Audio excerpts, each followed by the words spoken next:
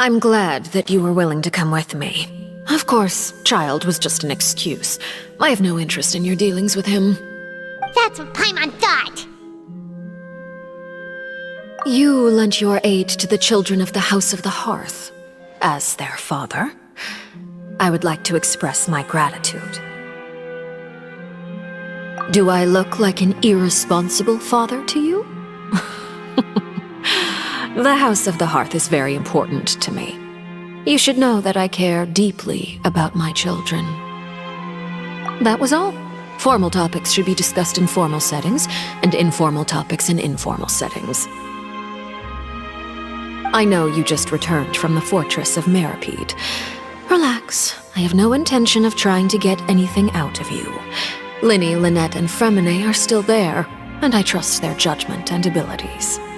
They've all been working very hard and have always done all they can to fight back against anyone who tried to stop them, especially Linny. You mean Wriothesley. He's a tricky one to deal with. It's unfortunate that Linny's so eager to prove himself that he can't learn to rely on others, including me. By the way, and you can just consider this a bit of idle gossip, but what's your impression of Furina?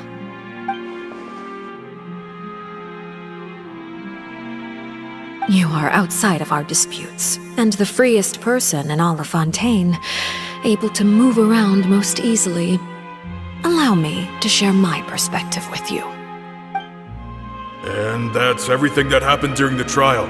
Master Child was declared guilty and immediately transported to the Fortress of Meripede. Didn't he say he was coming here on vacation? Does he not feel an ounce of shame for all the trouble he has caused?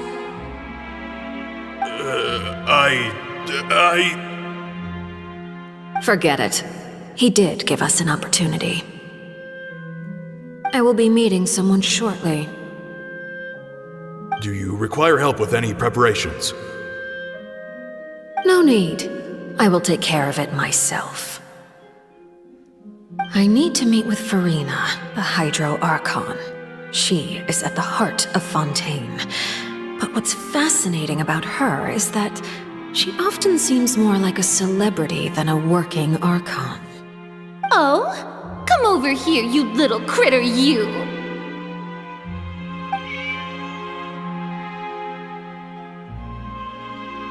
You dare to run from me? Stop right this instant! My goal is just to discover the location of the Gnosis. But I didn't expect the chance to approach Furina to be handed to me on a silver platter. This is so easy, it's actually making me a bit suspicious. Anything left unguarded is usually just bait.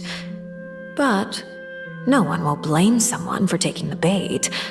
After all, from the moment it was attached to the hook, the bait is meant to be sacrificed. It's just as I guessed in the second before I struck. The Hydrognosis is not currently held by the Archon. In fact, this Archon doesn't seem like a god at all. And I sense that she's under some kind of curse. Who are you? And what are you trying to do? Please don't kill me! I'm begging you, please! The fear in her pupils is genuine, so perhaps she's not bait after all. Either way, targeting her has lost all meaning. I left the scene with ease. Nobody came looking for me, and nobody could serve as a witness to my near assassination of Focalor. I suspect even Furina dares not mention this incident to anyone. Not long after, my informants confirmed what I had guessed. After returning to her quarters, Furina quietly cried alone. She was so scared that she could not sleep that night, nor could she even bring herself to eat her cake. There's no doubt that there's something wrong with her. I began to entertain the possibility that she is not the true Hydro Archon. Perhaps Eudex Neuvillette is actually the genuine article. I have to find the Gnosis. If the Neuvillette hypothesis is correct, he is probably in possession of it. Alternatively, It might have been hidden in a place that's hard for ordinary people to access. Yes, Father. My dear children, please speak. News from the fortress of Meripede. Master Child has gone missing. On top of that, the contacts and guards we bribed at the fortress have all gone quiet as well. Probably the handiwork of that Wriothesley. I'm afraid so. This is a good opportunity. The value of a harbinger is much higher than most would imagine. We now have an excuse to exert diplomatic pressure on the Fontaine authorities. Set up a meeting for me. I would like to meet the Hydro Archon and Iudex Neuvillette. Oh, and I have an additional mission for you three. Yes, Father. Tartaglia's disappearance was not a part of my plan, but I can use it to make a breakthrough. With this as my excuse, I can ask for an official audience and continue my investigation of Farina and Iudex Neuvillette. The initiative belongs to the House of the Hearth. My wish to investigate the fortress of Meripede will be a front. Linny and his group will be responsible for the actual intelligence gathering.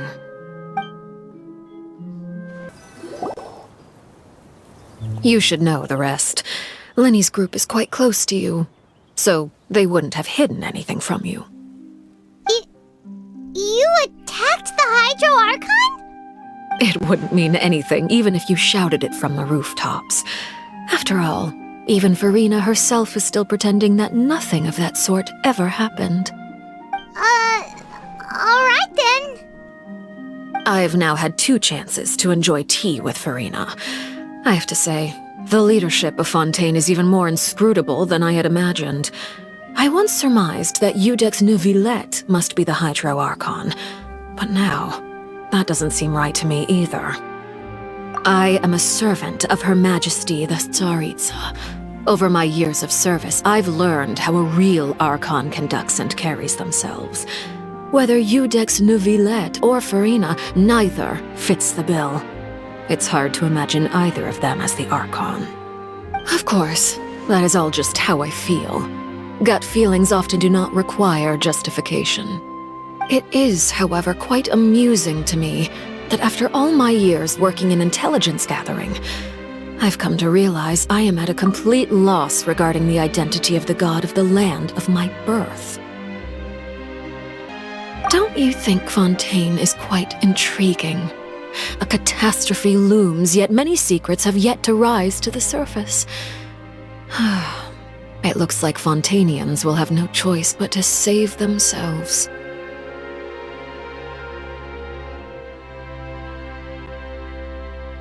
Ultimately, though, one must survive in order to do anything else. Should the need arise, I would be happy to cooperate with you. You don't need to commit to anything right now, of course.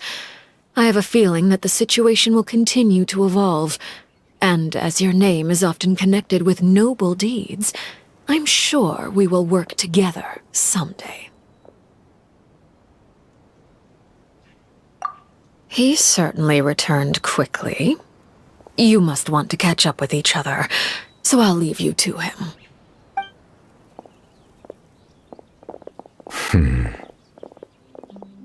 Neuvillette, is it over? For now, yes. But this issue will prove quite thorny in the long term.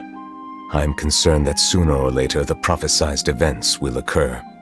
Thank you for protecting Farina. To put it simply, I used my power to force back the Primordial Sea and reseal the sluice gate.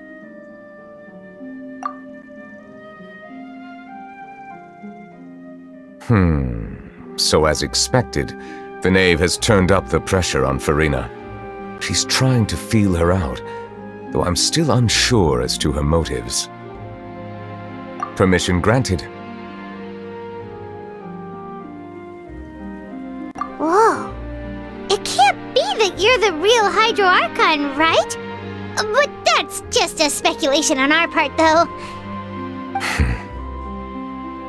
You can't tell us? Then that's okay. We can talk about something else. We won't try to force you. You guys in Fontaine are super strange. If by the phrase, you guys, you are referring to Farina and I, then although I'm not sure just what you are trying to imply, I must clarify that I do not share her positions on a multitude of topics. I believe so. The fortress has a long and complex history. It has seen much grief and suffering. And now, another catastrophe will soon be upon us. I mourn this turn of events. Huh? Why is it raining all of a sudden?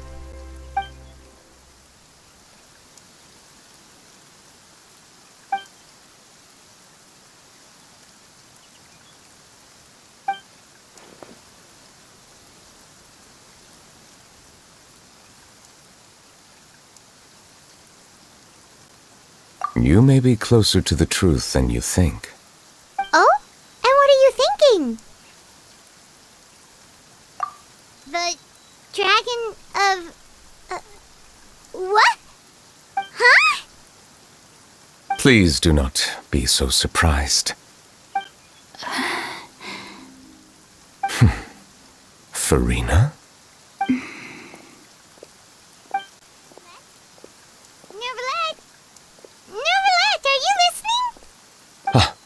My apologies. We were just guessing randomly. We didn't guess right, did we? You're not actually the dragon sovereign of water, right? Well, if you don't want to confirm or deny... You guessed correctly. I sincerely hope you'll be able to keep this a secret for me. Right, of course. We'll definitely help you keep it a secret. There's still something Paimon wants to ask you, though. Please, go ahead. Well, if you are the dragon sovereign of water, and you were able to force back the primordial sea from the fortress, then since Fontaine's prophecy is all about seawater, couldn't you just use your power to solve the crisis? None of the currently living dragon sovereigns in the world, myself included, possess our full dragonhood. They say that when the first usurper arrived on Tivat, they seized a part of the dragon's power. Today, that stolen power is the basis of the Archon's authorities. There are 7 elemental Archons and 7 matching dragon sovereigns. The dragon sovereign of water who lived through that era perished a long time ago. As their successor, I know far less of that part of our ancient history. In any case, I believe I will not be able to do much unless the Archon disappears and returns their elemental authority to me. Given the status quo, however, I would recommend finding another way to deal with the prophecy. Oh, so even you can't solve it. I still have some urgent matters to attend to at my office. If you have any more questions regarding ancient history, you are welcome to discuss them with me at a later time. Please go right ahead. There's a place that Paimon wants to go too. Traveler, why don't we pay another visit to the Fortress of Meripede? Paimon is a little worried. We'll see you another time. Take care. You guys are back? Crystal! Macaroon! You guys didn't get caught and thrown back down here, right? Huh? No, not at all. And here I thought you'd managed to escape from jail during all the commotion. I'd held you up as legendary jailbreakers, but now you're telling me you just never left? We're sorry, but we just had some business to take care of. All right. There's no need to get caught up in the details. We're just relieved to see you. He was super worried about you, you know. Hey, it wasn't just me. Weren't you super worried as well? Something like that, yeah. I was also transferred to work in the kitchen a few days ago. I can still hear Quisto mumbling to the carrots. Are those two all right? Do you think they made it out alive? Whenever he'd say that, I'd tell him I'm sure they're fine. Wherever they are, they're kicking back with drinks in hand, enjoying the lovely scenery. Hey, there's nothing wrong with worrying about your prison pals, is there? I mean, considering how they always love listening to all my gossip. These two. They sure are a lot warmer and friendlier than when Paimon first met them. Oh, well, if you say so. I'll be watching you to make sure you finish every last bite. Seedwing! Traveler, Paimon, you're back! Are you still doing alright? Did either of you get hurt?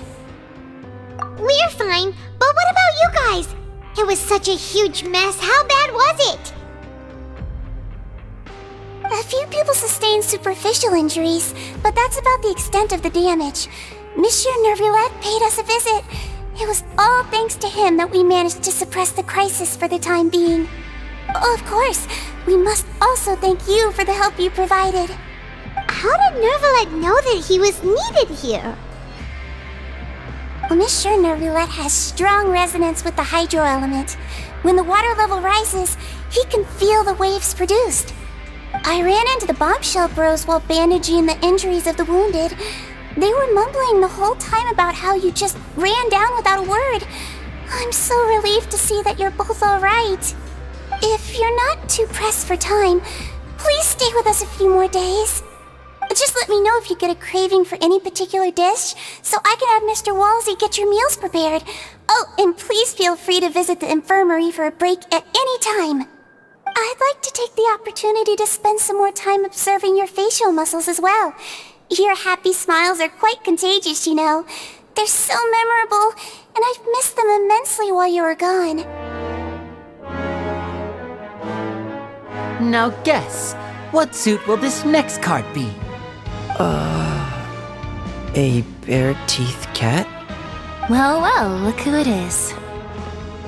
Traveler, Paimon. Hello, everyone. Looks like you're recovering nicely from it, eh? Thanks to everyone's support. Oh, right. I managed to work up the courage to thank Miss Clorand in person. Whoa, how did she react? She told me that it was nothing. It was as if saving a life wasn't a big deal to her at all. She also told me not to worry about it. She didn't want to stress you out, that's all. She's right, and it's best not to dwell on it. Yeah. Okay, but check this out. We went back to the opera house and we met the knave. You met Father? Did she say anything to you? She said a few things that were, a bit hard to understand. And also that she's looking forward to working with us in the future. Her attitude towards you is even better than what we'd imagined. That's fantastic. You should believe her. She has her own way of doing things, and she'll do everything in her power to help those she considers close, which now might also include you. Father is very capable, and also trustworthy. Oh, Paimon just remembered that she thought Linny was a bit too proud as well. She said that you should learn how to rely on others sometimes. Got it. That does sound like something that Father would say. Hey! Are you going to stay here for the next few days? Looks like it, yeah. Excellent.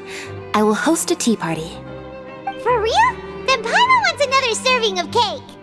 Another implies that you were already served some delicious cake while you were up there. How lovely.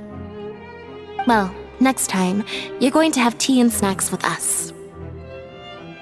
Courier? Miss Seishween told me you still haven't eaten. Yeah, I was working on something, so I forgot. That's no excuse for... Huh? It's you two. Junior, Lurvine, we're back! Hello there. It's been quite the mess here recently. How have you been? And you? Are you still taking the secret passageway from the infirmary to work on the ship? Yep. That is still top secret, though, so don't say a word to anyone. It can be a bit annoying when there are lots of people in the infirmary, but I still prefer taking that route over the one from the Duke's office. I mean, the infirmary does make it easier for you to slack off. Oh yeah? Then why are you also here so much? You two really are just using your jobs as a cover for your relationship, aren't you? Not at all! Do my eyes deceive me, or did I just see two inmates come back after making it to the surface?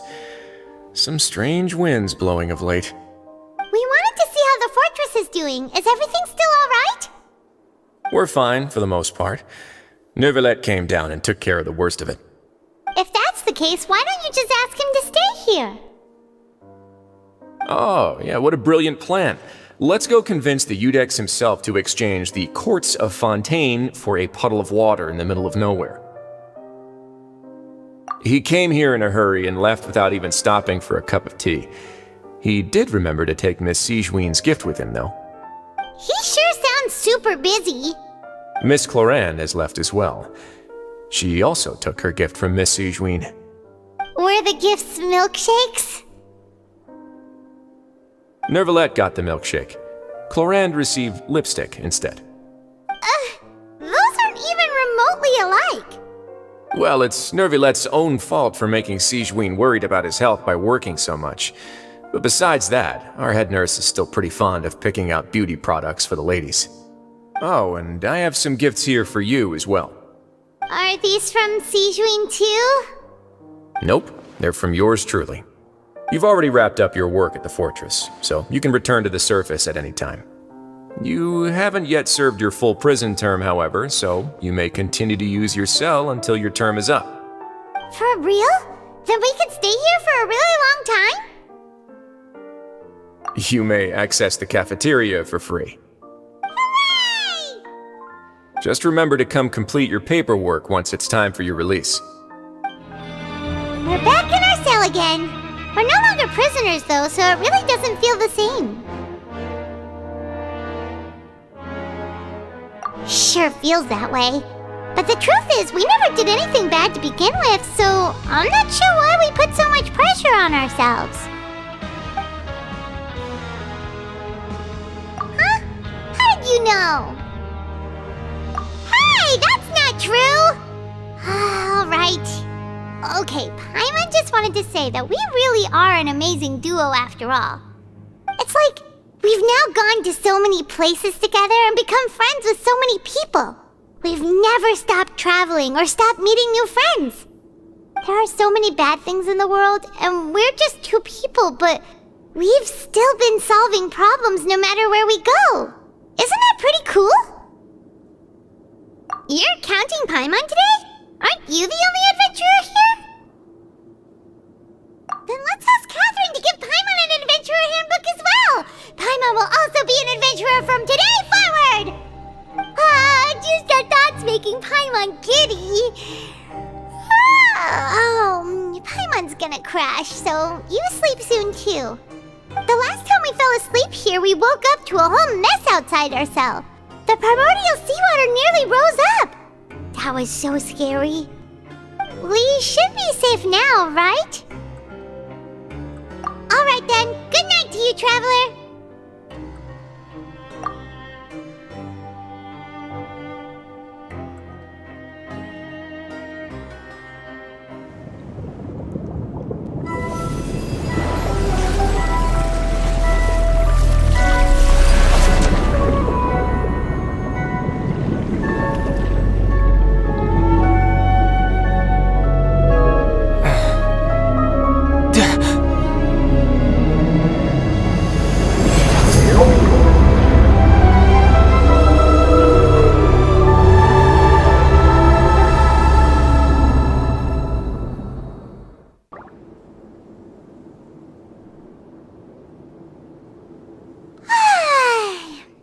For a little rest after breakfast.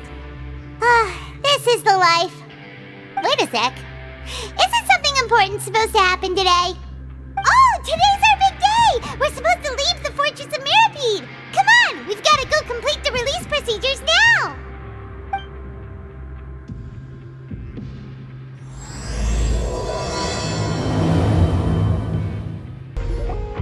Please, sign here. This document will be effective immediately upon signing, and you two may exit the Fortress of Mirapede via the regular channels. It's been so long since we've been to the surface. Let's hurry up and What's happening?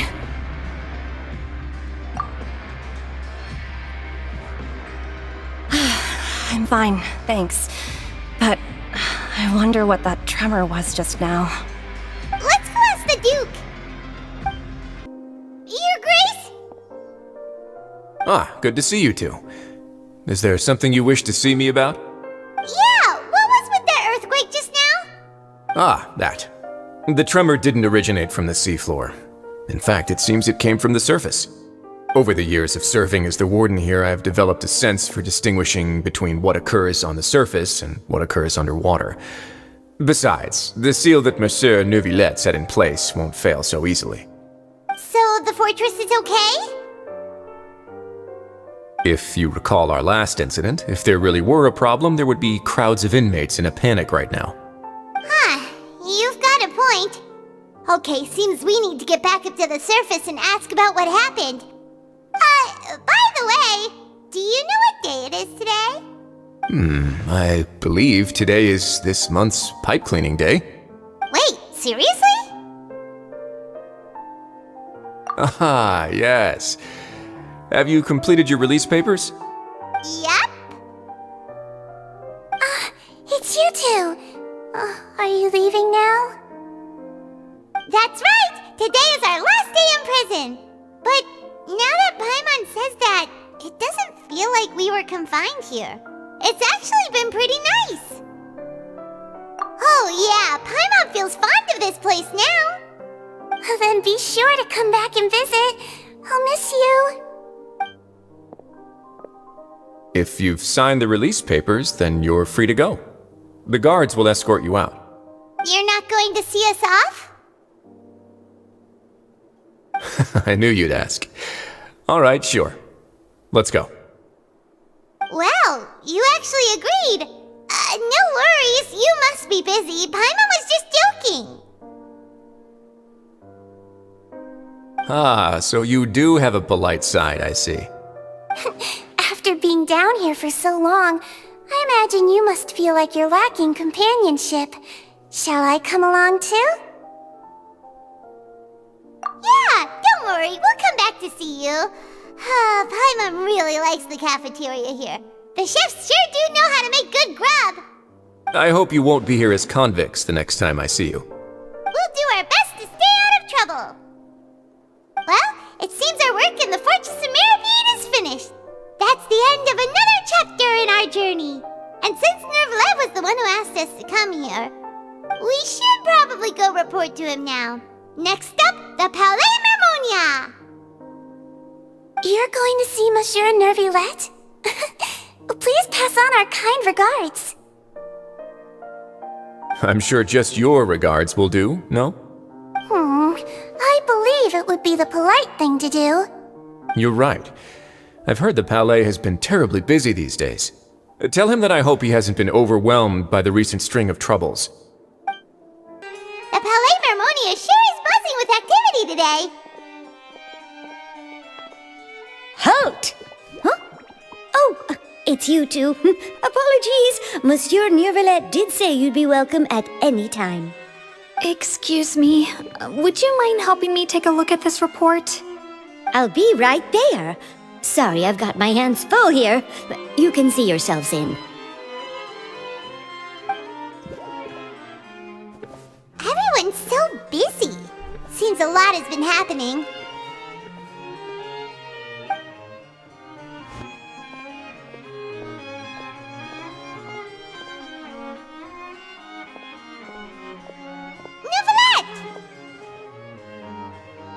Hello.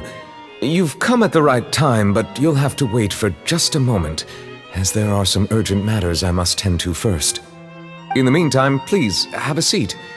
If you'd like to have something to drink, let the Melusine outside know. That's all right. We just ate. Very well, then. Let's take a break over there while we wait for him to finish his work.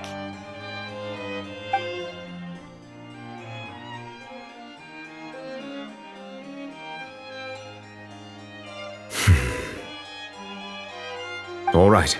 I should wrap things up for now. Are you done with your work?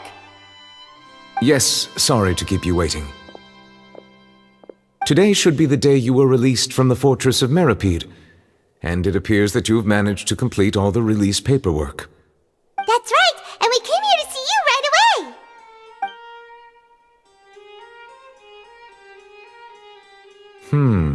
A massive whale. Do you have any idea what that might be? Judging from your description, that cannot have occurred in any ordinary waters, but rather something like the primordial sea. A whale of that size and shape cannot usually be found in the waters of Tevat. Therefore, we can only assume that Child is presently immersed in primordial seawater. Immersed in primordial seawater? But how? And is he okay? Most people wouldn't be capable of entering in the first place. I'm not completely sure how he could have gotten there myself. Yes? What is it? Ah, right! Paimon felt it too! We asked the Duke and he said it wasn't from underwater, so we figured you might know something about it. It turns out that I have just received a report about this particular matter. In fact, that's exactly what I was busy with a moment ago. The source of the tremor was here on the surface near Poisson. After the shaking stopped, the water levels in the Poisson area rose at an alarming rate. The water levels rose? Oh no! What about all the people there? Fortunately, the water levels only rose for a short period of time and have already returned to normal now. However, I still have a bad feeling about the whole phenomenon. If the change in water levels is connected with the leaking primordial seawater, then the situation in Poisson may be much worse than it appears. Navia should be in Poisson, right? We need to go check on her! I would also like to go there as soon as possible, but I'm afraid I can't leave just yet. We must immediately formulate disaster prevention plans for the surrounding coastal areas to avoid potential catastrophes. I'll have to ask you two to go to Poisson first. I'll meet you there to check on the situation once I finish things here. There's no time to lose! Let's get going! Please be careful. Oh no! What happened here?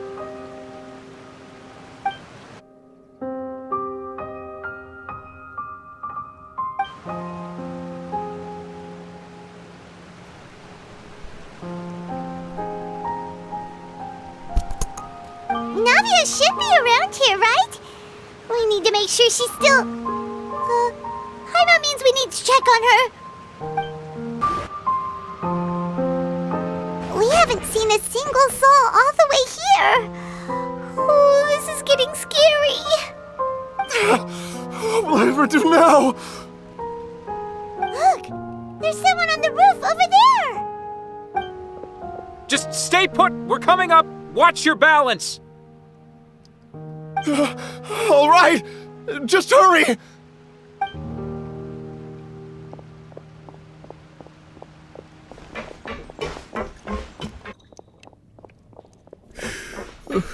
I'm not young anymore. How will I survive on my own? My Desiree! Oh, he looks pretty sad. My leg! My leg! How could this have happened? It hurts! Just hang in there. Help is on the way. You can hold my hand if it makes you feel better.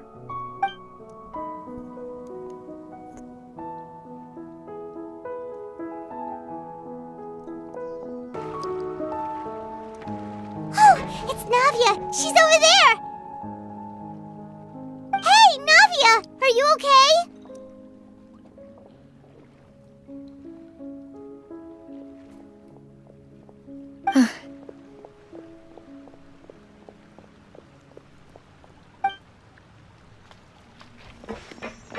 You're here. We heard there was a situation in Poisson, so we came as quickly as we could. Yes. As you can see, the water level suddenly rose. It caused quite the disturbance, in fact.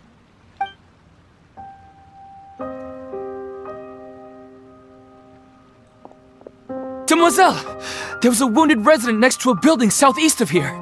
We've already transported him to safety, but we've run out of medical supplies. He's wounded? How badly?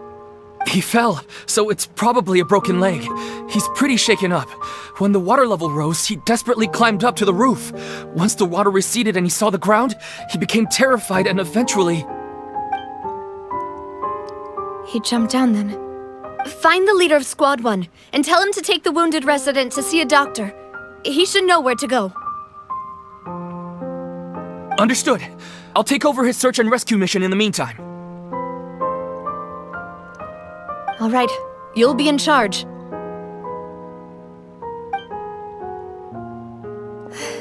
I'm sorry. Where were we? The situation in Poisson? Ah, right. Allow me to explain.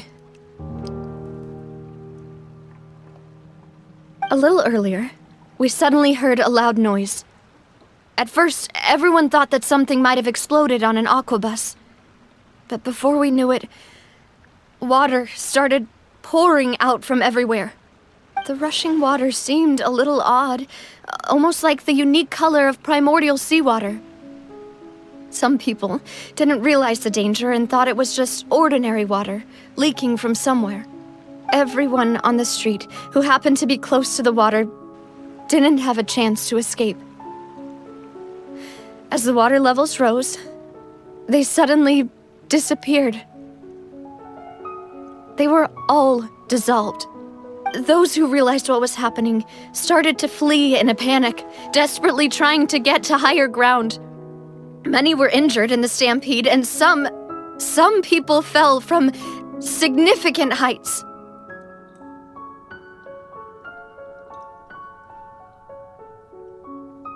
The Spina di Rosula initiated rescue operations as quickly as possible, but there have been a lot of casualties.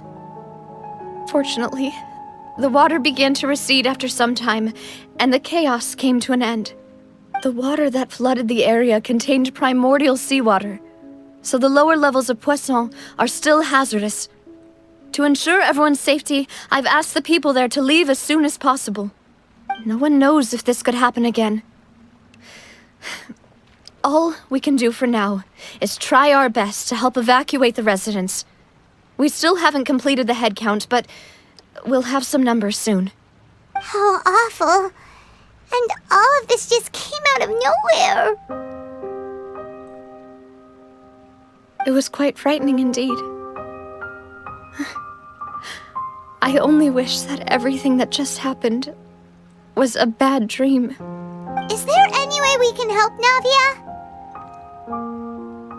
Thank you for being so willing to help in a moment of crisis like this. You don't know how much it means to me.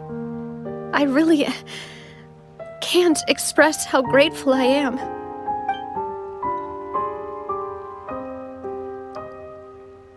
Don't say that, Navia. That's what friends are for.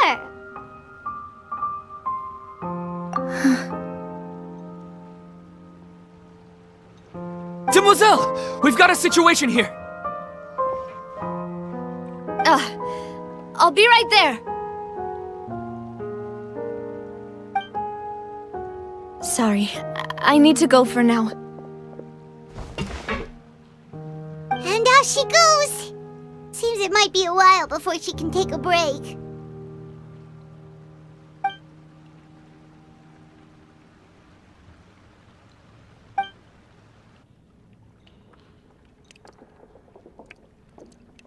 Okay, the wounded are being tended to, and we finished a preliminary head count. More support has just arrived, so I suppose I finally have a moment to focus on my own matters. Of course, we should remain ready for anything, and continue doing our best to rescue others. I'll be sure to have everyone at the Spina di Rosula ready to render assistance. Traveler, Paimon, would you two accompany me to my father's grave for a moment? Huh? Right now? Thank you.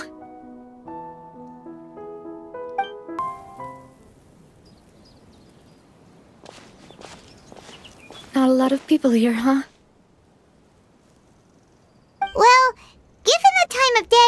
whole situation in Poisson, Paimon doesn't think there'd be a ton of people here visiting graves. Right. That's how things are now. The living are so exhausted that they've no strength to spare any words for the dead. Navia?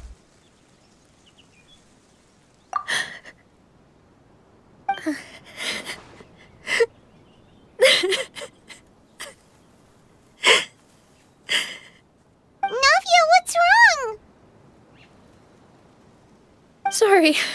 I just... Malus and Silver. They won't ever come back here again. What should I do, Papa?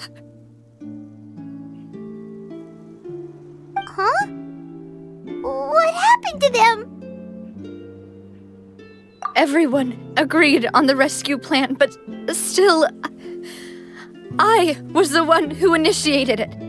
They were helping evacuate the residents, but they couldn't leave in time. And they were caught in the seawater.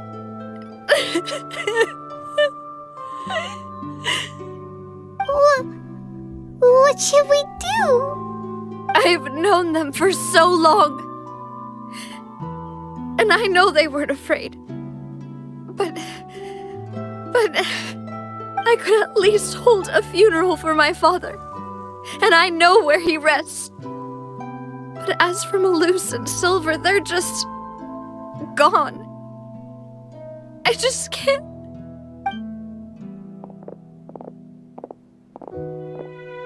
Everything looks so clean after it rains. Even the gravestones. I didn't expect that you'd enjoy a glass of red wine in front of Master Callus's grave.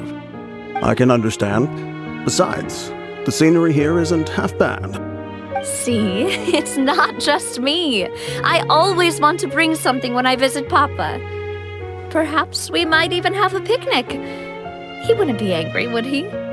How could Master ever be upset with you, demoiselle? Yet the cemetery is the home of those who have passed, is it not? Everyone ends up here sooner or later, no matter who you are. Buying yourself a plot in advance, are you? No need yet. But when I do, I hope you'll let me be buried beside Master Callus, demoiselle. Hey, stop joking around. I'm quite serious. That way, it'll save us both the trip to see each other whenever you visit your father's grave. That makes sense. In that case, could I be buried on his other side? After all, besides you, demoiselle, the two of us could certainly be considered Master's closest companions, no? Personally, I believe we fill those shoes just fine. Why are you bringing this up all of a sudden? Seriously. All right. I'll remember your requests. But I'd really prefer not to talk about this stuff. And what do you mean by saving me a trip? I'd make the journey even if I had to visit you two somewhere else. I'd promised to let them rest in peace here. But here I am breaking that promise. I'm sorry for letting you see me in a mess like this. I don't usually cry, really. Paimon doesn't know how to help you feel better. But, well, she understands how you feel. I had always thought I could make my wishes come true. But now that I think about it, that never solely relied on me. Many things can only be accomplished with someone else's help. Malus and Silver have helped me so much. But by contrast, I could do nothing for them. I'm so sorry. You can spend as much time as you need here, Navia. We'll stay with you. Thank you. Right now, you don't know how much that means. By the way, you can have a look at this. It's a list of victims from the incident that took place here. Obena, Han, Burnett, Giverny, Francine, Karina, Daisy Ray, Joinville, Julianne, Esson, as well as Malus and Silver. So, everyone else is safe. But still... It's okay. I know what you're thinking. And you're right. We lost Malus and Silver. But we were able to save more than we anticipated. The overall outcome indicates that the cost was worth it. Right! Don't think that way, Navia. One person might be saved at the expense of another, sure, but that isn't something we should ever consider a trade. Malus and Silver were not the price for saving anyone. They're heroes. You're right. Thank you, Paimon. What you said just now was pretty amazing, actually. I'll remember your words. Oh, really? Seems you've become more eloquent in the time since we last met. The knave? What are you doing here? Is everything going well on your side? Yes, my people are carrying out the mission according to your request. All the residents of Poisson have been evacuated, and we're preparing to relocate them to higher ground. As for these supplies, we have everything taken care of. There is no need to worry. Thank you very much.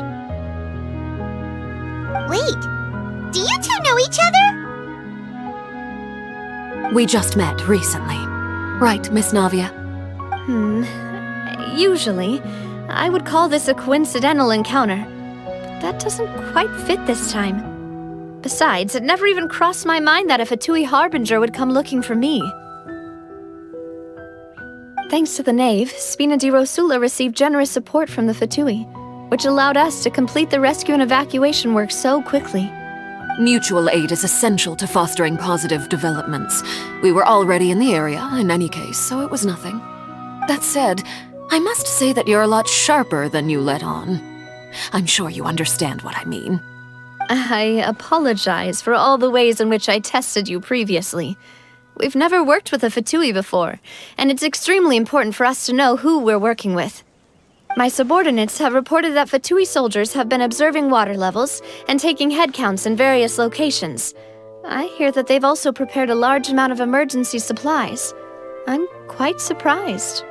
This is nothing to brag about, nor do I intend to. It is simply the way of powerful organizations to act forcefully, whether they are doing good or ill. You've witnessed that firsthand, in any case. As I've told this traveler before, I know of the prophecy, and I intend to prevent the impending disaster. Lending your organization a hand was a natural first step in accomplishing that. As such, do not be troubled by this token of our sincerity. Perhaps one day, you'll also be able to help me in the same way. Without your help, there would have been many more casualties. I won't forget your kindness. Furthermore, I sincerely regret what happened to Malus and Silver. I only wish that my people could have arrived a little earlier to prevent this from happening. Don't say that. You and your subordinates did everything you could. As Paimon said, Malus and Silver didn't choose to sacrifice themselves for any specific person, and they weren't the price paid for others' salvation. They chose to become heroes themselves. I've never liked hearing people put it that way. It's like trying to relieve pain by saying some noble-sounding words. But right now, there's nothing more suitable. They really did become heroes. You're right. I'm sorry for your loss, Miss Navia.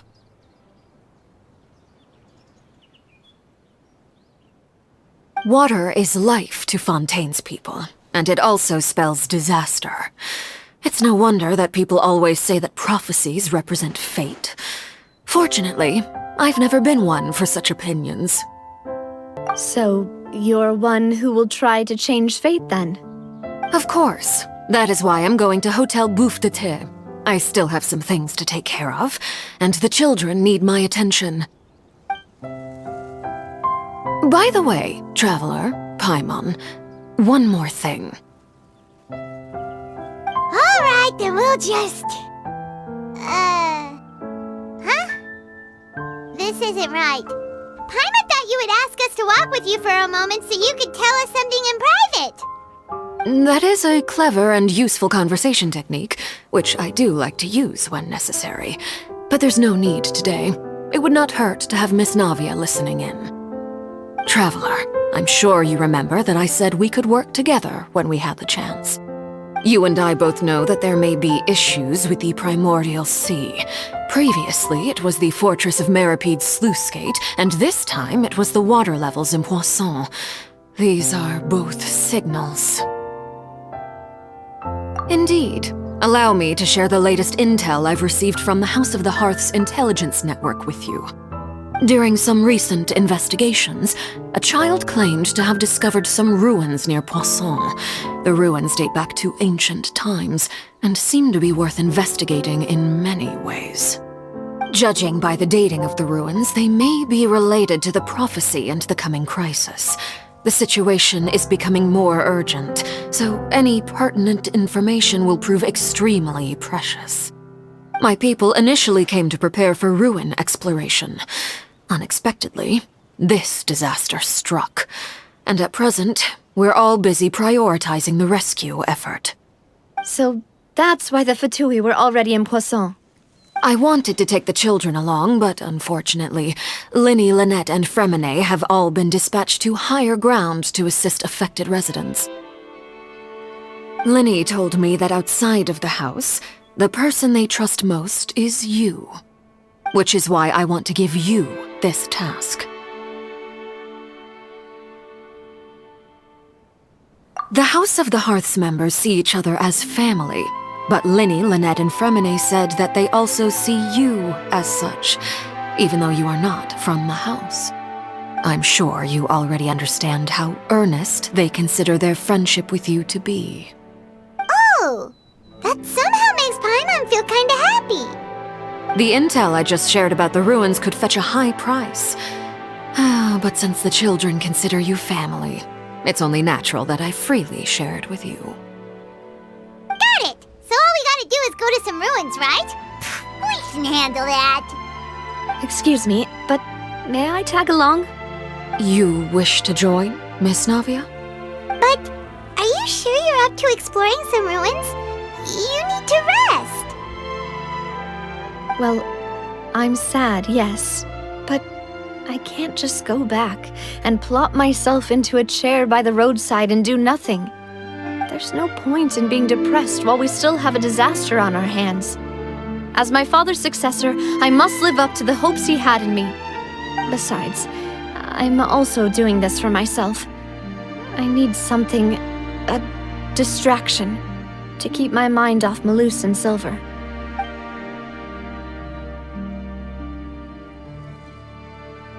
Since you put it that way, I have no objections. What do you say, Traveler? All right. The ruins are to the south of Poisson. Here's the map. Okay, the three of us will handle it. Come on, let's pack up and get going. So, are these the ruins the knave was talking about? Whoa, talk about old. They seem to be pretty ancient, all right. Let's go in and have a look. Just be careful.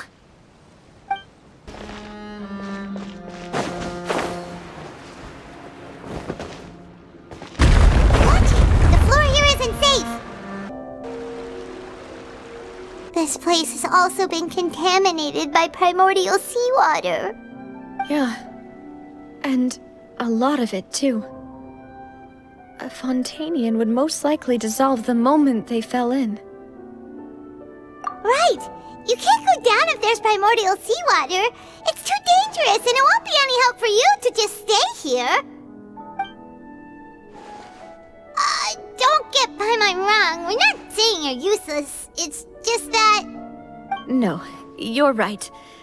I can't do anything in this situation. I'll leave this to you.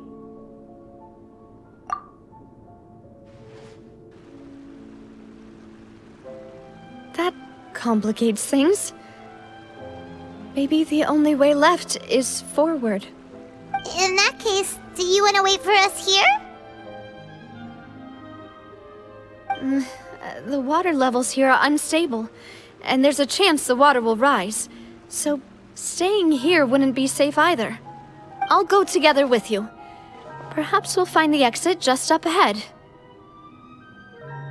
All right. Come with us for now then, but please be careful. Oh no, it's a dead end! Let's try climbing over from the side.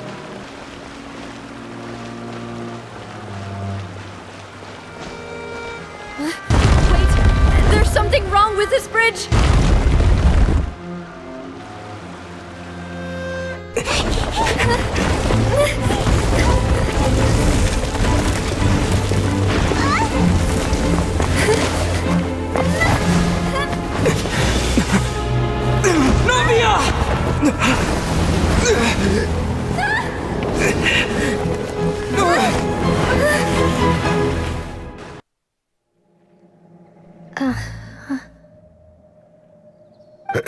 Demoiselle? Huh? Demoiselle, what are you doing here by yourself? Would you be standing here till dark if I hadn't come to get you? Maybe she just wants some time to herself, Malus. Oh, was I sleeping? Yes, it would appear so. I must be tired. That's quite possible. However, you were the one that suggested we go out for a walk. Oh, right. I nearly forgot. It must have slipped my mind when I dozed off. I haven't had a nap today yet. Have I? This is a familiar feeling, yet something's a little strange. Is something the matter, Demoiselle? Oh, no. No, I'm fine. I was just trying to recall why we came out for a walk. Do you remember Mr. Giverny? He'd requested our help before with foreign merchants who had a debt dispute with him, and we'd resolved the matter not long ago. We were headed to see how things were going with him at the moment. Ah, right. Yes. I remember now. Oh, Miss Navia. Ah, Mr. Malus. And Mr. Silver, too. It's good to see all of you. How have you been? I've been great. Thanks to your help, those bothersome merchants finally realized that I wasn't the one they were looking for. Why, I wasn't even the guarantor for that person.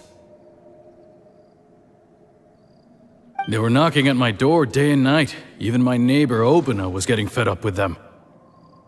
Sometimes force is required to calm someone down and get them to listen to what you have to say. That's right. Oh, by the way, Burnett, what was it that you wanted to give to Miss Navia again? Oh, yes. One moment, I have it right here. Miss Navia, these are some flower seeds that I prepared. Please take them. They're a very good variety, and they'll become very big and beautiful once they bloom. I don't know what we would have done without your help, so this is a little token of our appreciation. I hope you won't refuse. Ah, did you cultivate them yourself? Thank you so much. I'll certainly take them. Malus, we do still have some empty flower pots at home, right? Why, we can have as many pots as you'd like, Demoiselle. Perfect. In that case, we'll swap out some of the decorative plants for some of Mrs. Burnett's flowers. Very well. Wait. Something seems to be off here. Excuse me, madam. If I'm not mistaken, your name is Burnett, correct? That's right. Is something wrong? No, it's nothing. This is the first time we've ever met, but your name seemed familiar to me. I must have heard it when I was discussing things with your husband previously. I've heard this name before. Sometime recently, I'm sure of it. And why are there so few people around here? Where did everyone go? We must mind the time, demoiselle. We still have important things to attend to today. Huh? We do? Like what? Well, now, did you forget? Miss Navia, here you are! I've been looking for you. Please, come to the Opera House. Your trial is about to begin. My trial? Wait, why would I need to go to the Opera House? Yes, she's right, demoiselle. It's just about time now, so we should get going. Oh? All right then. Look, it's Navia! She's here!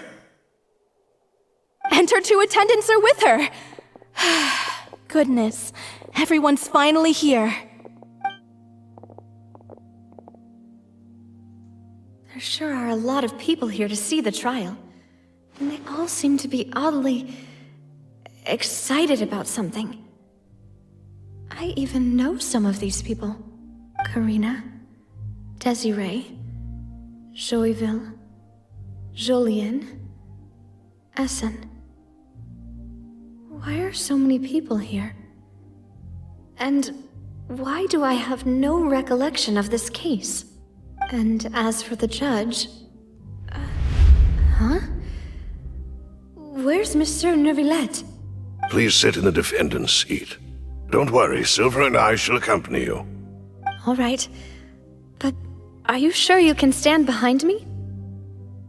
Typically, it wouldn't be allowed, but today is an exception.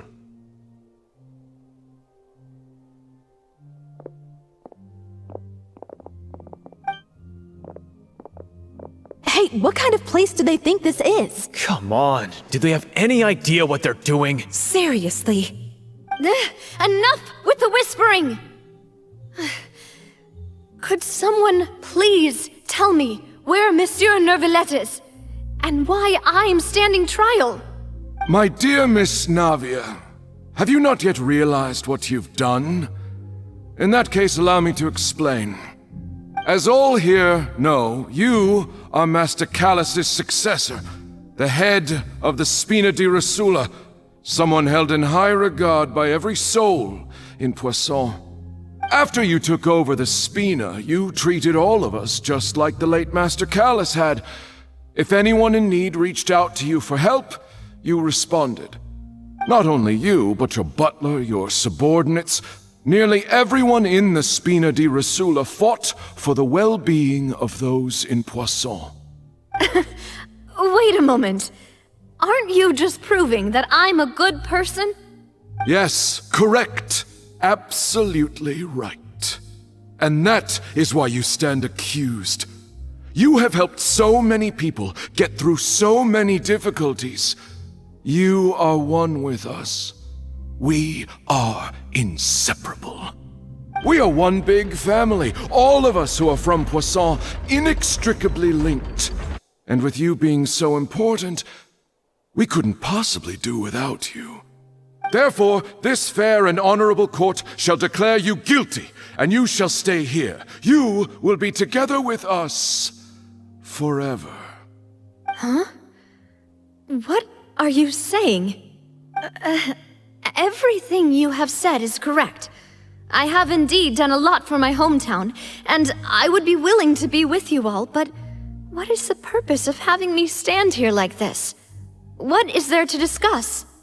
Ah, well, if that's what you think, then I have no further comments. How wonderful, Miss Navia!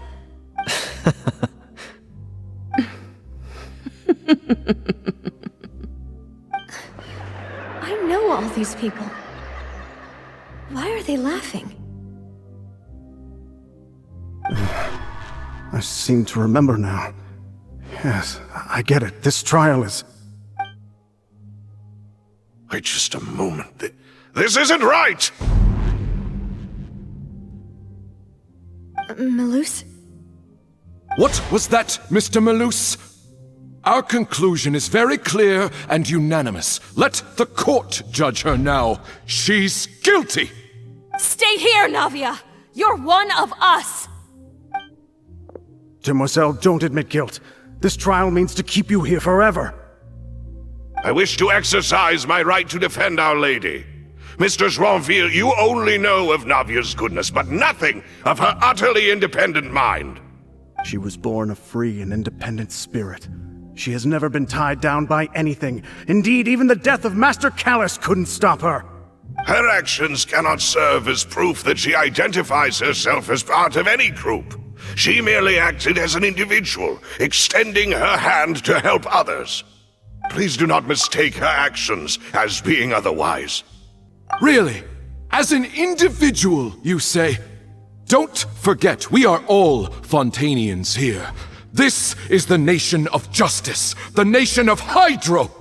Even if Miss Navia only voluntarily rendered her assistance, that doesn't change the fact that her beautiful soul must return to everyone. Water accepts all, blends with all. It will surely accept her kindness. Everything is measured here in the nation of Hydro, and in the end, everyone shall meld together. Thus, when a unanimous opinion emerges, that opinion represents justice. Now I speak for everyone. Our opinion is consistent. Navia should stay. We and Navia are one. And you would call this justice? Preposterous. You are merely jealous that Demoiselle still has a chance to exist as an individual. Have you forgotten how much you all once longed to become individuals, to become independent? Do you mean to defy our justice? If your justice is flawed, then why should we acknowledge it? As you said, we can also have our own justice. Silver and I shall defend Demoiselle. And that is how we will enforce justice. Ugh, my head... It hurts. Demoiselle. Silver, it hurts. My head is spinning. All I can see is stars swirling in front of me. I remember now. Everything that seemed odd from the very beginning.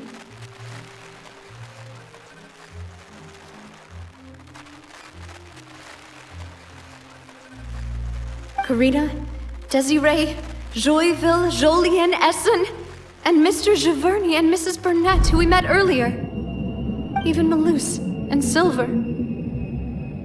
I don't want to admit it, but they're all dead. Don't be afraid, and don't admit guilt. We will protect you to the very end. Absurd! Who are you to say that she cannot be judged? We are the majority, and in the nation of trials, the majority is absolute justice. We are the will of all. Don't let them escape! We shall keep Navia here with us! Mr. Malus and Mr. Silver, must you be so stubborn? How could the two of you possibly hope to stand against the collective? Do not resist. This judgment is fair and just. Navia belongs to us. After all that happened, she should not be left alone in Poisson. What are you saying? No more excuses! He says we're jealous. Jealous? How could she possibly be an independent individual? What's with these people? Who's jealous of her? She belongs to us! Miss Navia, she... Silence! That's...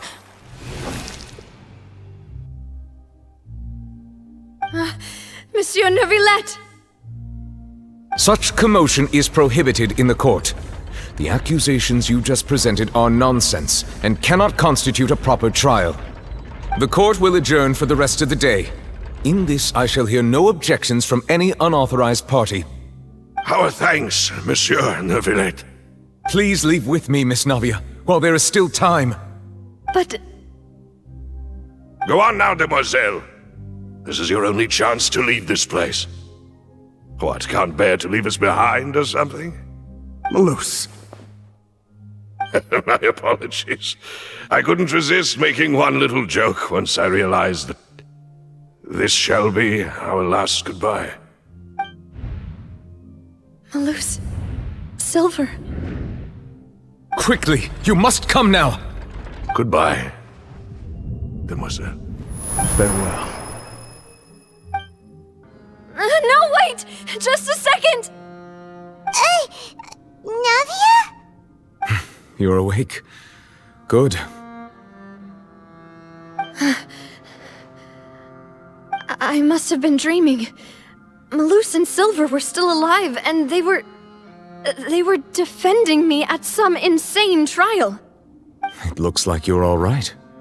Did all the sad feelings cause you to have a nightmare? Paimon could give you a hug. The ruins you were exploring suffered a cave-in. When I arrived, I found you falling toward the water. You were just about to be dissolved within, but I...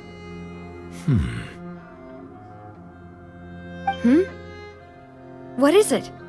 I think I saw 2 Oceanids protecting you. It was only for a moment, perhaps even a fraction of a second, but they gave me the chance to retrieve you. Were it not for their intervention, I would not have been able to rescue you before your consciousness dissipated. Wait, did you say Oceanids? You mean like what happened with Vache? Perhaps those 2 Oceanids were the people you saw in your dream. I always told them that they didn't have to protect me. To think that they'd keep doing so even after death.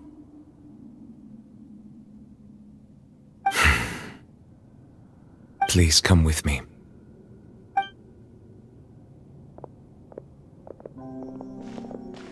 Neuvillette, are you okay? Oh, I am quite all right. Perhaps there's something we could chat about?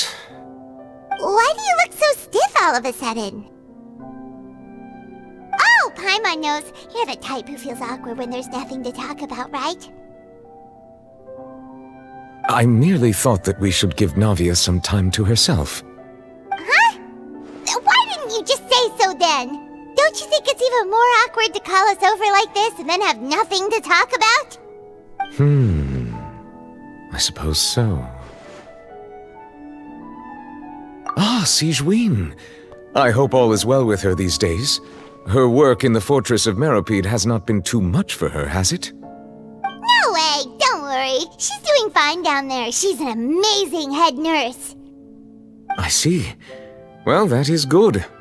I have always worried that Sigewinne would need a lot of time to understand the world of humanity, just as I have. Oh, and the Duke also says hi! Even though Sigewinne made him do that.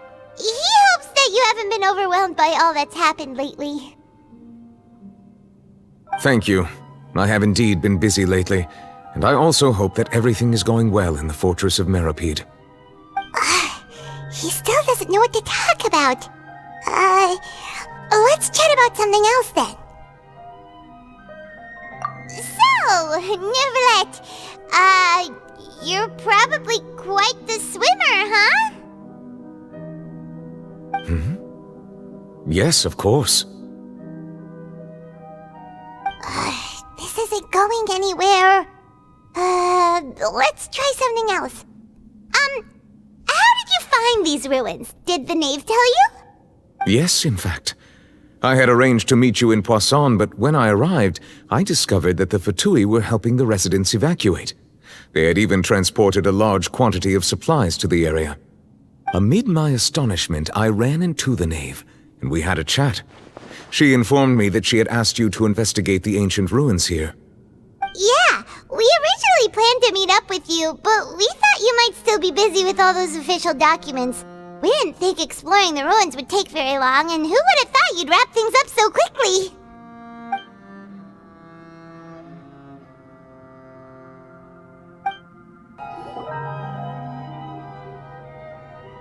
Looks like we've reached the end. This is the place? There should not be any other hidden spaces in the vicinity.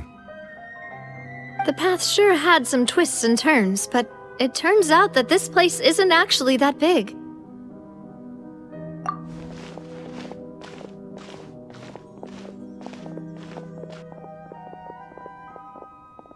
Stone slates?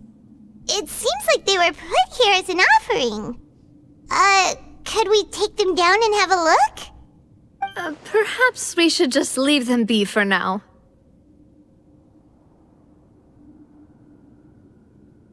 There are 4 locations in total, but only 3 stone slates. The slate that should be in the first empty spot is missing. The surrounding walls also show signs of damage. There's something written below. Let Paimon see. Reason dictates that this nation be destroyed. I shall record the history of its future here in its past. Say what? It feels like someone left these slates and these words here for a purpose. But does he mean that Fontaine should be destroyed? That would fit the circumstances dictated by the prophecy, yes. Indeed, the slate's contents correspond to it. Take the second slate, for example. There's a person kneeling here. She seems so dedicated. And there's a whole bunch of other people behind her doing the same. She's facing this... what is this? Some kind of island in the sky? And is that Lady Farina in the third image? Did the Hydro Archon fall into the water? And is that a ring of people around her? Paimon doesn't quite get it. Are they all in the water? The fourth image. I know this one. This exactly matches the content of the prophecy. The people will all be dissolved into the waters, and only the Hydro Archon will remain, weeping on her throne.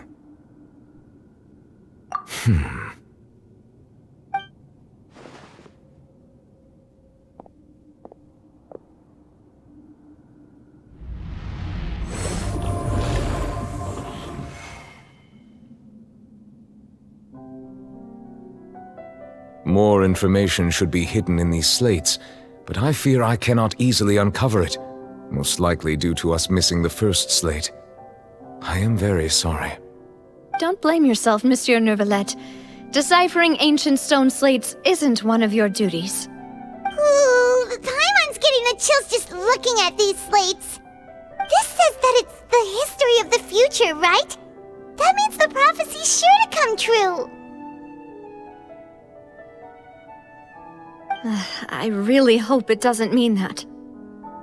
Still, Paimon feels like these images are kind of weird when you look at them together.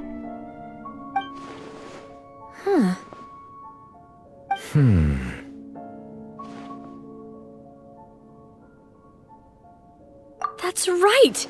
If the images are in chronological order, shouldn't the fourth, the waters drowning Fontaine, come before the third, where the Hydro Archon herself falls into the water?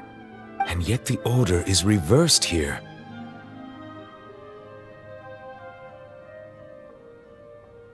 If we go by timing, Lady Farina only emerges in the third image. That means that the person in the second image might be the previous Hydro Archon. Egeria, then. I had never met her, but her appearance here does match the records. The previous Archon kneeling before the floating island in the skies, as if confessing a sin. Did she herself commit that sin? And if not, why would she be in such a posture? Also, I'm still wondering why these ancient stone slates are here at all. Judging from their contents, could this place be the origin of the prophecy? Does that mean that someone, or some people, once saw these slates? But who would have created these slates and left these words here?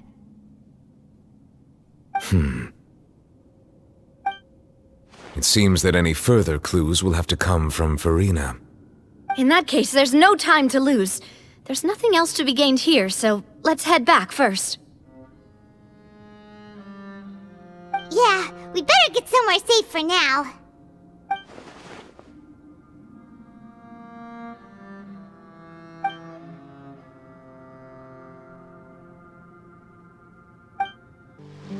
Let's split up here.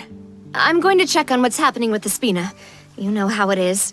There's some things you just need to be there for yourself.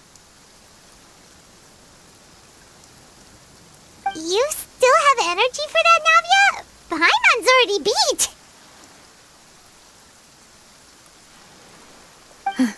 Just head back to the Fleuve Cendre and have a rest then. Thanks for keeping me company all this time. I'll depart as well. Thanks for your hard work today. Rest well, everyone. Traveler, I will go talk to Farina tomorrow morning to ask about the stone slates. I'm sure that you're concerned about this matter as well. If you have time, drop by my office. I will share the results of our discussion with you. Are you really gonna talk to her about this directly? Will that be a problem? Paimon's getting a little scared now that it's come to this. She has long been harboring secrets and will not give them up easily, which makes it all the more my duty to ensure that she understands the present situation. Alright, we'll leave it in your hands then. You're probably the best person to talk to her anyway. I will be carefully considering my words tonight. Traveler, Paimon, our safe house at the Fleuve Cendre is always open to you as ever, so please don't think you're an imposition. All right. I'll be on my way then.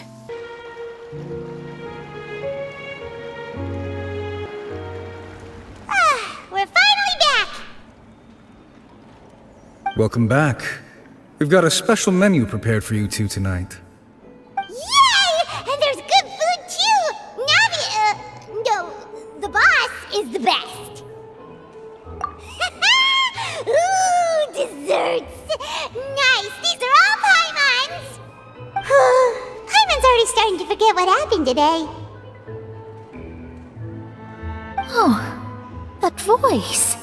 Is that who I think it is? Huh?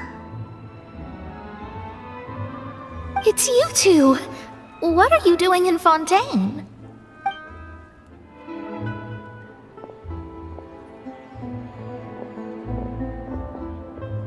Mona?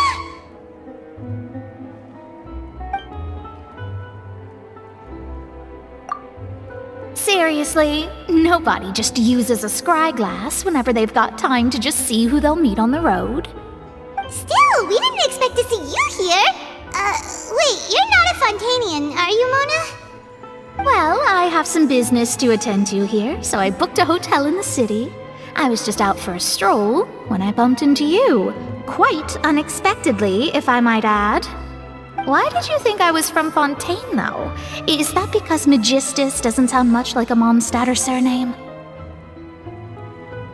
Yeah, let's go with that. Well, I used to have my own surname, which was, well, some other thing. Either way, the old hag told me when she took me as her disciple that the first step to being a great astrologist's pupil was to change that name. There was nothing for it, really. She really is amazing at astrology, so I changed my name to what it is now according to her wishes. To my surprise, however, Magistus is not the name of some ancient house or clan. It isn't? Nope. Although it is used by us in place of surnames, it generally just means great. Wow! Imagine including a boast in your name. Wait, are you gonna have to put that into your genealogy as well? I reckon so. In any case, I'd give my disciple a name like this as well, if I were to take one. Astromancer Barbeloth Trismegistus. Whoa, that's a long one. Does it also mean great or something? My name means Mona the Great Astrologist. As for the old hag, hers is, in plain speech, the thrice-as-great Scholar of the Stars. Just take it as a title specific to astrologists. Thrice as great? That's so petty. I know, right? That's just how she is. She used to call herself Magistus, actually, but when she took me in, she changed her name to Trismegistus. Talk about excessive. Magistus is thus the calling card of our school, so to speak, which makes it about the same as a surname. It's all right if you don't get it. You can look into it further should you need to study astrology more deeply. That sounds terrible! But anyway, you're not Fontainian, are you, Mona? You're from Mondstadt, right? Well, I was born in Mondstadt, yes. My parents migrated to Dorman Port, and I traveled with the old hag for a while, after which I settled down in Mondstadt City. Oh, that's a good thing then. At least we know you won't be dissolved by Fontaine's waters. Speaking of that, I'm sure you're aware that a bunch of things have happened here in Fontaine, right? I know you're not a local, but I'd avoid getting too close to any water that looks strange all the same. There's something ominous about it. Well, the water, I mean. That was the main reason, yes. Just a while back, the Steambird invited me to take part in a panel and speak about the circulation of the prophecy as an astrologist. The invitation was sent quite early on. I don't think anyone expected Fontaine to be in this much trouble. What do you make of that prophecy, Mona? Just tell us what you think as an astrologist. Your word would go a long way to make things more certain and less scary. What I can tell you is that I'm an astrologist, and that this prophecy concerns the fate of Fontaine, even that of all Tevat. Ascertaining this is akin to reading the fortune of the whole world. I'm afraid that this is not something that just anyone can do. If I could do it, you would no longer call me an astrologist, but a visionary. But on the flip side, the prophecy is so huge and powerful that it must surely come from a powerful visionary. Its contents involve the fate of the world. Disregarding it would be a mistake. A visionary? Sounds really powerful and all, but does such a person really exist? Of course. The old hag could do it, and I'd bet there are others amongst those Hexenzirkel colleagues of hers who could do something similar. Are you sure? All right, I'll help you. It isn't often that I see you with such a serious look on your face. I'll tell you once I hear back from her. Thanks, Mona! You're amazing as always! Oh, well, this is something only I can do after all. So yes, your praises are quite welcome. That's the greatest of astrologists for you! Of all the people we know, you know the star's the best! Indeed, indeed. That's the spirit. Oh, sorry. I came to see what all the commotion was about. If there's anything you need, do not hesitate to inform the Spina di Rosula. Oh, whoops. Guess we were getting a little too carried away there. Well, I'll go tend to my own business now. If I receive any news, I'll be sure to come find you two again. And there she goes, quick as rushing water. And here we are with the Spina guy giving us suspicious looks.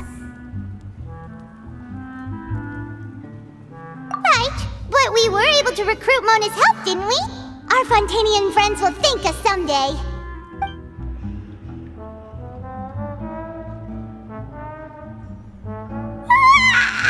Good morning. To be honest, Paimon's still feeling kind of sleepy. But it's time to get up, Traveler. We agreed to go see Neuvillette, so let's pack it up and get going.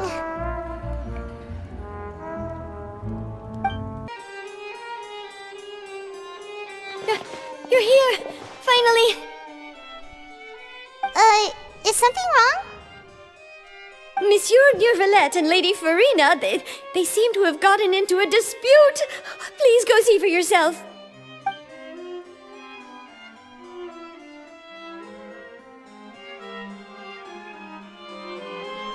Like I said, I've already explained everything!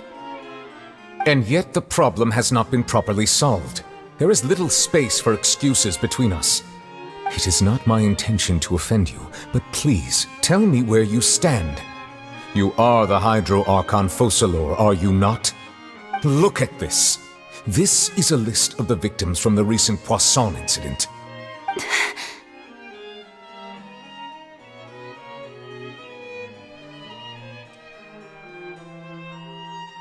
You mean...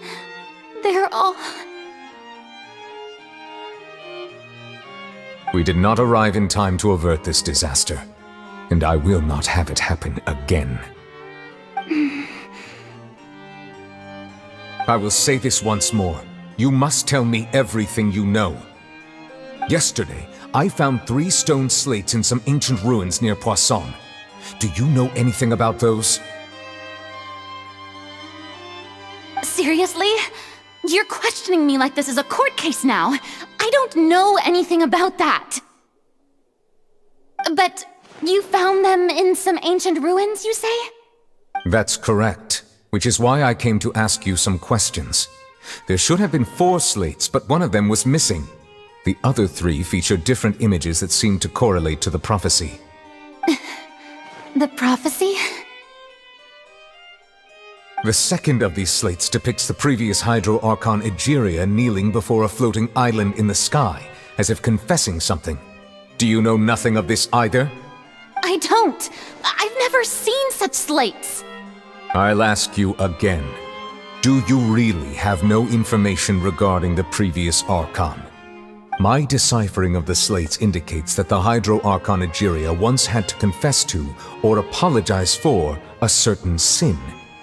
If anyone would know about it, it should be you. All gods don't have the same secrets, you know. She was herself and I'm me. Is it really so strange that I know nothing? I understand your concerns, but I'm sorry. I just don't have anything to tell you. Forgive me for saying this now, Lady Farina, but I have long known of your various secret investigations into certain matters. There are several indications that you have been investigating the prophecy on the sly. This is not strange in itself, considering that you are the Hydro Archon. But it is strange that you should also claim to not know any of Egeria's secrets, as well as do nothing following your inquiries. You have never been as superficial as you have presented yourself to be, nor are you a fool. And yet, your behavior is very inconsistent.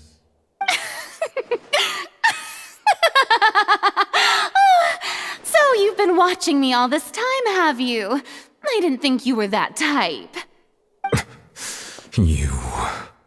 Well, since you know about my secret investigations, then you should know I'm actually working to take care of it. There's no point questioning or suspecting me.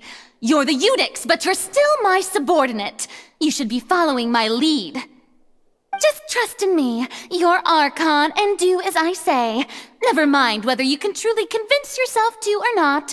It'll all turn out fine. That's all I have to say. We do not discuss this matter again. Oh, the opera's about to start. Toodles!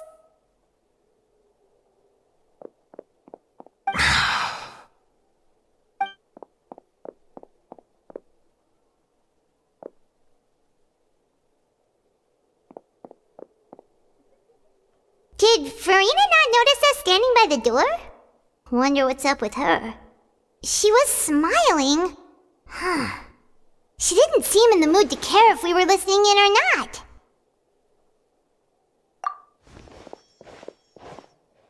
I assume you've been outside for a while now? Oh! You noticed! Seems Farina didn't even realize we were here. She was in a great panic, though I cannot discern the reason. Our discussion reached impasses time and again, a state of affairs that we cannot allow to continue. Still, I do not understand. Dialogue is the basis for understanding, so why did she keep refusing to engage?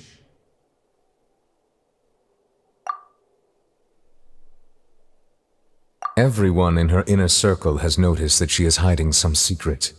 The issue is her attitude. I fear that she will not reveal anything unless absolutely forced to. We may have to create a situation in which she will have no choice but to speak. Oh? Like what? Normally, people will only reveal the truth when standing trial. Perhaps we must have the Hydro Archon experience just such a scenario. But Farina's seen so many trials, and she's really good at dodging questions. How do we make sure that she won't just slip away at the first chance she gets? We will need to consider this thoroughly, join forces with various parties, and then do what we can. If at all possible, I would prefer to recuse myself from this affair, but we must prevent the prophecy from coming to pass. This may be cruel to her, but all Fontaine is in crisis. The information a god possesses is too precious, and so we must take a chance on this. But who will lend us their aid to do such a thing?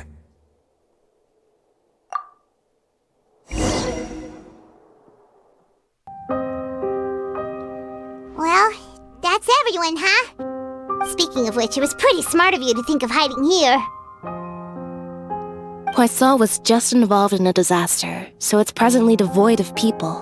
That naturally makes it the best choice. And here you are drinking tea like it's the most natural thing in the world, huh? That's what family should do. Sit and enjoy a leisurely time together.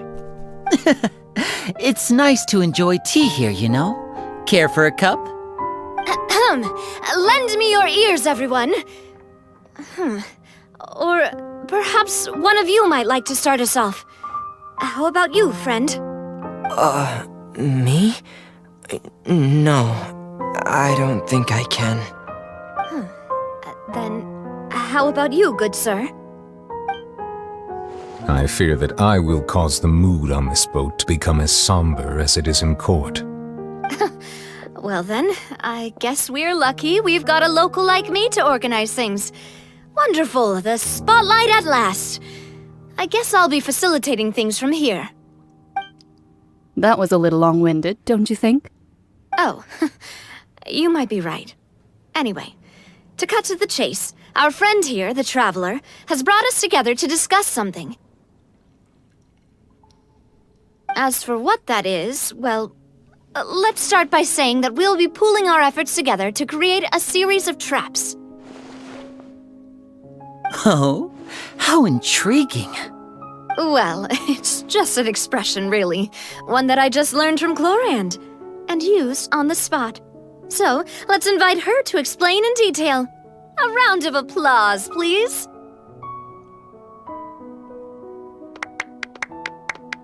Huh? Didn't you say that you would be facilitating this? Oh, come now. Your work doesn't involve much public speaking, right? This is a good chance to practice. You might even pick up some fancy oratory tricks to impress your boss with in the future. I see. And what does my boss say? He is glad that you consider him your boss. Do go on.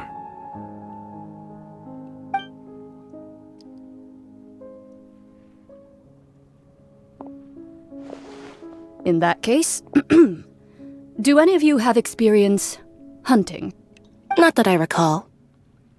Fremine and I once used a wooden stick and a basket to catch wild rabbits when we were younger. As for Lynette, oh, right. You were sick that day, weren't you? I've also gone diving to catch some fish before. Does that count? I'm afraid not. You may or may not have heard, but Fontaine once played host to a group known as the Marechaussee Hunters. Though that was their name, they did not hunt animals, but rather various monsters left behind by the ancient dynasty of King Remus. Today, Fontaine's monster population has already thinned greatly, so the hunters have blended back into society, taking up arms in other lines of work. They even left a unique methodology of hunting in their wake. A trap comprises of the following components: bait, a trigger, and a containment device. Sometimes a lethal implement will also be necessary to deal with the prey. So, if we were to build a trap together, right now, what would you choose to build it with? For me, I would prefer something basket-shaped. Pigeons and rabbits will see the bait and naturally enter the snare. Our line of work requires a deft hand, and we're some of the best in the industry, so you can count on our techniques. You used some of those techniques while moving the people of Poisson, didn't you? My subordinates mentioned that you even performed some magic for the bawling children. Yes, and I even managed to gather some intelligence in the meantime. I'm quite the multitasker if I do say so myself. I'm afraid I can't claim that as my strong suit. I prefer more stable methods, like placing bait in the water and waiting for the fish to come within reach. That's the kind of method I would count on. Calm and steady. Exactly the kind of person who would catch loads of fish. And I can be their assistant. With discretion, I'm sure. I'd probably use some sort of mechanical animal. Papa once bought me some small clockwork squirrels, mice, and such. When placed in the forest, they can attract others of their kind. I remember that you liked those too, didn't you? I did. And that would be a good way to go about it. If they're realistic enough, animals of the same kind will follow them all the way to the trap. What about you, Monsieur Neuvillette? I fear I do not have any related experience. That makes sense. You usually solve problems directly, without the use of any such tricks. But I do have one more question for you, Monsieur. If we were to create a trap now, how would you design it? I would like for it to be effective, but bring no harm to the prey. A more gentle trap would be ideal. Kind, as always. However, our intention doesn't necessarily change the containment device and the type of implement we need. If we wanted to kill the prey in one strike, we would need a powerful implement. However, that also goes for prey that must be captured and safely contained. Wait, why's that? Only a hunter who's a true expert at subduing their prey can snare it without harming it. The line that divides life and death is often exceedingly thin. So are we going hunting together? We hadn't thought of seeing ourselves as hunters. It kinda works, but maybe it's still not the best metaphor. If our means of capturing and dealing with our prey is to put them on trial, then the hunting metaphor is actually quite accurate.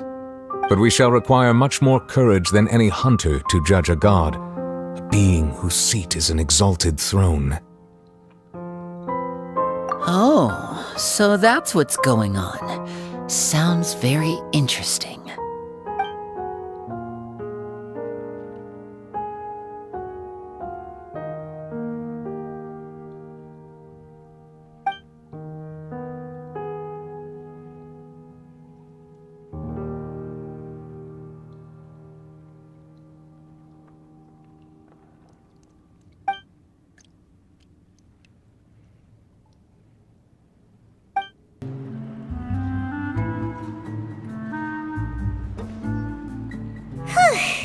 It's been a tough few days, hasn't it?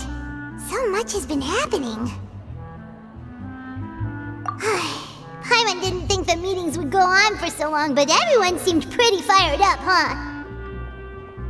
Paimon thought they'd be at least a little frightened. Well, Fremine was, now that Paimon thinks about it, but everyone else just looked a little surprised. Well... It's hard to say. Paimon doesn't have any experience with this sort of thing. But with you around, Paimon sure will do great. After all, you're the most reliable person in the world, aren't you?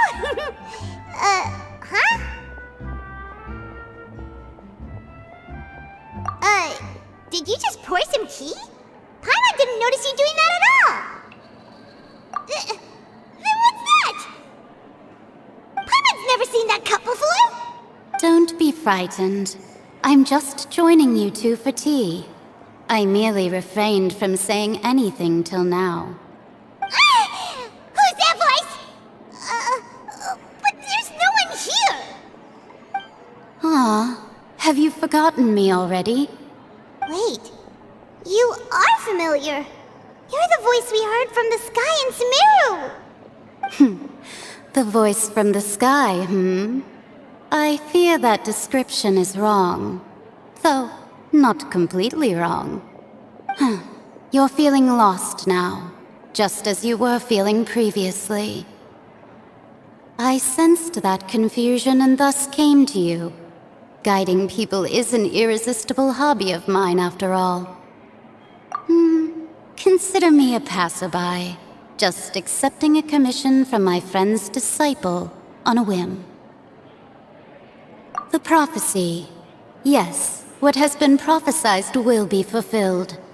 You may view such things as the history of the future. What?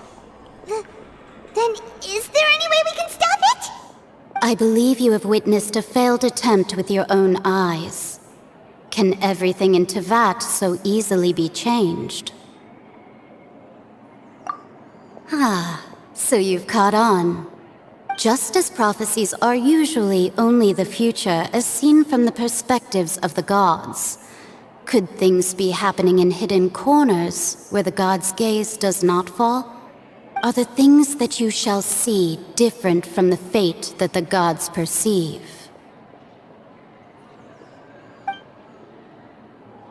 What is she talking about? It all sounds really impressive and important and stuff, but it also sounds kinda scary.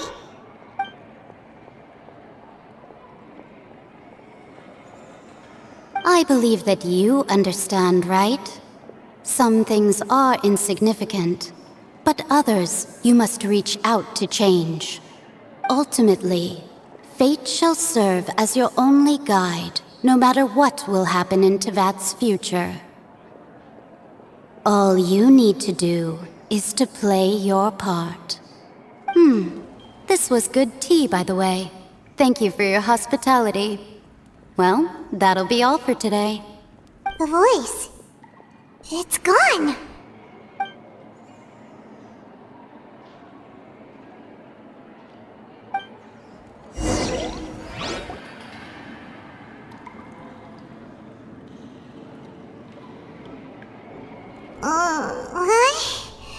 I want to hear someone talking. Alright, coming! Hey, it's you who's getting lazy, okay? Well, I see I've walked in on some lively banter. Luna! Fine, just fine. I went to take part in that Steambird panel. It turned out to be more interesting than I expected. Not all Fontainians are pessimistic about this. One journalist mentioned that sitting around and waiting for the end to come would be wrong, and that they should make their own rescue preparations. I agreed, so we had a brief chat with her. Did she have pink hair by any chance? Why, yes, it was Charlotte. I assume you've heard of her, no? That daredevil journalist? I'm in full support of her view. Prophecies are very important, but how can people allow their lives to be commandeered by just a few words? That's right! Paimon's glad to hear something sensible for once. Yes. About what we had discussed before. I did try, but I'm afraid I couldn't reach the old hag. I'll try again tonight, but I wouldn't get your hopes up. Huh?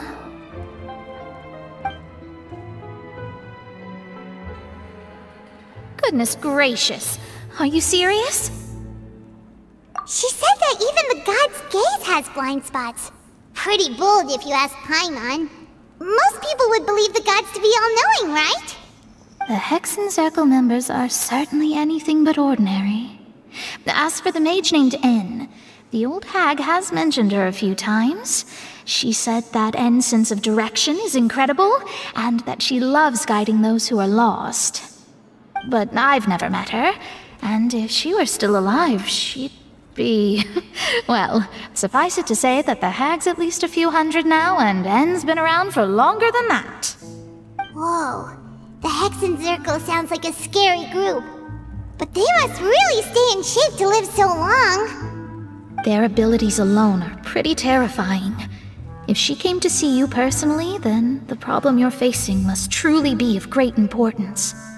Well, it's not like Paimon could understand anything she said. Yes, she was quite cryptic, but I suspect she means that there is still a way to turn things around. She didn't say when or what that would be, though, so... Perhaps it is something that you cannot know right now.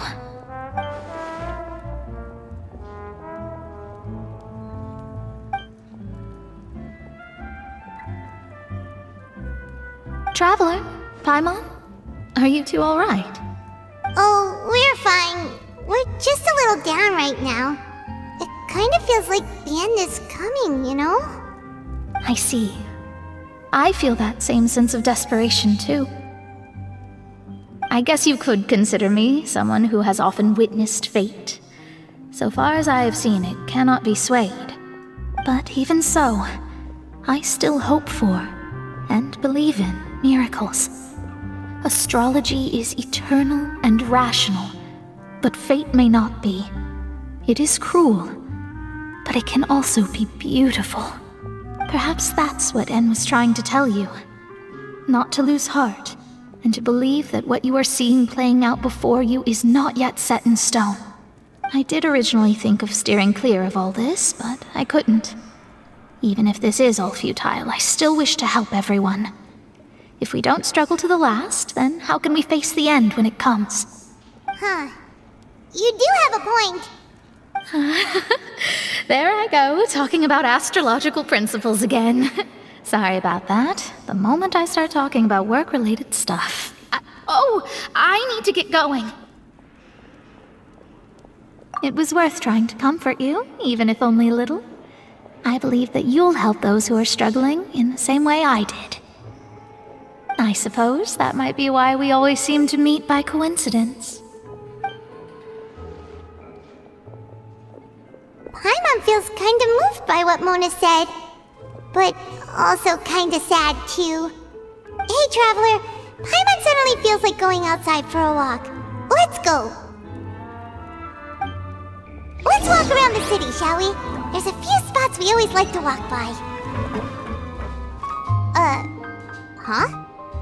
Our names are written in this newspaper. What's going on? Let Paimon see! The underwater stronghold, the Fortress of Meripede, has continued in its noble autonomy, but that does not mean that others cannot interact with it. My recent attempts to enter the fortress bore little fruit. Huh. Guess Charlotte still hasn't given up on that. Thus, did an Outlander friend become the focus of this report, a blonde adventurer with their white fairy legends trailing in their wake. It is said that this mysterious traveler once visited the underwater fortress. So while the fortress's interior remains a mystery behind closed doors, do not fear, for the tales of the traveler contain surprises in spades. Journalist Charlotte's biggest scoop yet, the Traveler's Trail, World Walker. Huh. Charlotte took so many awesome photos of us and we never even noticed her. She hasn't been able to get a hold of anything at the fortress, so since we're easier to find, she's using us as the subject matter instead? Ugh, seriously? Well, fine. Those headlines and photos do look cool, so Paimon will forgive her this time.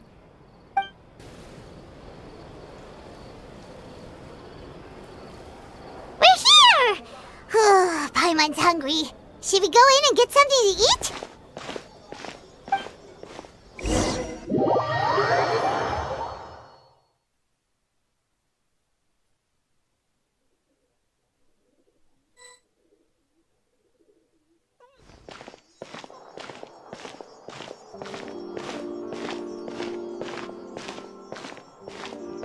Hey, quick!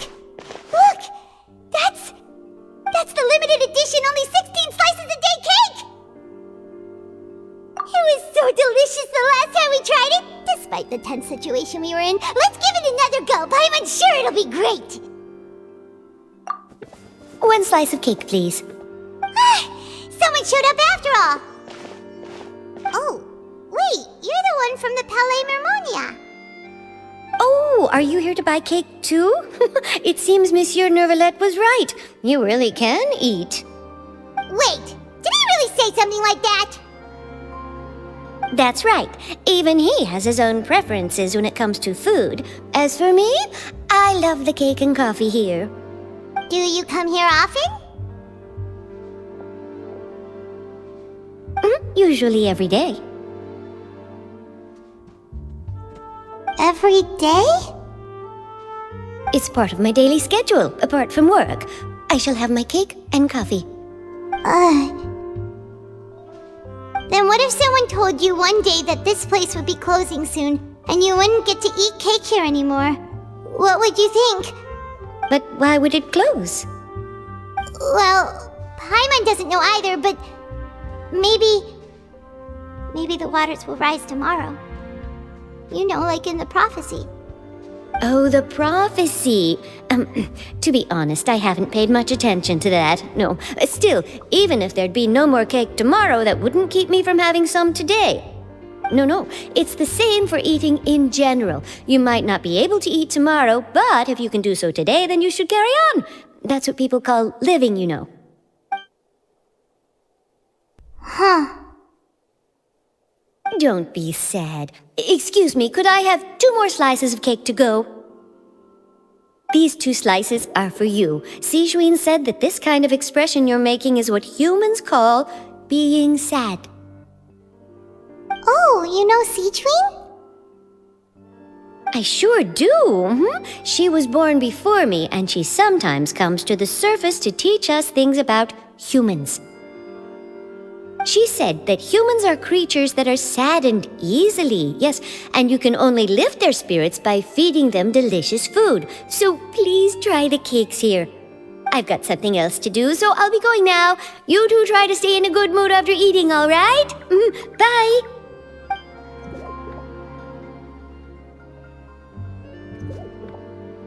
And there she goes!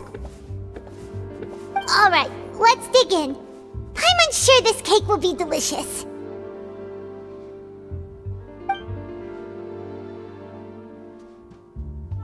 It's more delicious than last time!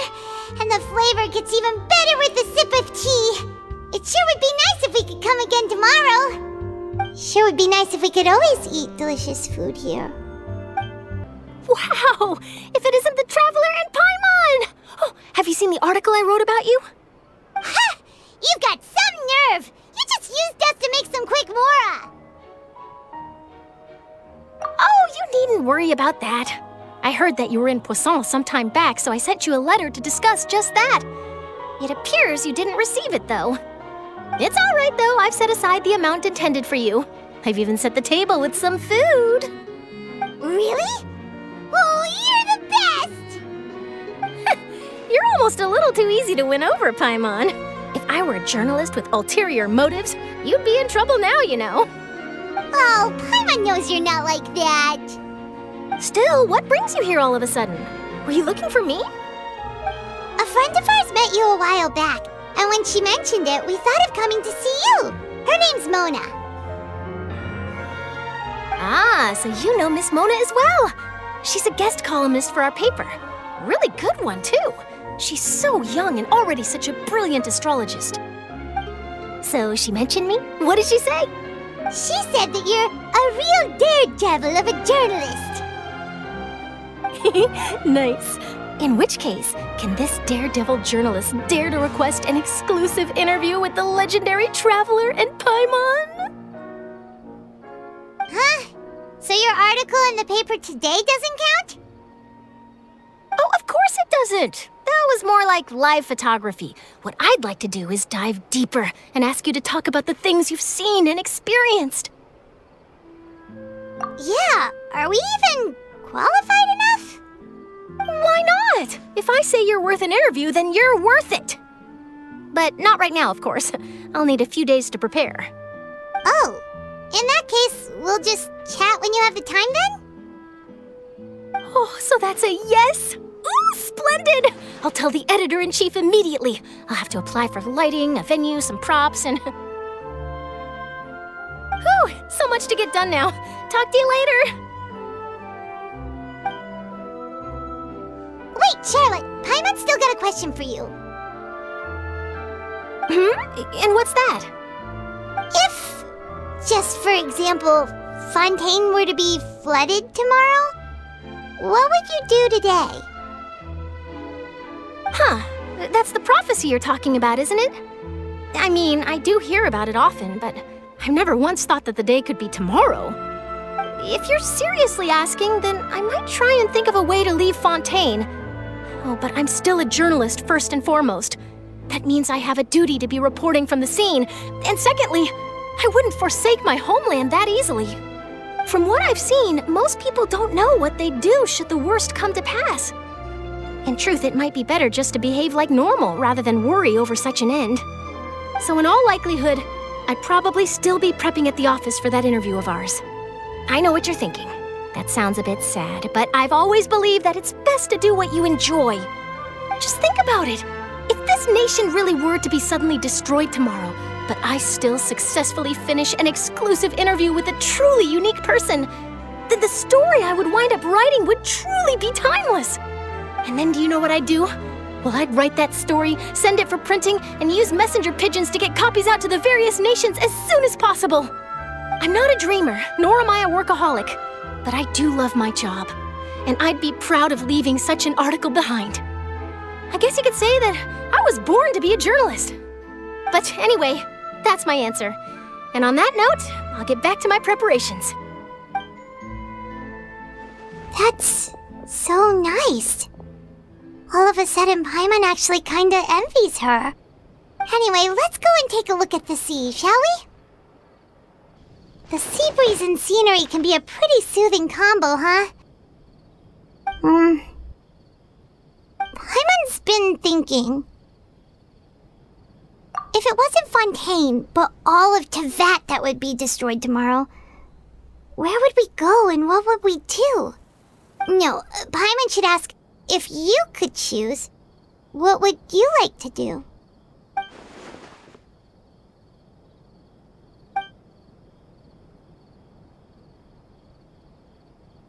We've always been moving to the next destination, so we haven't spent much time thinking about these kinds of things. We didn't have to either, with us always being on the road and whatnot. You mean, still traveling? Huh. Wait, isn't that what we've always been doing?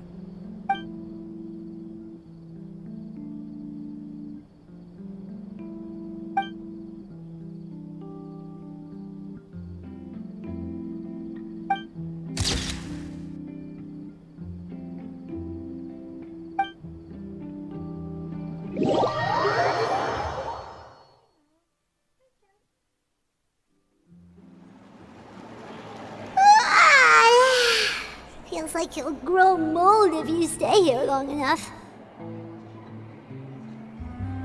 But it's still better than the Fortress of Meripede, that's for sure. It's not only damp there, but salty too. Ah, so the two of you are still here. Wonderful. Oh, you're from the Palais Mermonia, aren't you? Yes, I'm Isadora. Monsieur Nervillet sent me to look for you two before. I heard that afterward you went to the Fortress of Meripede. Not at all. I'm well aware that you're friends of his. Actually, I'm here to pass along a message from him. Yes, inside the Opera House. The Maréchaussée Phantom has declared the incident a small-scale riot. A riot? Well, that said, I don't personally think it was that serious. Lady Farina was watching a performance at the Opera House, and while she was resting during an intermission, some other audience members suddenly started harassing her, loudly accusing her of doing nothing about the prophecy crisis. And before she could respond, others started to join in. The crowd continued to grow, and protests against the Hydro Archon started to break out. So people have started to put the blame on Farina. Guess they finally found an outlet for the pressure they've been under due to the prophecy. I agree. People will naturally rely on gods, as is customary. But the moment people feel threatened, gods are also the first to be blamed. So what happened after that? Is Farina okay? seeing that the situation was spiraling out of control and that further argument was pointless, she claimed that she'd gotten tired of this and left in a hurry. The Marechaussee Phantom had their hands full maintaining order and did not catch where Lady Farina had gone. Only when things had stabilized did we realize that she had gone missing. So, you mean she's still missing? That's right. The Marechaussee has dispatched many people to search for her, but we don't have any leads yet. That said, I don't think there's much to worry about. She is a god after all. Even if she were to fall into the hands of rioters, what could ordinary people do to her? Good. Monsieur Nervillette sent me to tell you about the situation, but he didn't say anything else. Don't worry, this is more than enough to go on. Thanks for keeping us informed. Ah, is that so? Well, alright then. In that case, you two take care. I'll be heading back to the Palais now.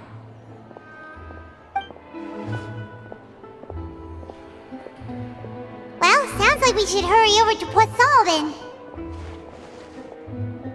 If we know Farina, she won't try to fix things in this situation. Instead, she'll look for a place to wait out the heat. And, as we also know, she may be loud and dramatic, but she doesn't have a heart of stone. When Nervillette was talking to her in the Palais Mermonia, and she heard about Poisson, she couldn't hide her sadness and remorse. It would be hard for her to ignore being accused by the public today. Paimon thinks Farina's probably taken the opportunity to slip away to Poisson and try to relieve the sense of guilt that she's feeling. Huh. Well, what do you think? Paimon knows the answer, of course, but Paimon can do the analysis to back it up too. Cool, huh? In that case, there's not a moment to lose. Poisson, here we come! Could Farina really be here? Let's try to find her as soon as possible.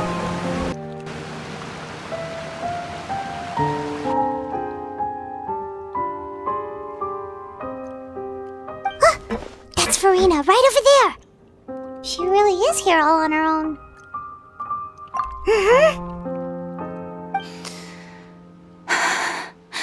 Should I just give up? This is all meaningless. What was meant to happen did happen after all. Everyone's dead. I'm sorry. I am so sorry. Give up, Farina. There's no point in holding out. I'm sorry. But what can I even do other than to repeat meaningless apologies over and over? Who's that? Don't worry, Farina. It's just us.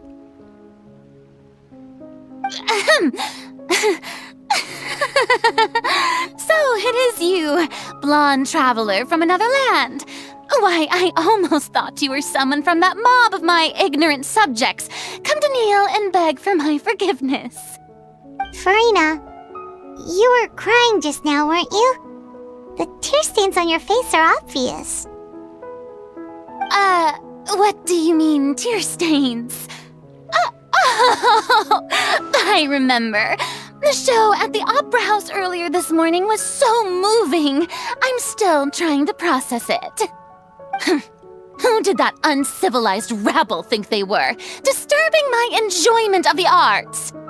They even dare to tout their Archon. I must teach them a lesson.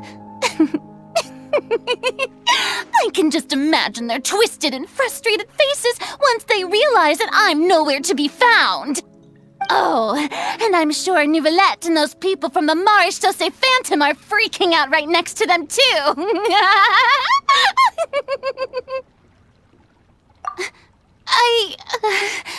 Of course not. Hey, there she is! The Hydro Archon's over there! Quick, after her! Farina, those people seem to be after you. They are?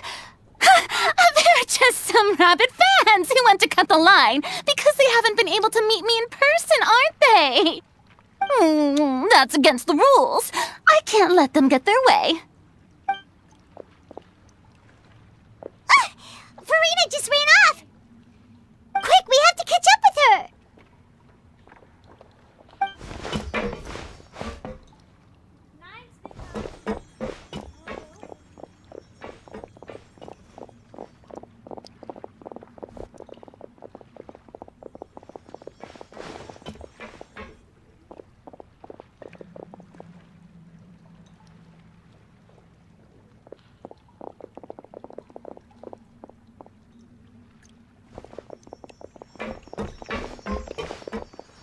This should be the place, right? Hey, Farina! There's a good hiding spot over here. Quick, come to Paimon before the rest of them catch up to you. What is this place? Hurry, they're almost here!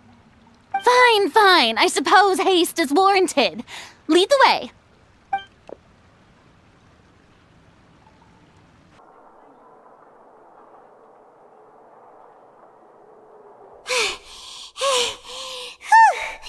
Paimon's exhausted.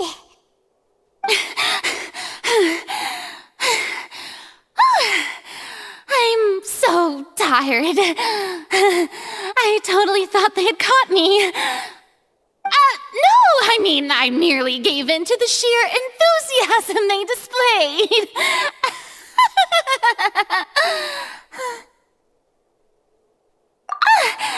You're right.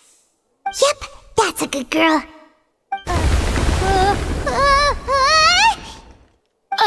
What's happening? The ground's shaking.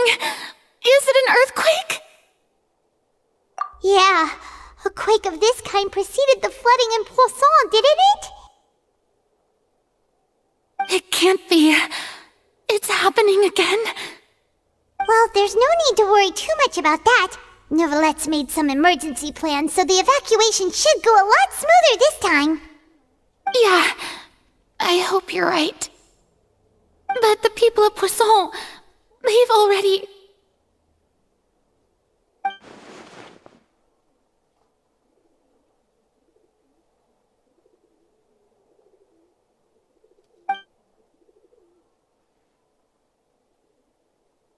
It's true.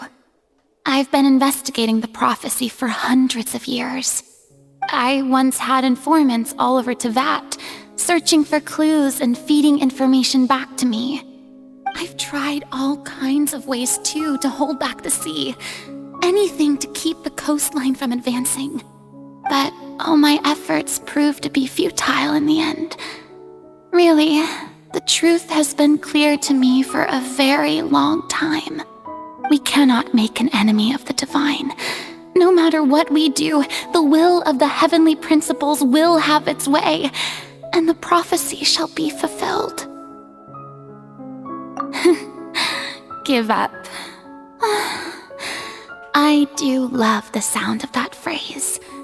It would mean finally coming to terms with fate, but also for me to finally be free. Indeed, I've thought about giving up so many times, especially after we almost lost Poisson. Fate is really unreasonable, isn't it? It has no heart and obeys no rules. The prophecy has only just started to come true, and so many people have already lost their lives. But just now, it all became clear to me. I still don't have the right to come to terms with fate on behalf of everyone else. As long as the final moment hasn't come, it's still not too late. Don't worry. I will keep hope alive for everyone until the very end. Well, that's enough for now. I got the impulse to play the stricken maiden, but honestly, considering my rank and station, that wasn't a good fit at all. Don't take any of what I just said seriously. How could I possibly let Fontaine fall to the whims of trivial prophecy? Come on! Paimon could could have sworn you were actually being honest just now.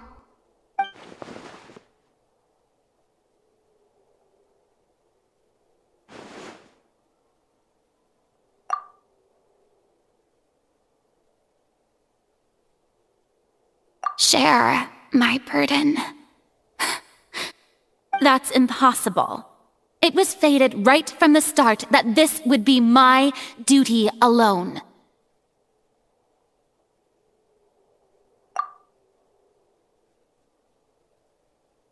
A witness.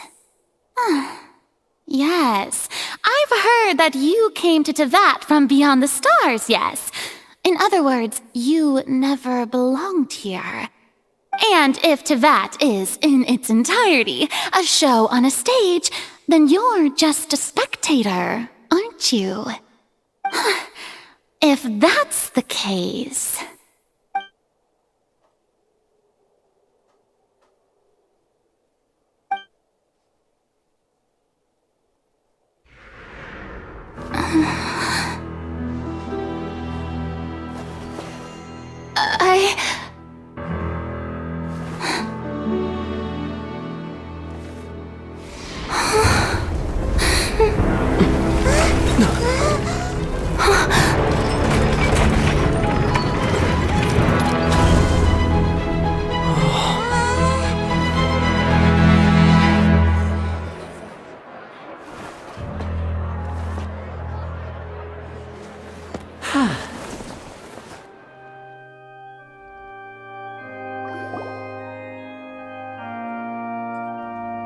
Ladies and gentlemen, this concludes my opening performance.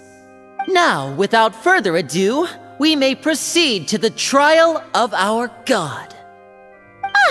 So this is what it is. Yes, you deserve praise for the effort you took to raise the dramatic stakes. Do not forget, however, that I am Fosalor, the god of justice, the embodiment of justice itself. Does it not strike you as even the least bit absurd to bring the very concept of justice to trial? May I interpret these words as your refusal to stand trial? In that case, you will have the opportunity to defend your honor through a duel. You would draw your blade against a god? I see. It seems like you have made up your mind.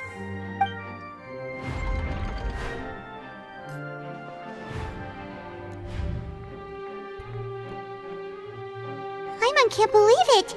She just surrendered. What the heck is going on? Did I just see an Archon surrender to a human? Wow, how utterly humiliating. Lady Farina, what is the meaning of this? Shh! It would seem that there has been a misunderstanding. To be clear, the raising of both hands is not always an indication of surrender. Looking for excuses again, huh? I raised my hands just now to indicate my acceptance of the trial. No duel shall be necessary. I will admit that I've been running away for a long time. I'm sorry, everyone. I was unable to protect the people of Poisson. It is my duty to stand trial for my crimes. You are not the only ones to be disappointed in me. I, too, am exceedingly disappointed in myself. But now, it is time for the Hydro Archon to show you her courage and resolve. I, Farina, will use this trial to show the world the true meaning of justice! This time, I will protect you. Applaud and rejoice! One of the most outrageous and fantastical arcs known to the opera epiclese is now unfolding before your eyes. Mark my words, this shall be one of the most exhilarating and brilliant shows ever to grace the stage of Fontaine! The trial of the Hydro Archon, Focalor, will now begin! Woohoo! Oh, now we're making history! Why does it feel like Farina just took over the whole thing? Like, come on! Didn't she just get forced to stand trial for her crimes? Also, even though she's still acting super dramatic, she is taking this seriously this time, right? All right, then. Who will be my opponent in this trial? The court asks the prosecutor to please take the stand. Is that so? Very well. Then please speak, witness of Tivat, my accuser and fated opponent.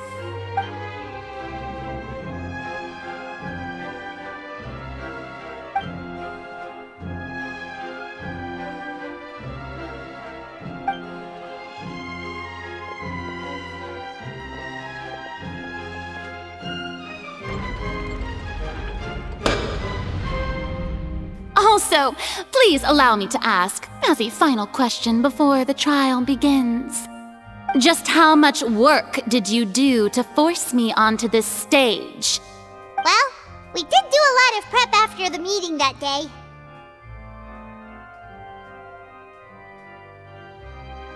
I can go over the tasks assigned to the Spina di Rosula, since they were rather straightforward and easy. Navia, the president of the Spina di Rosula.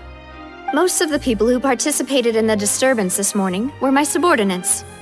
They changed into plain clothes and came to the Opera House as regular audience members, waiting for the perfect opportunity to incite insurrection against you. The people's resentment against their Archon has been building as more and more of the prophecy is fulfilled. A spark was all we needed to turn smoldering anger into a flame.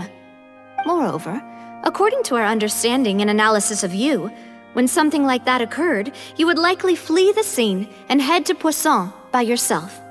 So, we arranged for a second group to lie in wait there. So, you mean, the ones who scoured the settlement for me were also from the Spina? And their goal was to force you to step into the giant magic box so you may personally participate in the greatest magic performance in all of Fontainian history. That's right. That house was a magic box, rather than someone's residence. As the super ultimate version of the setup that I used when I first performed at the Opera Epiclese, the volume of the box was increased by a whole order of magnitude, and the distance it traversed was the entire gap between Poisson and Areneas. Its cargo, of course, was an Archon instead of a human. My thanks, Farina.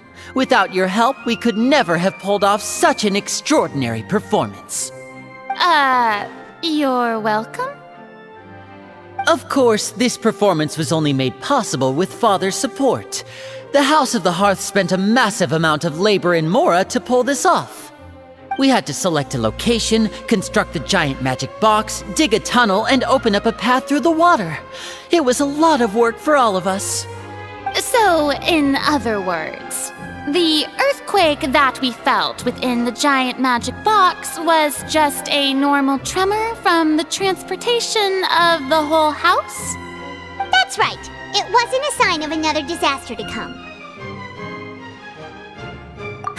Then, I can guess Nervilette and Cloran's parts. You gathered a crowd, prepared a stage, and made sure that the champion duelist would be immediately ready for a fight. Also that as soon as I appeared on the stage, the trial may commence without a hitch. Am I right? Yes, that is correct. Well, Clorand, I must commend you for your courage. Only the most outstanding champion duelist in all of Fontaine would accept a duel with an Archon without flinching. Thank you.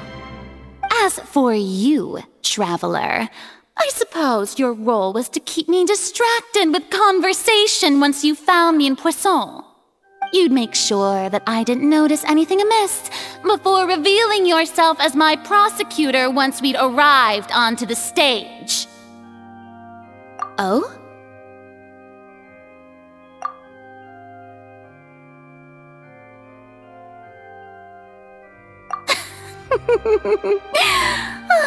Is that so? Then I suppose I must have missed my final chance. It's fine. It matters not. What's done is done. The stage is already set, so there's no reason to disappoint the audience. Let's see this trial through to the very end.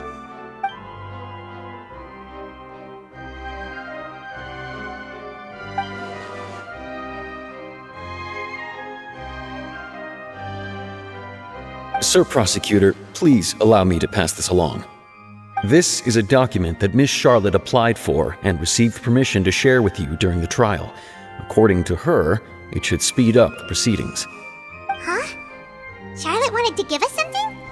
Oh, so she's here too! Hey, Charlotte! Oh, let Paimon see. Isn't this the exclusive interview that she did with us before? So she's already finished it, huh? Wait, then that means this document is a perfect timeline of everything that's happened ever since we stepped foot in Fontaine! So in other words, we can refer to this anthology of evidence every time we want to use something from our journey as evidence for an argument! Let's quickly confirm the information in it. Just think of it as a refresher, alright? The prosecution and the defense are both in position. The trial shall now begin. Oh, come on, Nervilette. There's no need to repeat all the unimportant legalese. Just fast forward to the part where the prosecution lays out my offenses. As the defendant and the lead actress of this performance, I still haven't even been informed of my supposed guilt in all of this. Of course, it is only natural for humans to struggle to understand the actions of a god. However, you will need more than that to convict me of a crime. That's true, but my charge here is unrelated to your conduct as an Archon. Instead, I would like to charge you as a fraud who's never been the Archon in the first place. Wait, what was that? Lady Farina's a fraud? Hey, I came here thinking that we were going to try the Hydro Archon for forsaking our duty, but did I hear that right? She's not our Archon at all? Charge accepted. Lady Farina, do you plead guilty to the charge?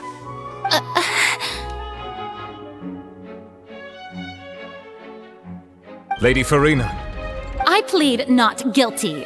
How can I be guilty? There is no way that I, Focalor, otherwise known as Farina de Fontaine, a member of the Seven and the Regina of all waters, kindreds, peoples, and laws of Fontaine, could be anything other than your true Archon. Yeah, even though Lady Farina can be rather eccentric, isn't it going too far to doubt her very identity? Yeah, I've never questioned her identity either. Sure, Lady Farina can be super irresponsible, but what grounds does that prosecutor have to make such a huge claim? I have cause to believe that common sense will prevail in this case.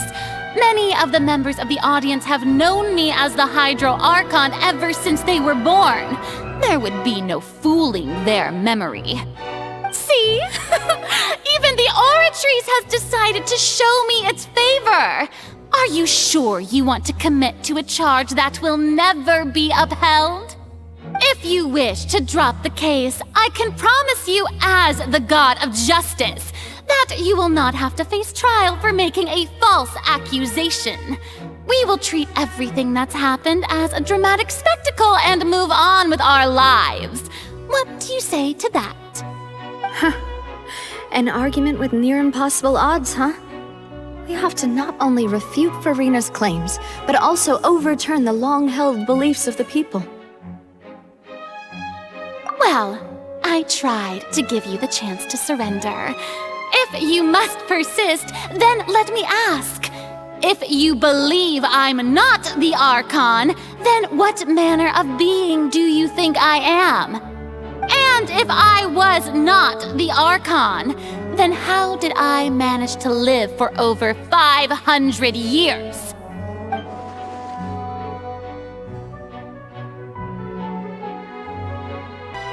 First of all, you may be a member of another long-lived race, which would allow you to naturally possess an extended lifespan. And second of all, even if that wasn't the case, there could be other ways to extend your life. Who gave you that idea? Was it the knave? You'd sink so low as to use a harbinger's words against me.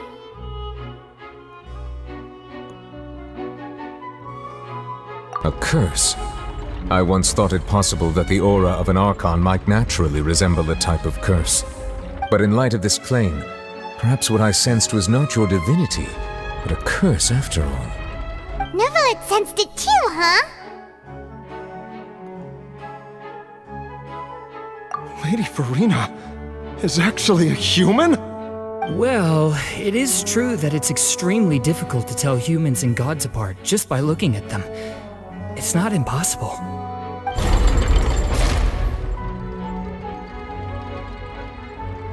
Well, don't start celebrating too early now. Even if I have been carrying a curse like you said, how does that prove that I am merely a human being?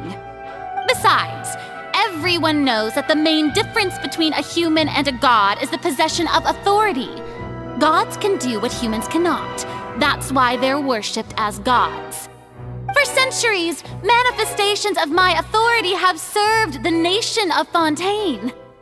One need only to turn their eyes towards the Oratrice Mécanique d'Analyse Cardinal in this very opera house, or consider the indemnitium that is used in every aspect of life.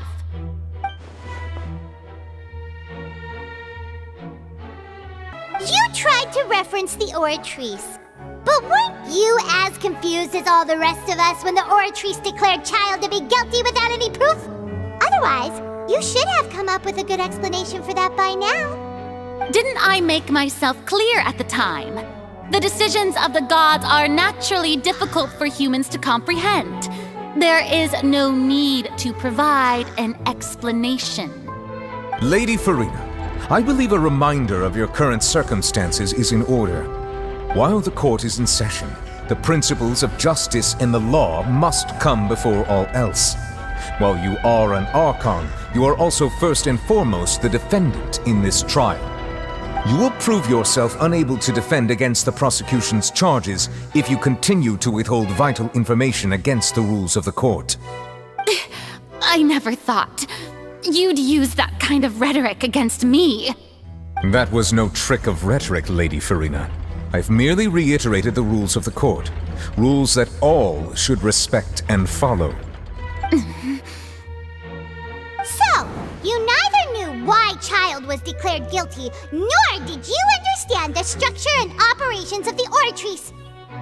Instead of having been created by you, the manifestations of authority you mentioned have been made by the real Hydro Archon, haven't they? The real Hydro Archon?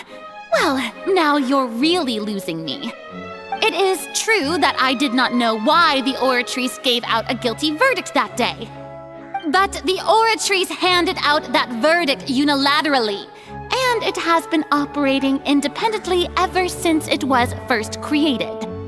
You can't argue that just because a divine creation is flawed, that the god behind it must also be no god at all. She's still throwing out all kinds of excuses. Seems like she's confident that we won't be able to produce proof that she has no power over the Oratrice.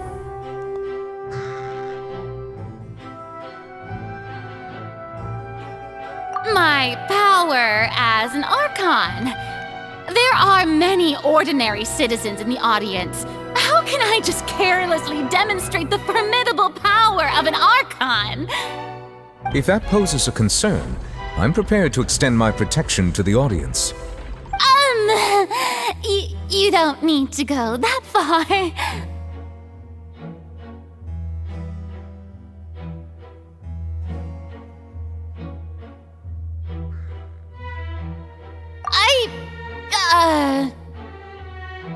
Aren't you the Hydro Archon?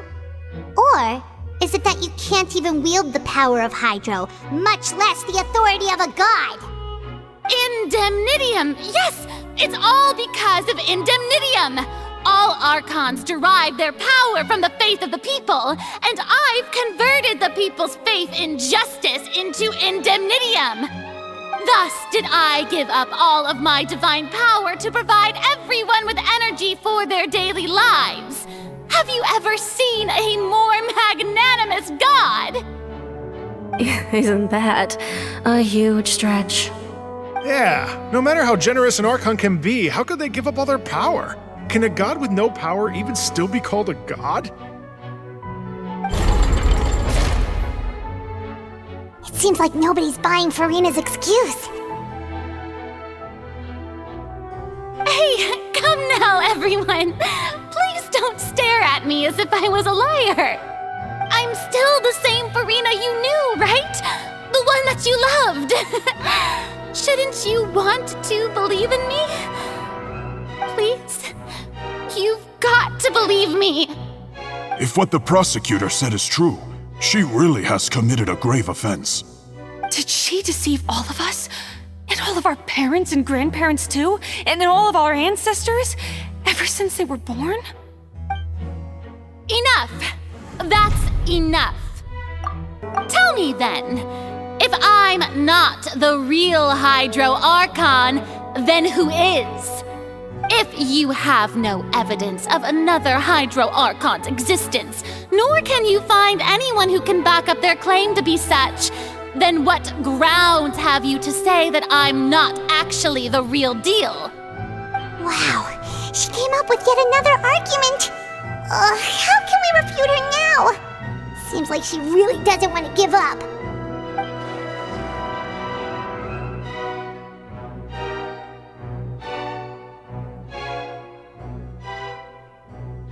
It has been established that all Fontainians can dissolve in water from the primordial sea. And that means... Since you insist on claiming to be a god and not a human, then there's a method that you can use right here and now to eliminate all suspicions of you being the latter. Miss Navia, please apply to serve as a temporary attorney for the prosecution before addressing the court. Though you act in partnership with the prosecutor, you must still adhere to proper procedure. Super sorry, Monsieur Chief Justice. I swear this really will be the last time that I'll speak out of turn. Now, I've brought some seawater from Poisson. As everyone knows, a massive flood struck the area not long ago, taking many lives, including those of some of my closest friends. So, Miss Farina, would you dare to touch some of this seawater? If we are to believe that you are indeed the real Hydro Archon, touching this seawater would have no effect on you. All it should do is strengthen your case. But if you don't dare to touch it, then we would have basically proved the reverse. Oh, and I must remind you that after the disaster at Poisson, nobody wants to see any more people dissolve. I do hope you'll act prudently and choose the simpler path of admitting guilt. Navia from the Spina di Rasula. The Spina has governed Poisson for many years. I guess her suggestion is valid. If Lady Farina is indeed just a human, she's probably Fontainian like all the rest of us. Would she really dare to try?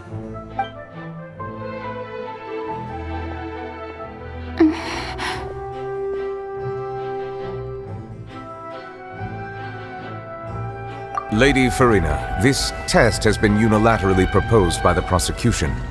As it falls outside the realm of standard court proceedings, you possess the right to decline participation. Well, of course he had to tell her that. But refusing to participate is basically the same as a confession of guilt. She's just staring at the water without saying a single word. It really does seem like she's quite terrified of it. That could only mean... What's going on? Is she really planning to... that's not what we thought she would... Due to the inherent risk of the test, Lady Farina, you may...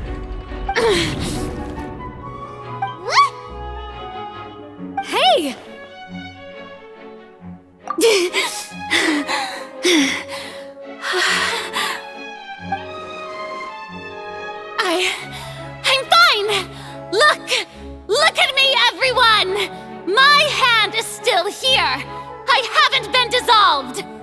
Will you believe me now? I really am your Archon! I'm nothing like a normal human who would fall apart as soon as they touch this water!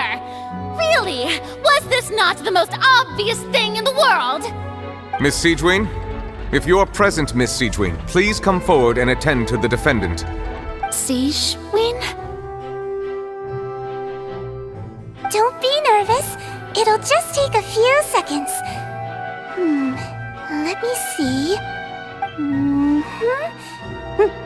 That should be enough. Please announce the results of your evaluation to the court, Miss Siegewien. As everyone doubtlessly saw, Miss Farina was displaying symptoms of hyperventilation and flushed skin. These indicate that she was experiencing the adverse effects of exposure to primordial seawater. The extent to which she was affected is the same as other humans when exposed to primordial seawater of a similar concentration. Thank you, Miss Siegewien. Lady Farina, you may return to the defendant's stand. Oh wait, what did she just say? I didn't get dissolved! Shouldn't that be enough to prove my innocence? Well, considering your tendency to run from your problems, we did originally prepare a direct sample of the seawater around Poisson. However, after extensive discussion, we exchanged it for a sample that is not concentrated enough to dissolve an actual human. After all, on the off chance that something entirely unexpected might occur, we don't want anyone else to lose their life to the sea. Yeah, so out of regard for Farina's life, you secured a low-concentration sample and asked the head nurse to serve as an expert witness. It's a great thing that the direct sample wasn't actually used. Farina could have... I can't believe... you...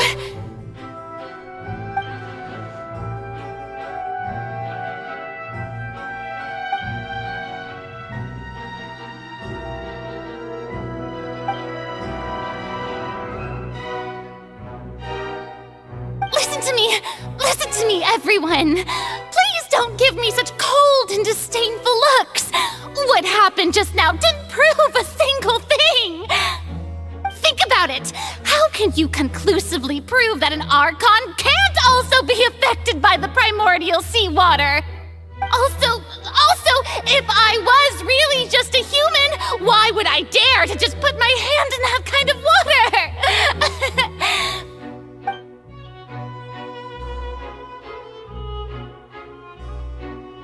Please, anyone, just listen to me! I swear, I really am your Archon!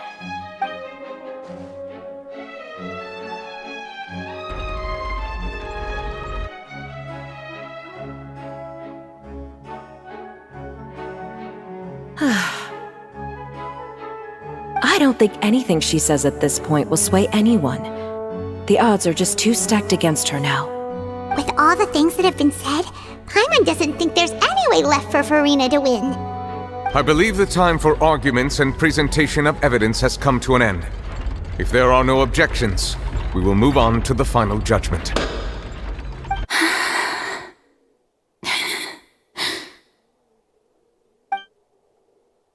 I don't think anything she says at this point will sway anyone. She's too stacked against her now.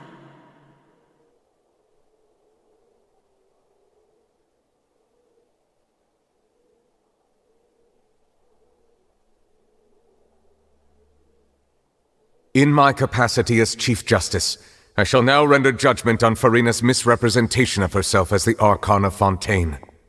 As a human who knowingly deceived her fellow citizens, Farina is... guilty.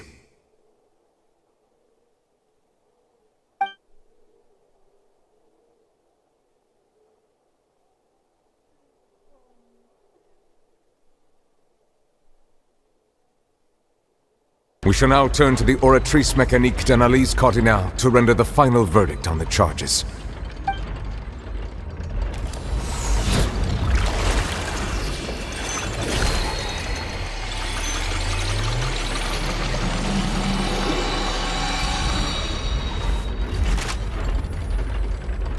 According to the judgment, of the Oratrice Mécanique d'Analyse Cardinale. Farina is... Well, what's wrong? What's the Oratrice's verdict?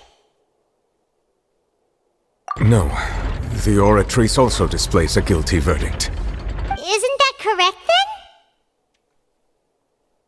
However, the exact wording of the verdict is thus. The Hydro Archon, guilty, to be punished via the death sentence. The death sentence? That's actually one of the available sentences? I've always thought that it was just a myth. The one and only time the death sentence has been handed out at the court, and it's been given to the very person we've worshipped as the god of justice? What an unexpected twist. Farina's been sentenced to death by the Oratrice? We just wanted to use the trial to show her the seriousness of things so she'd tell us the truth. How did things escalate this quickly? This outcome is indeed quite strange. According to Fontaine's current definitions of justice, as well as its recommendations for criminal sentences, is this sentence really appropriate for the crimes that have been committed? Yeah! Even Fauché wasn't sentenced to death by the Oratrice. You know, the real evil mastermind behind the serial disappearances case. Indeed. Not only is Farina's sentence overly excessive, the very point of our trial today was also to prove that Farina has never been the Hydro Archon in the first place. But now, the Oratrice seems to have deliberately invoked the title of the Hydro Archon. What does this mean?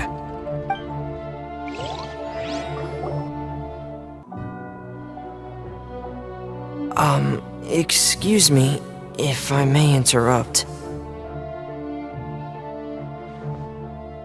Is the trial still going? Fremine! You finally made it.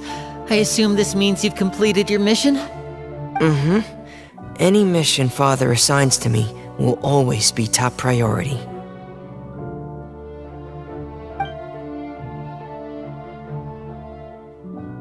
Is that the first prophecy slate? Huh. So the knave privately arranged for Fremine to try and find the missing slate. I looked everywhere and finally found it at the bottom of the sea.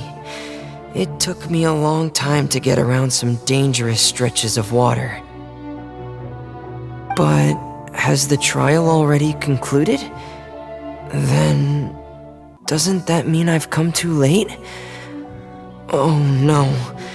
Father will be disappointed in me. Thank you for your hard work, Mr. Fremine. Please allow me to review the record left on the slate. Traveler, I believe that you have already seen the other existing slates, and would like you to come here and confirm their contents.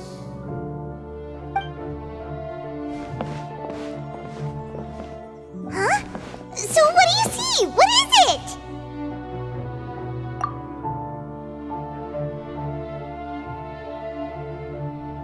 I believe I've now made sense of the Hydro Archon's crime. It has to do with Fontaine's lost history. Huh? Isn't the Hydro Archon just guilty of deceiving her people? Oh, wait, no, that's Farina, and we've already proven that she's not the Hydro Archon. So when you say Hydro Archon, do you mean the real Hydro Archon we've been kinda talking about? In truth, everything that you've encountered in Fontaine up until this point can be traced back to the contents of these stone slates. However, I'm uncertain as to how much sense they currently make to you. Okay, let's try to recall the contents of the other 3 stone slates. Paimon will do her best to help you remember.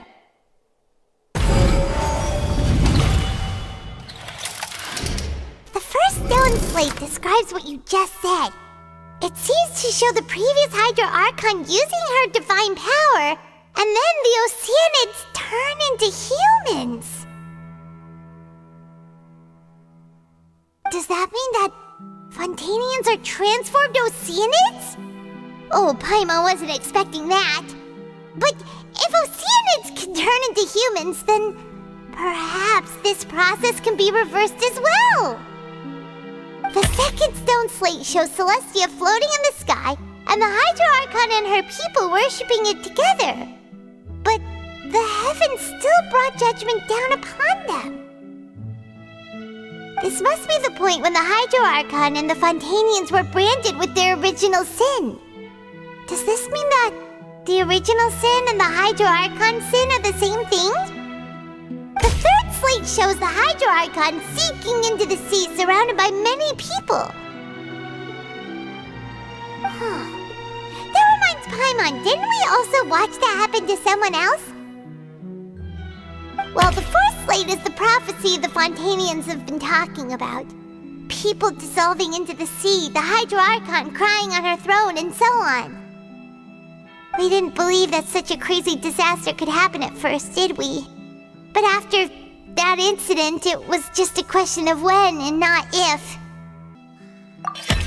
We know from the case of the serial disappearances of young women that Fontainians can be dissolved in primordial seawater, and the first stone slate tells us that long ago, the Hydro Archon used her power to turn Oceanids into humans. This might be the reason that Fontainians can dissolve. Perhaps what is about to take place has all happened before. The true sin of the Hydro Archon that Nervalette mentioned, and the original sin cast down on the people of Fontaine by Celestia, as recorded on the stone slates. It's not as simple as falling into the sea. When Navia fell into the sea, her consciousness was subjected to judgment. The stone slates show the people gathered around the Hydro Archon in the sea. Could that be alluding to the same thing? The prophecy from the stone slates found its way into society, but not many people believed it at first. The fortress of Meropide was nearly flooded with primordial seawater, which we know can cause Fontainians to dissolve. It seems increasingly likely that the prophecy may come true. If we hadn't dealt with it in time, things could have gone very badly. They'll dissolve into the primordial sea but won't cease to exist. Their essence will flow in the seawater, converge, and take the form of an Oceanid. The Hydro Archon was sentenced to death in court, shocking everyone present. Perhaps this means that her sin was actually Fontaine's original sin. Navia fell into the water inside those ruins, and she nearly dissolved. She was surrounded by the people of Poisson in a court within her consciousness, and was forced to take part in a trial meant to make her stay.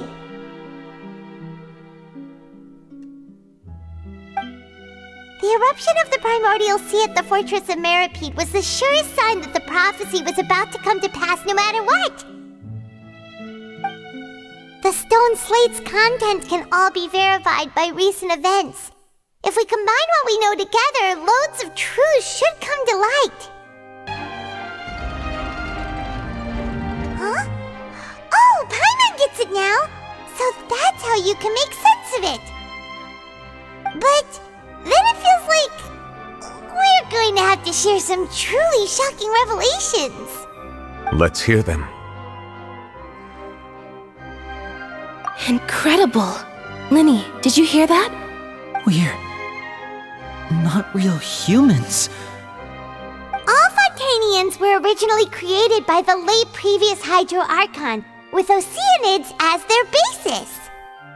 The evidence for that can be found in how only Fontainians could dissolve in primordial seawater, and how all the girls Vacher dissolved were also turned into Oceanids. Oh, and according to Navia, when she was about to get dissolved, she also saw everyone gathered around for a trial, all of them in the shape of Oceanids. Indeed. Yeah, and it follows from the content of the first slate that she probably angered Celestia by creating humans without prior permission. That could also explain why the Oratrice judged the Hydro Archon to be guilty. It's to account for that ancient sin. The Hydro Archon's true sin was creating us? And yet, after many hundreds of years, the Hydro Archon's creations have turned around to try to judge the Archon within the Opera Epiclese. The twists of history are often the most unexpected of all. Yeah! Isn't the image here just like when Navia fell into the sea? So wouldn't it be trying to show the image of the Hydro Archon also falling into the sea once the prophecy has been fulfilled in the fourth slate? In the end, the people will all be dissolved into the waters, and only the Hydro Archon will remain weeping on her throne. Only then will the sins of the people of Fontaine be washed away. Did Paimon get all that right? You've made some keen deductions. I must say, given how much you still don't know, it is impressive that you've already managed to connect so many pieces of the truth.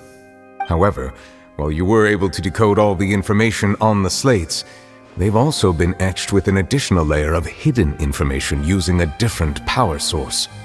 When we were at the ruins, I tried to decipher the hidden information recorded in the slates. But since we only had 3 slates at the time, I was unable to come to a full conclusion. Now that the slate collection is complete, I shall make another attempt to decipher the narrative recorded within. If everything goes well, we should finally be informed of the unadulterated truth.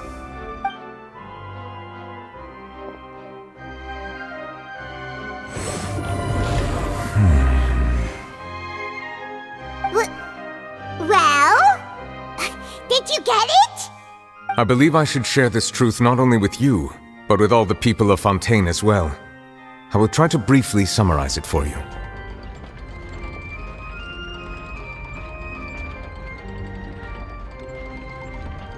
Your hypotheses regarding the origin of Fontainians and the sin of the Hydro Archon were both correct. In the Fontaine of old, the previous Hydro Archon sensed the yearning of her Oceanid familiars for life on land.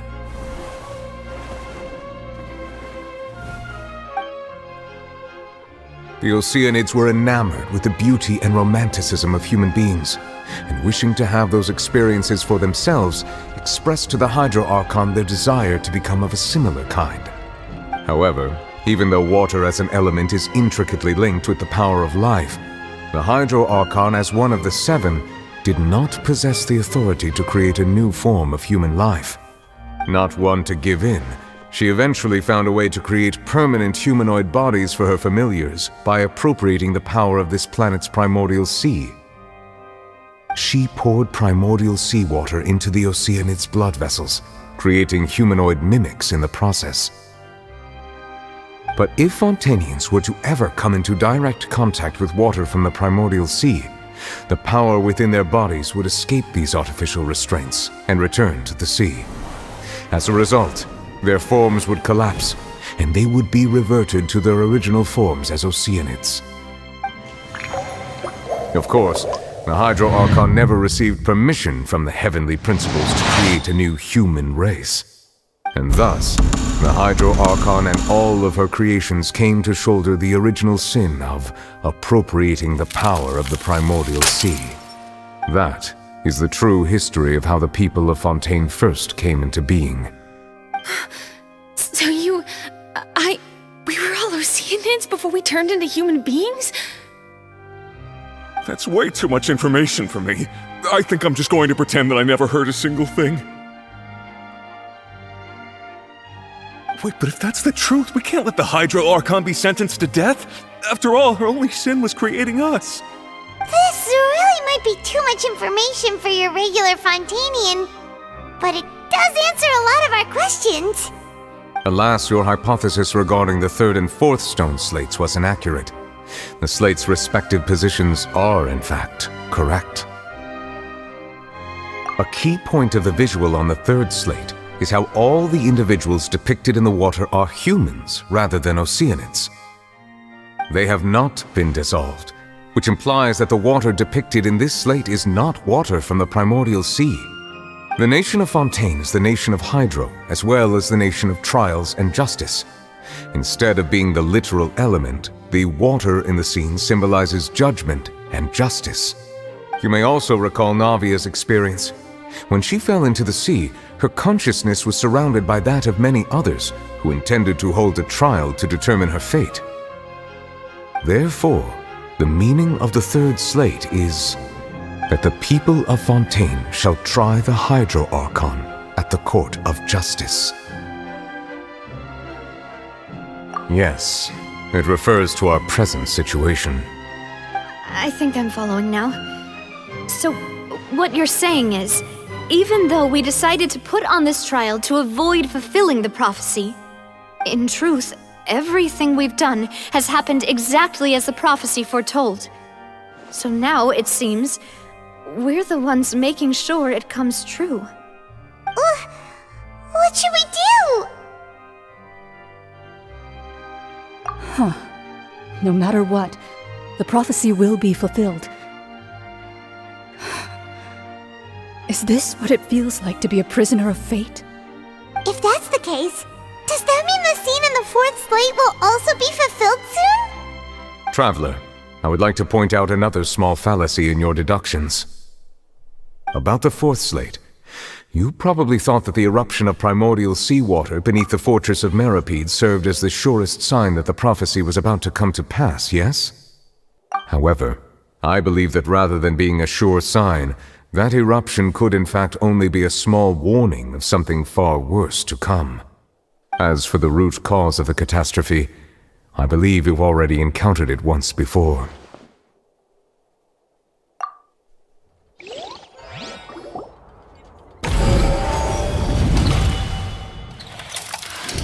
This eruption was just a small warning of the things to come. We must find the root cause of the disaster. It was both dream and reality. If we're talking about a true culprit, that could only be that thing inside the primordial sea, right?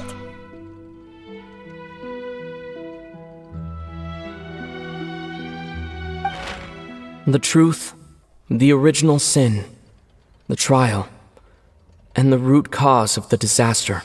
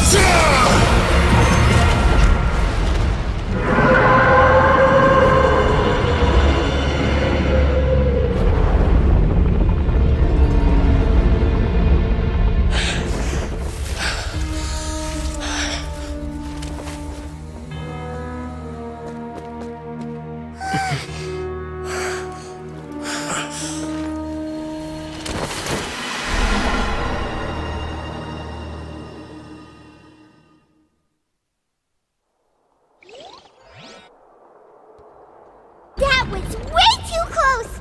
How did that thing just burst into the Opera House? Wait, was that the huge whale you saw in your dream?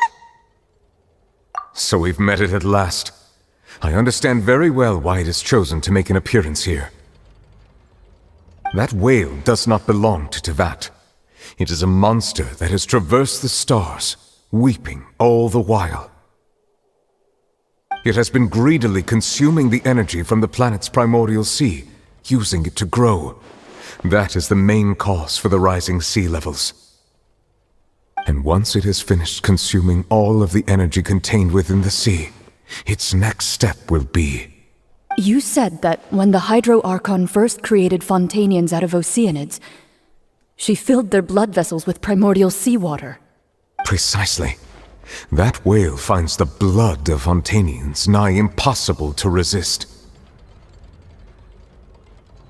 Therefore, when it left the primordial sea, it decided to make its next stop a packed opera house full of food. Food in the form of Fontainians. We just barely managed to push it back, right? In that case, won't it come back to target the people again once it's managed to recover its strength? That is correct. Indeed, it is more accurate to say that we should thank that Harbinger for buying us some time. Without him, the whale would have likely come onto land far sooner. From the way he looked, he must have been fighting the creature for quite a long time.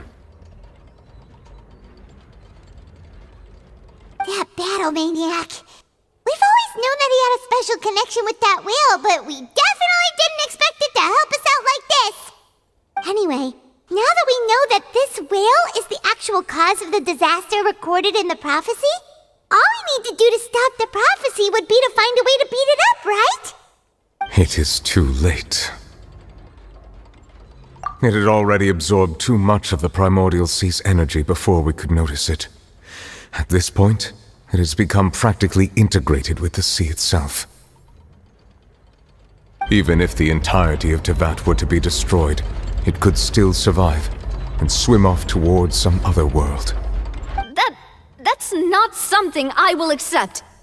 We've already done everything we can, and we even found the true culprit. We've come so far. You can't just tell me that the last hurdle is some impossible foe. That's just not fair.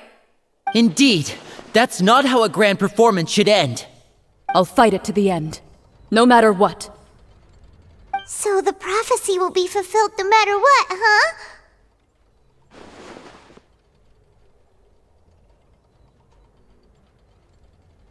The prophecy. Yes, what has been prophesied will be fulfilled. You may view such things as the history of the future.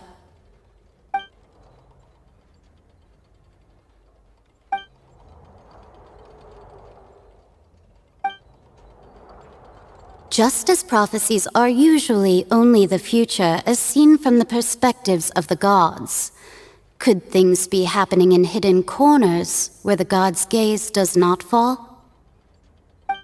Ultimately, fate shall serve as your only guide, no matter what will happen in Tevat's future.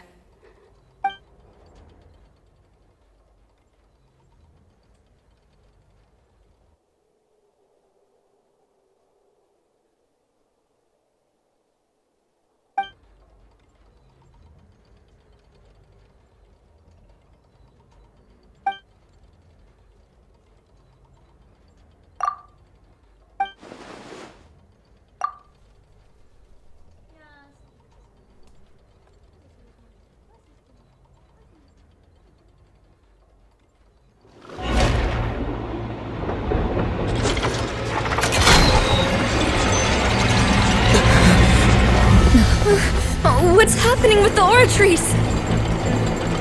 I believe it is preparing to carry out the death sentence.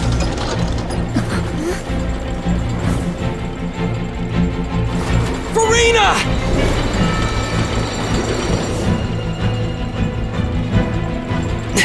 No, I still need answers.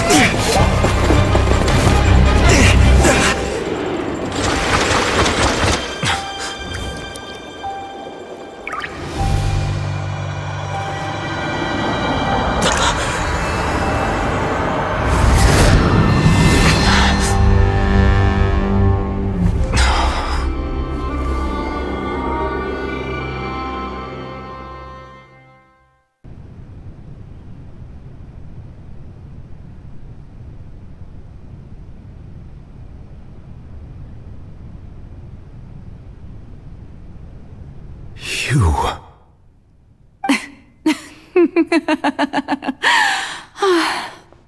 Sorry.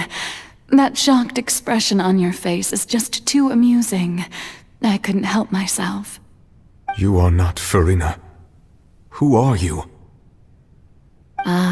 The sweet sound of bewilderment. Marvelous. A sure sign that my attempt to deceive everyone was a resounding success. But to answer your question, I am Focalor. You know, the god. Focalor? Why did you deceive us? Oh, that wasn't my goal, of course. Goodness, no. But I had to fool everyone else too, if I was to stand any chance of deceiving the heavenly principles. Deceiving the heavenly principles? It's all because of that pernicious prophecy. Dreadful, wasn't it? Everyone doomed to dissolve. Fontaine condemned to be flooded. One was not amused. In fact, one was positively bemused when that problem was thrust upon me by my dearest predecessor. That's the former Hydro Archon Egeria, for the uninitiated. It hardly gets more disastrous than a preordained national catastrophe, now does it? She knew full well that the prophecy would surely come to pass. And as one of the seven, she also knew full well that one defies the heavenly principles at one's peril. So yes, as you have no doubt surmised, it was a rather impossible situation that I found myself in. I spent a terribly long time mulling it over, alone on the ocean floor. And I was almost growing barnacles by the time I finally realized there was only one possible solution to this confounding conundrum. I had to outwit the heavenly principles, allow the prophecy to be fulfilled, ostensibly at least, while saving everyone at the same time. I'm a genius, I know. I can only assume that's why Egeria chose me as her successor. Although, looking back now, it was hardly the inheritance one dreams of. Between the task of saving the nation, the quotidian duties of the Hydro Archon, and not to mention the original sin of creating a new race of humans, I dare say she left me quite a colossal mess to clean up. But one can only play the hand one is dealt. I did not choose this, any more than I chose to be one of her Oceanid familiars. So you were also once one of the Oceanids, transformed into a human by Egeria's hand? Yes, I was. I always dreamed of becoming human. And I still do, even now. In my eyes, to be human is to be part of the greatest opera ever known. After becoming a god, I separated my divinity from my body and spirit, leaving behind only a self that was as naive and bewildered as my past self on her first day as a human being. The me you see before you now is that divinity, and the human counterpart I left behind, I named Farina. She could feel joy, sorrow, and everything in between. She could be as vain and conceited, or as meek and vulnerable as she wished. Her strengths were of a kind only a human could possess, as were her shortcomings. But in my eyes, Farina's humanity was what made her perfect. She was perfectly human in every way. The person I always wanted to be. Anyway, so then I cursed her. All part of the plan, of course. The plan to deceive the heavenly principles. Do you still remember the final scene of the prophecy? The Hydra Archon alone, weeping on her throne. In order that the prophecy might appear fulfilled, I invited Farina to be an actress, to play the part of the Hydro Archon in the prophecy. under the curse I placed on her, so long as I, Focalor's divinity, continued to exist, she could not die. But nor was she free to live her life in the pursuit of happiness. Instead, she was forced to take the stage in the opera house, to embrace the role of leading lady, to forever play the part of the god from the prophecy, all to create a deceitful appearance of that prophecy coming to pass. I suppose now you probably understand why your court is called the Opera Epiclese. But Farina is only human, isn't she? Even though she has had a long life, her mind is no stronger than that of any other ordinary human being. I cannot begin to fathom what she has had to endure. It must have been torture for her. It has indeed. And although she is, in a sense, me in human form, I most definitely owe her an apology for it. It's been 500 years, and all along, she's been playing her part in the most unimaginably long, unbearably lonely, and agonizingly painful opera of all time.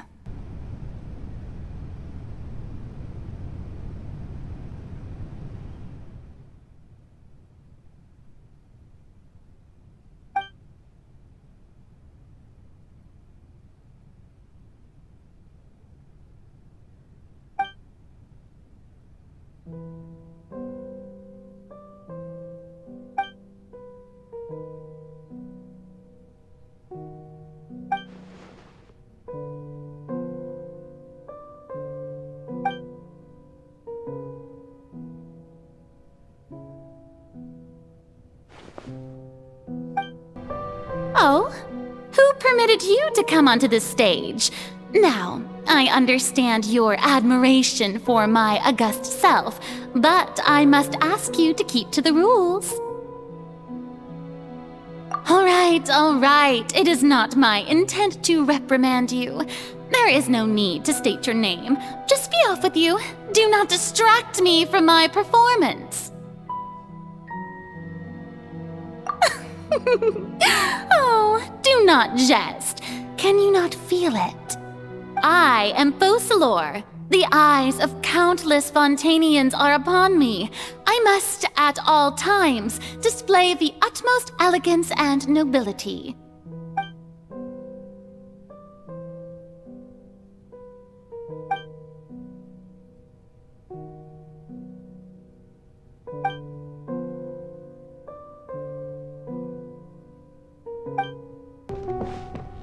Dear audience, the performance is experiencing a technical difficulty, but worry not. The guards shall resolve it soon enough. Hey, what gives? The audience is still watching me, you know. Guards? Wait, where are the guards? Guards!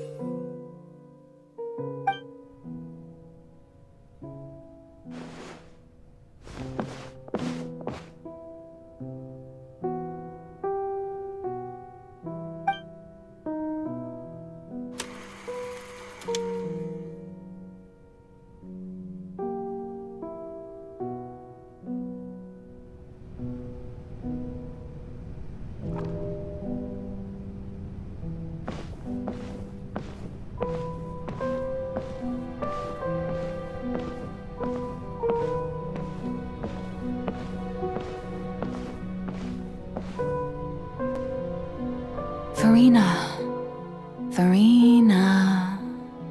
Huh? Who's that? Who's calling me?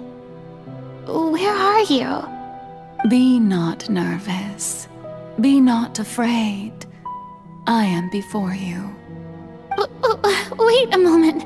You're near me? How can this be?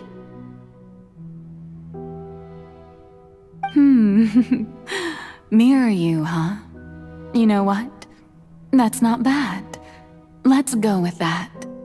Mirror me. What do you wish to say? The prophecy. Have you heard of it? What prophecy? Wait. I know. I don't know why, but it's in my head somehow. The people will all be dissolved into the waters, and only the Hydro Archon will remain, weeping on her throne. Only then will the sins of the people of Fontaine be washed away. Oh, very good. You know it well. What's going on? I can't seem to remember anything clearly. The only thing I know for sure is this prophecy. Will it really come to pass? Yes, it will. And that is why I've come to you. Disaster will come to Fontaine sooner or later. Things will develop just as the prophecy declared. There is no escaping it. But doesn't that mean everyone will die? I'm a Fontainian just like them. Will I dissolve too? Oh, don't worry. Magical meetings exist in this world precisely to give people a chance to turn things around. It is the reason why you met me today. I will tell you how to save everyone, but you may have to suffer somewhat.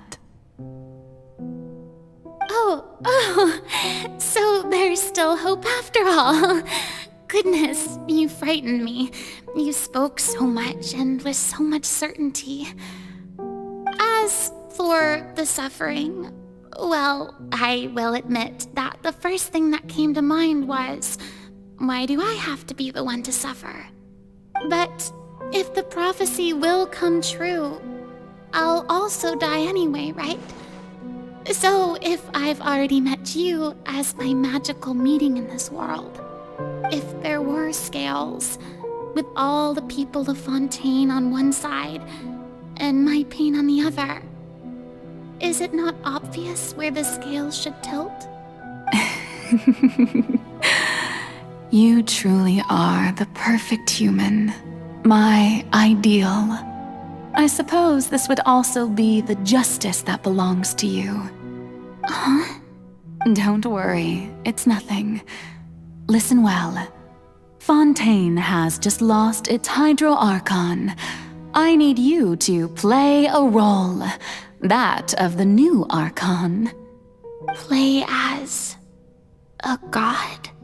That's right. You must begin a never-ending masquerade. You must never let anyone suspect your identity. If you can keep it up, then I shall have my way of defying this prophecy. But should your identity be revealed, then all hope will be lost. But how will I do this? A human assuming the role of a god without being exposed. Don't worry. What you must do is not to turn yourself into a real god. You simply need to play the role of a god as humans imagine them to be. Being a human yourself, I'm sure you already know what such an entity would be like. Remember, your true challenge will not be pursuing divinity, but contending against humanity. I'm still not sure I understand, but I'll try. I'll try to do this. So, how long am I going to have to play this role? To accomplish this mission, you will have to stay on the stage for many, many years. You will endure and not grow old until your task ends. But I promise you, all will eventually end in a magnificent and dramatic trial, and everyone will be saved. A trial, huh? How exciting. I'll be looking forward to it.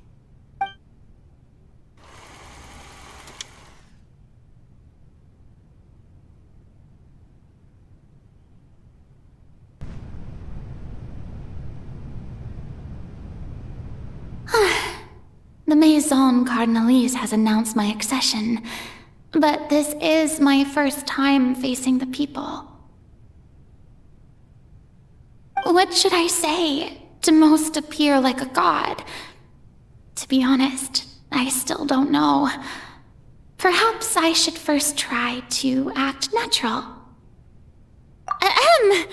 Ladies and gentlemen, good evening, and welcome to the Opera Epiclese. I'm sure you've all heard about how I have taken on the role of Hydro Archon. Indeed, I am Verena de Fontaine, your new Archon. In truth, I know little about becoming a nation's new god, but it will be my honor to guide you all. As the god Focalor, the god of justice, I shall do all within my power to lead you into an age of fairness and justice. Once again, thank you all for coming. If you should have any questions or suggestions, please send them to the Maison Cardinalise. The future of Fontaine will require us to work together, after all. This should do it. I thought I might stammer, but thankfully, I was able to convey my thoughts just fine. Okay, and next. That's the new Hydro Archon. Is this some kind of joke by the Maison? I would have thought that a being that surpasses humanity would be a bit more assertive. Hey, did you hear that? She even told us to send her suggestions there at the end. Shouldn't gods be all-powerful? She's being so modest. What's the difference between her and an ordinary person, then? If you ask me, perhaps the succession didn't actually happen. She might just be a Maison back puppet. Wait, what's going on? Why is everyone suspecting me of being a fake? Oh, this is bad. If I get exposed here, there'll be no saving the people from the prophecy. Right. Mirmi said that I just need to play the role of a god as humans imagine them to be. Calm down, Verena. Think. What do the people want? How would they imagine a god to speak and act? Assertive, with a strong sense of presence. One who can dispel all doubt. That is the character I'm fated to play.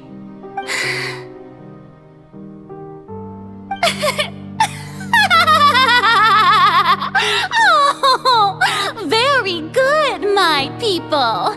Only ones such as you are deserving of my rule. Now, I was wondering if some weak puppet were to one day come onto the stage and claim ownership of this opera house, would the children of Fontaine follow them? Well, it seems that you would all see right through them. Having passed my test, you are qualified to witness wondrous trials alongside my august self, here in this opera house. You may consider my previous act a door gift of sorts. I thought it was a debut that suited the atmosphere. Now then, let us be reintroduced. Ah, so that was just a performance. How could I have forgotten that we were inside an opera house? Her personality.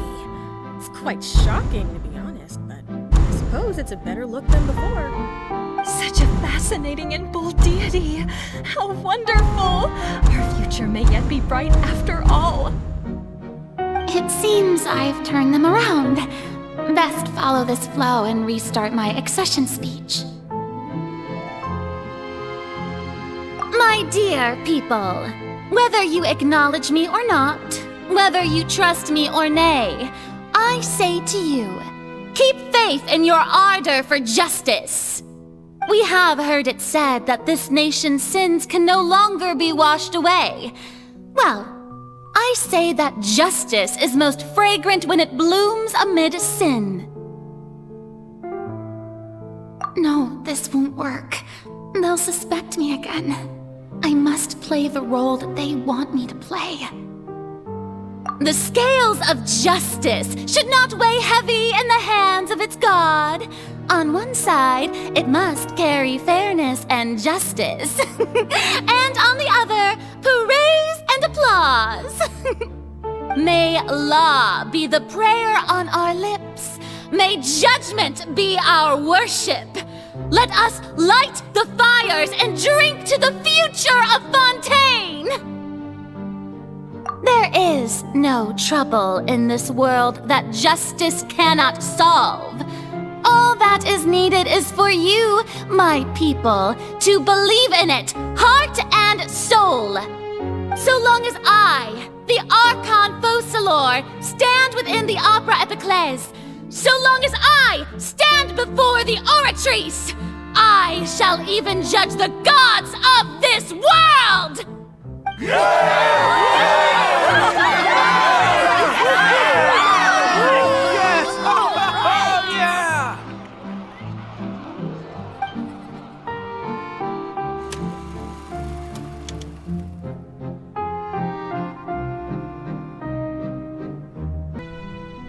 Lady Farina, here are today's case reports, as well as a summary of the follow-up for your perusal. Come now, was I not just at the Opera House in person? Leave these kinds of things to Neuvillette. Besides, none of these trials were the one that I'm looking forward to the most. If I may be so impertinent, what kind of trial are you truly looking forward to? A magnificent, dramatic, and wondrous trial. A trial to end all things. How could you hope to understand?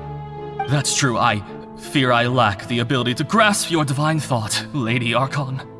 No need for fright, and do not take what I said before too seriously. Go now, do your duties. The trial I await. It will come one day. Lady Farina, I don't know what to say. Thank you for agreeing to see me. No need to thank me. Or rather, thank your own sense of perseverance instead. Long have you stood in line to meet me, have you not? Oh, I'm afraid that's just an inevitable consequence of my divine charm. All right, Deoteria, is it? How is your son's illness? You remembered me, and you knew of my family, too. He is doing much better now. In fact, he is far more of an ardent believer than I. He was the one who forced me to seek an audience with you, and to bring your words back to him. Oh, good. Very good. If this should happen again in the future, please do not hesitate to come and tell me. Going down to citizens' homes every so often, while not usual practice, should serve as a fine change of pace. Oh, you're such a gentle and wise god. Thank you once again, on behalf of my son.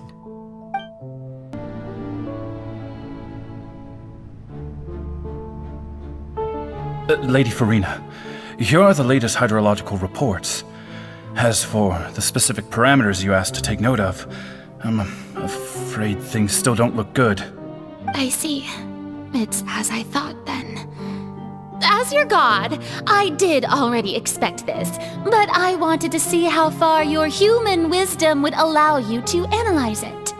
All manner of signs indicate that the prophecy will still come to pass. Forget it. That's not something you need to worry about right now. Well, as I understand it, the Fontaine Research Institute is also trying to find a way to counter the rising water levels. Really? Have they found anything? I'm afraid that they haven't found any effective solution thus far. Oh, is that so? Well, no wonder. This issue has reached the realm of the gods, after all. Still, their spirit is praiseworthy. The day is finally over. I haven't had a moment to breathe this whole time. But it's good to see that everything's getting on track. There are no longer any voices of suspicion. Maybe this is fine. I just need to keep going, and everyone will be saved. Alright, Farina, don't think too hard about this. You need rest. Tomorrow's a new day.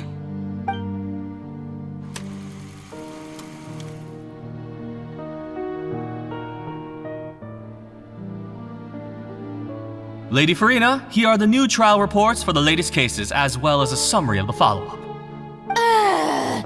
There'll be no need for that. I've seen them already. There's no need to go back over scenes I've witnessed in person before. Lady Farina, I've waited so long for this chance to see you in this manner. Indeed, my dear, loyal citizen. This joyous moment is an honor for us both. Lady Farina, we're detecting significant hydrological anomalies near Poisson. Understood. Keep monitoring. Keep me informed should anything come up at the Institute.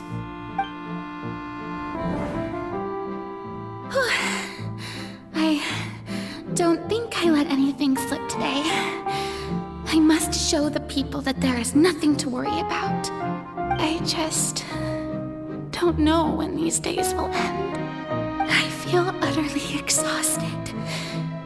Best to rest early today, too.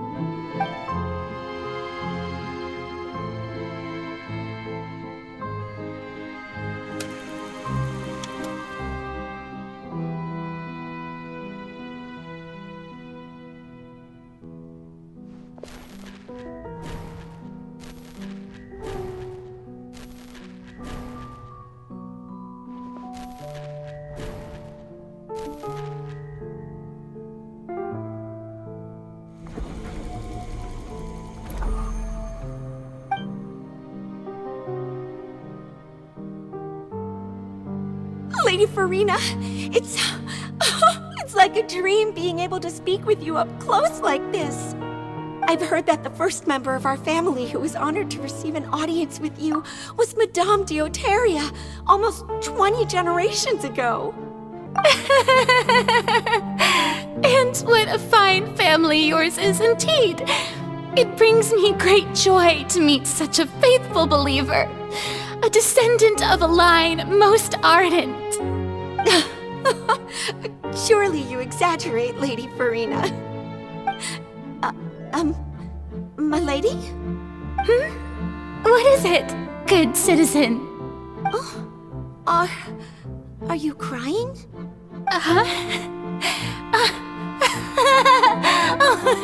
Really now?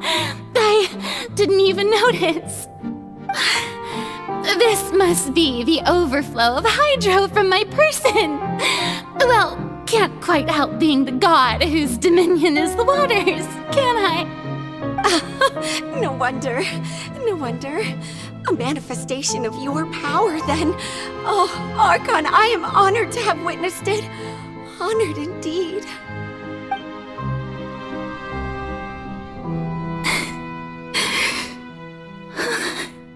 So interminable.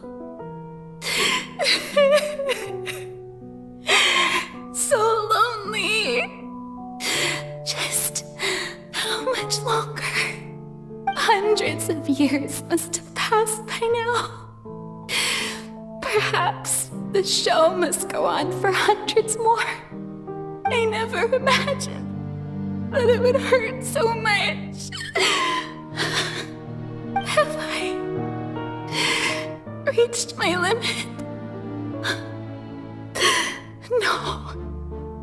Perhaps I reached it long ago. Today I didn't even notice my own tears. I want to tell someone, anyone, about this. But would that not destroy all I've done so far? I've conducted so many investigations across the centuries, but there's not even a sliver of hope that we might break the prophecy. All I can do is keep heart. I must maintain this act. It is the only way to save Fontaine. Please, mirror me. You have to succeed.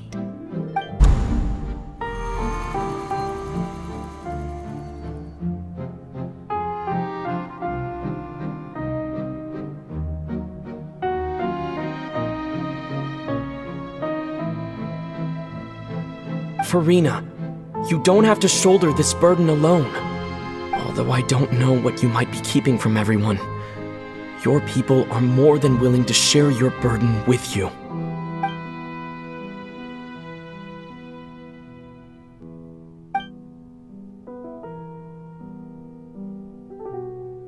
Share my burden. That's impossible. It was fated right from the start that this would be my duty alone. But even if your burden doesn't need to be shared, you can still choose to confide in someone. Just share it with me. I'm what you'd call a witness. A witness? Yes, I've heard that you came to Tevat from beyond the stars, yes. In other words, you never belonged here. And if Tevat is, in its entirety, a show on a stage, then you're just a spectator, aren't you? If that's the case... He's right. I could confide in him, couldn't I? But if things don't play out as expected, the people of Fontaine will be the ones to pay the price. No, Furina, you shouldn't be selfish. But what if it's really all right? Furina, you've worked so hard for so long. Surely it would be okay to put yourself first for once. Just this once. Is it such an outrageous thing to do anyway? To find someone in whom you can confide your frustrations and sorrows? Surely it could not hurt. If you let this opportunity slip through your fingers, it might never come by again. Think about it long and hard.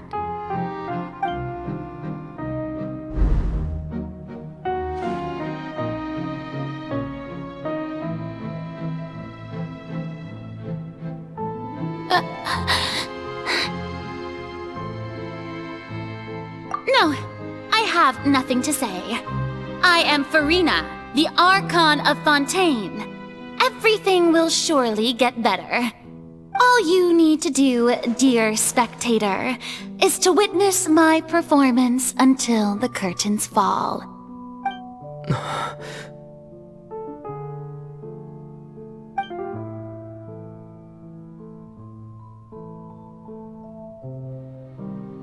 Fine.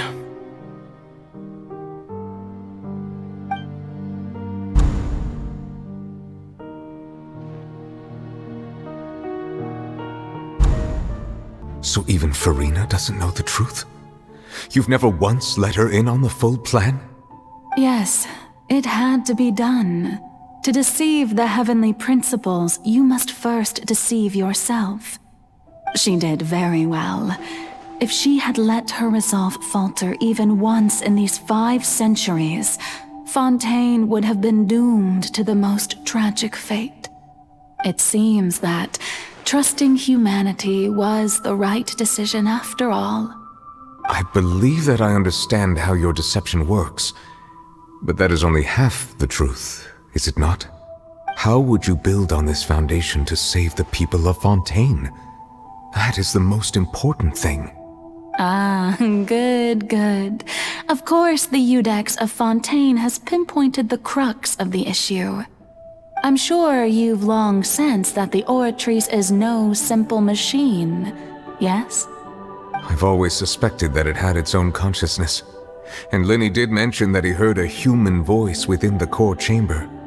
It now seems that that person was you, hidden within the machine all along. Am I right? And then I became one with the Oratories, taking Fontaine's gnosis with me. Yes, it would seem so, wouldn't it? Alas, your understanding of this device still lacks sufficient depth. In truth, it is no enactor of justice. It is, in fact, a device created to kill the god of justice. I beg your pardon? Oh, you have it. And to be more precise, not only will the Oratories take down the god of justice, it will also take down the divine throne upon which she has been placed. I mean, did you think I would be the sort to enjoy peaceful repose while Farina suffered? My work over these last 500 years has been to constantly accumulate indemnitium within the Oratories. But really, some have already discovered that only a small fraction of the energy generated by the device was ever used to provide power to Fontaine.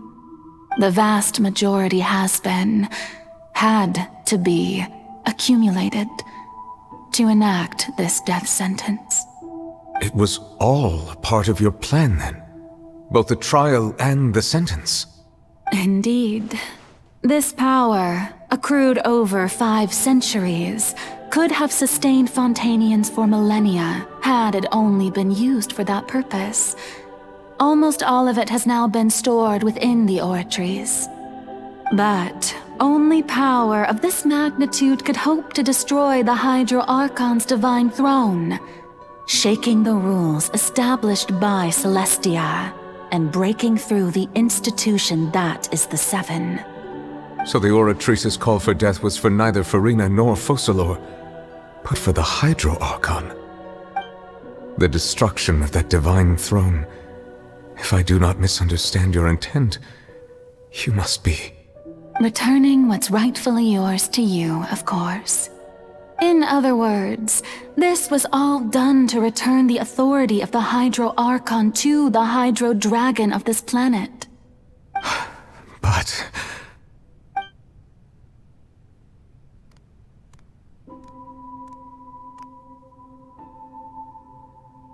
Oh, what? Getting sad again, are we? The authority of the ancient dragons shall soon be yours once more, O Hydro Dragon Sovereign. And this is the face you make. All you've done throughout the years is just so you can sacrifice yourself at the very end. I've never quite seen it that way, you know. Even now, I'm quite pleased at how well my deception worked.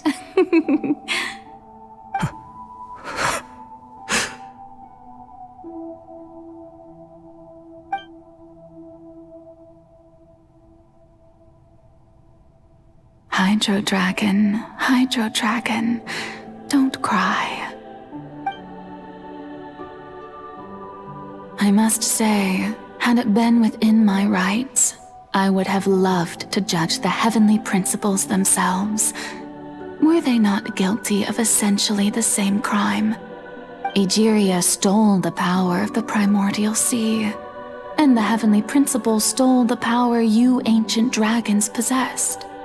I, for my part, am the god of justice.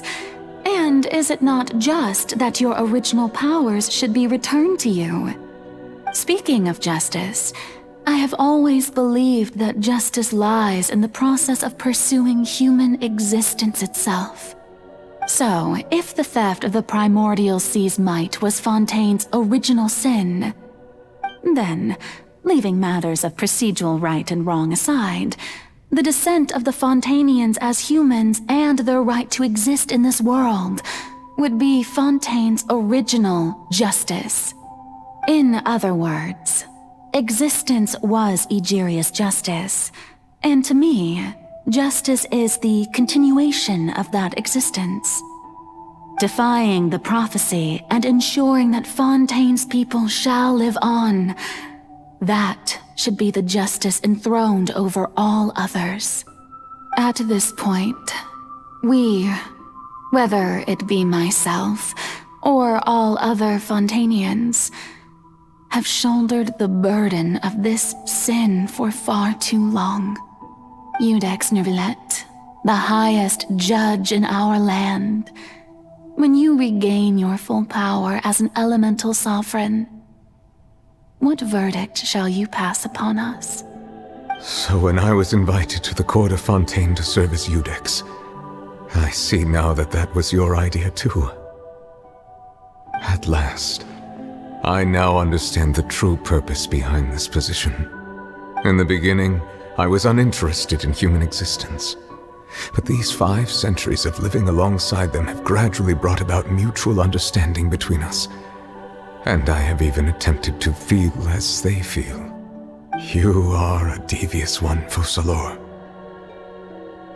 Things being as they are, surely you know that I could never declare them to be guilty.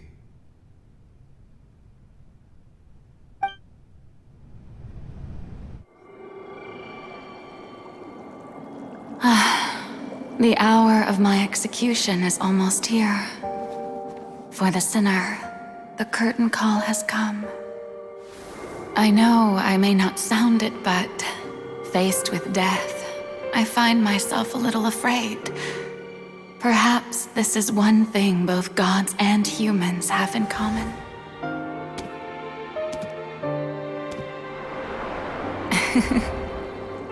Farewell, Neuvillette. I hope you've enjoyed the part you played these 500 years.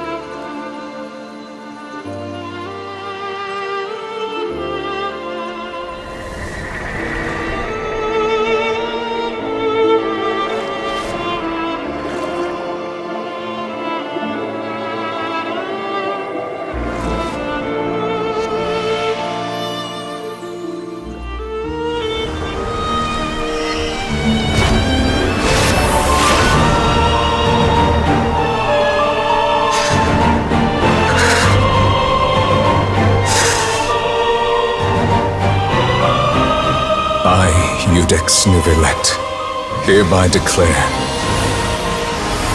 people of Fontaine, your sins are forgiven.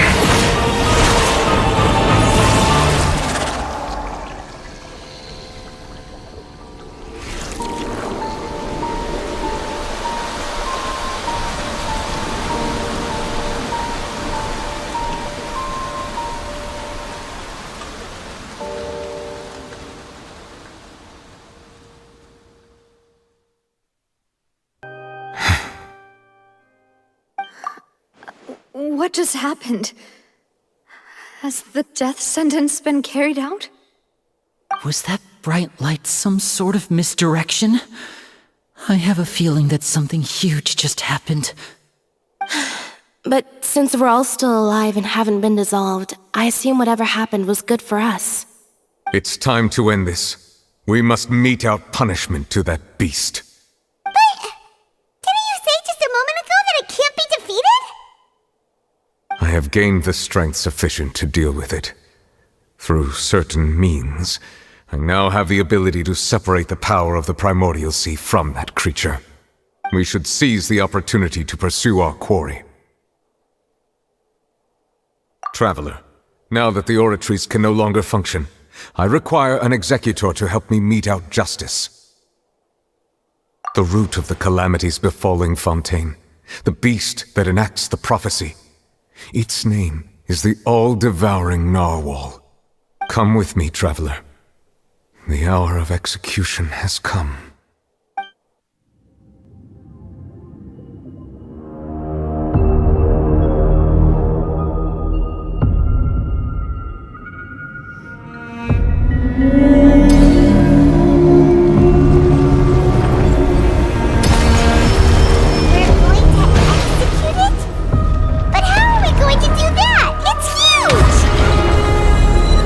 Done my best to separate the power of the Primordial Sea from the way. Considering the size of the beast, I cannot reach the power source.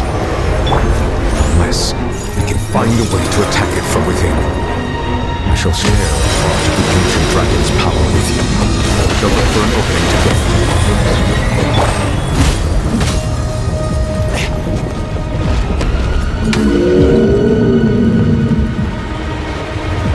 Swift and merciful!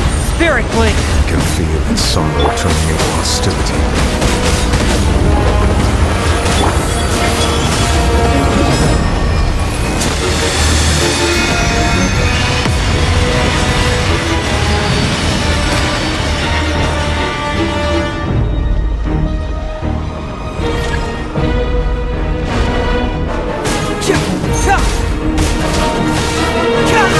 The all-devouring narwhal cannot resist its instinct to devour. Continue to trigger its hostility. Chance will present itself. Show begins.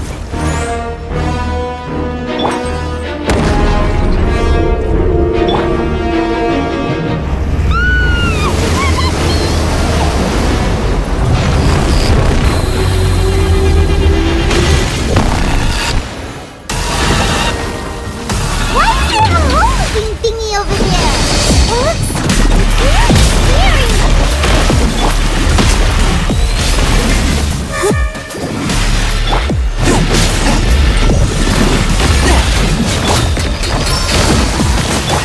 Terra Smash! I have granted you my protection. Do not fear. Seize the moment and use my power to suppress its root from within.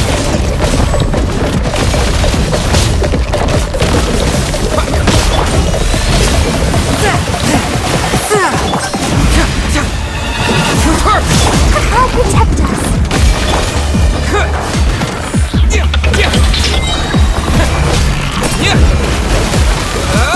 To dust! Submit for judgment! Get moving! Bring it on!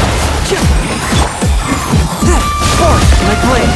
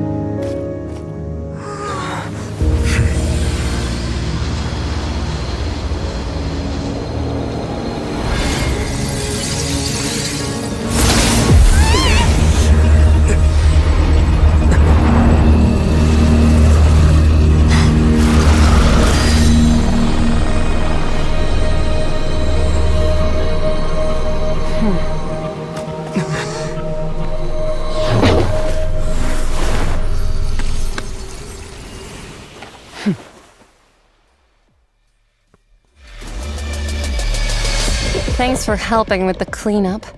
It should have been my job, but... oh well. It was just supposed to be a short private training session for me. I didn't think that my disciple and my master's pet would start brawling in the meantime. Well, actually, I had a feeling that it would happen at some point, but they bumped into one another earlier than I thought. What a blunder. I suppose I'll have to swing my sword 3 million times as penance. That power.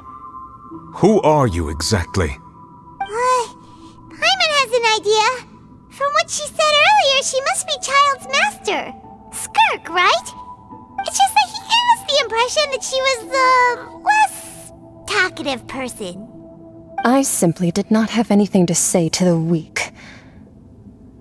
But you, on the other hand, managed to defeat the all-devouring narwhal without using power from beyond this world. So you may speak to me as equals. I have to agree. It's a strange use of a planet's primordial waters just to raise an all-devouring narwhal. That kind of power is wasted on it. It's not cooperative. It eats too much. And I have more important things to do with my time than pet sitting.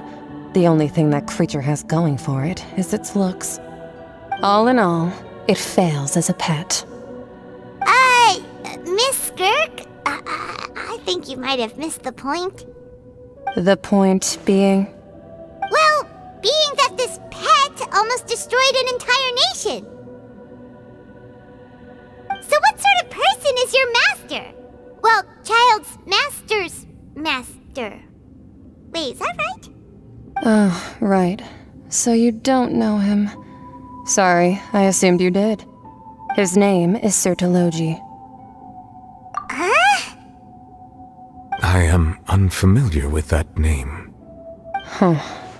So Master isn't sufficiently famous. How should I describe him then? Have you heard of the name The Fowl? The Fowl? Still nothing? Well, how about the Visionary?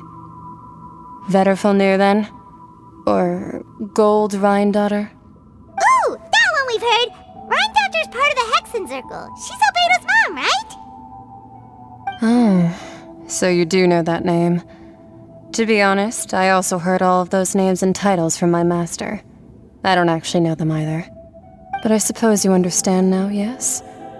My master is likely a similar sort to Rhine-Daughter.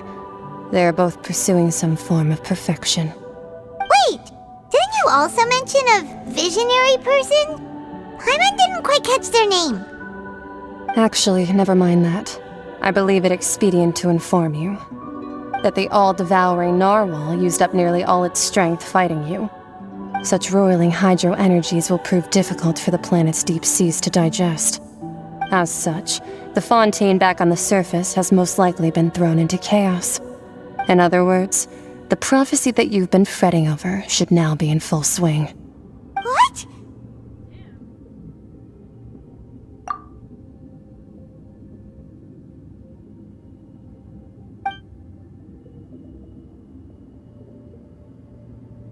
Not to worry. Focalor has already managed to deceive the heavenly principles.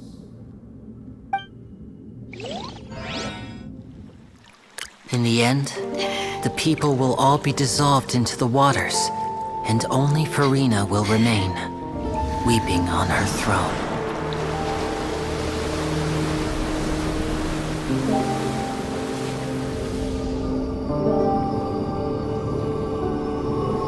Only then will the sins of the people of Fontaine be washed away.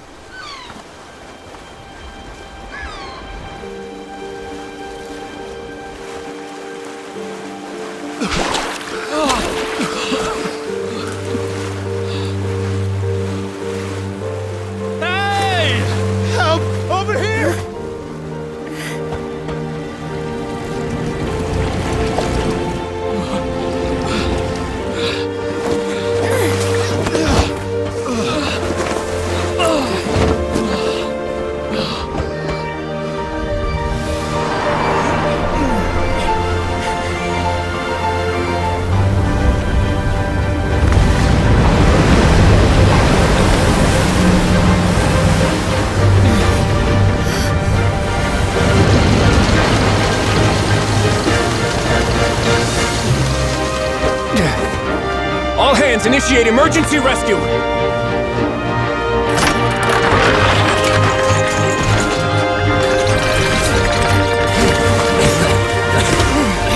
Hurry!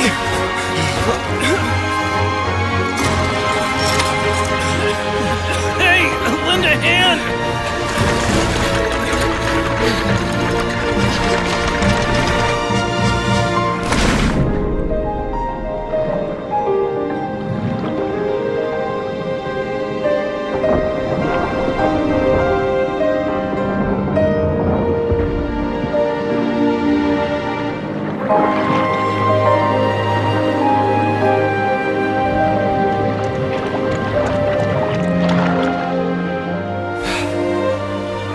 Look!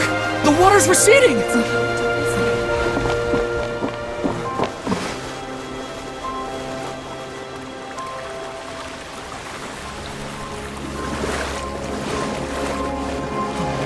It's a miracle! Water's receding. We didn't dissolve. The prophecy was wrong. The prophecy was wrong.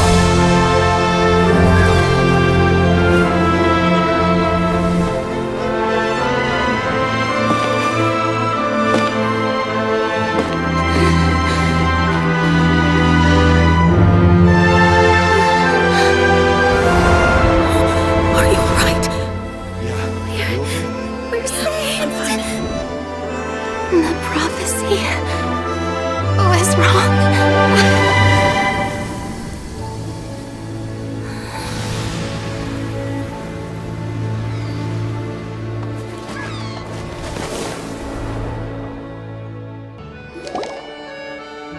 The Soul renewed. The Spina di Rosula talks post-disaster rebuilding. I recently visited Poisson to meet with Miss Navia, spokesperson of the Spina di Rosula, and we spoke about Poisson's present and future. Old soil can still give birth to new bloom, Miss Navia stated. Hope is like seeing a small cookie when you're starving late at night. You just need a little of it. Skyship Winglet, boon or bane of the Fontaine Research Institute. The various disputes that have arisen on account of Mr. Edwin have suddenly become a shield over the Institute, with Jurier turning out to be a once overlooked hidden gem. People always call the first researcher mad, but few know what to call the second. And should that latter person achieve a miracle, they would find it all the harder to find a word with which to classify him and his team. Wow! Paimon barely recognizes the people in the reports. Are those really Jurier and Navia? They sound like real big shots.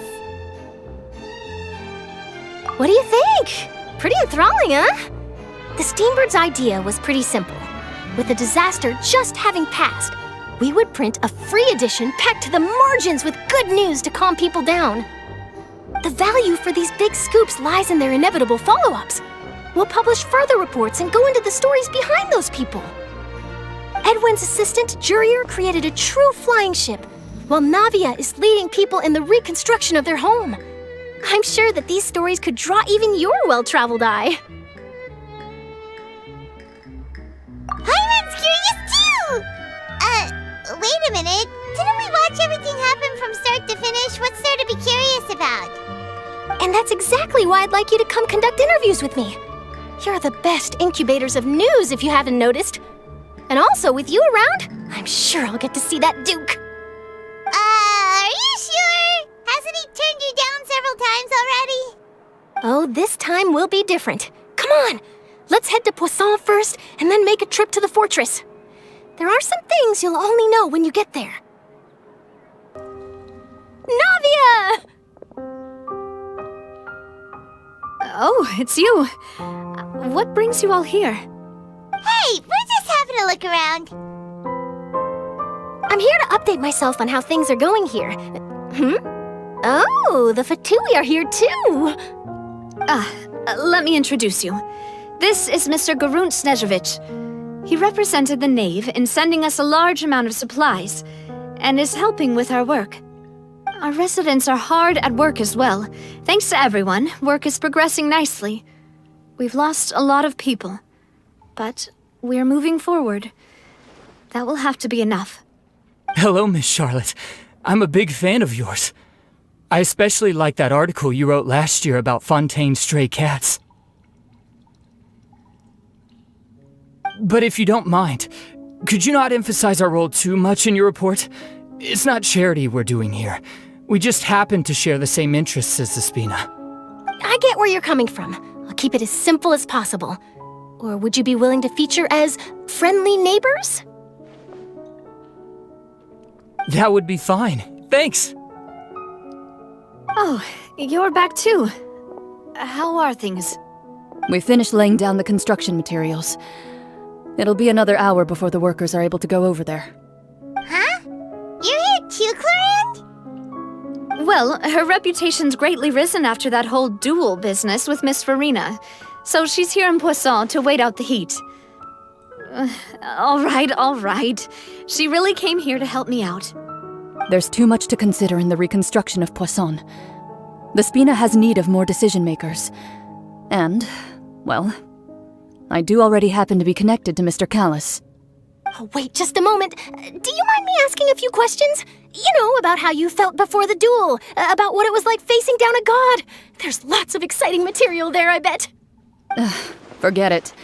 I'm sure you can find a better theme than that, Miss Charlotte. I see you're the same as always. Couldn't you do me a favor, for Navia's sake? Well, if we're talking about doing things for my sake, you might as well just take a few more photos of me. Or of the Traveler. It's better than wasting time persuading Clorinde, at any rate. Of course I will. I'm not gonna let him off that easy. All right, then everyone who wants to be in the photo, gather up. And smile.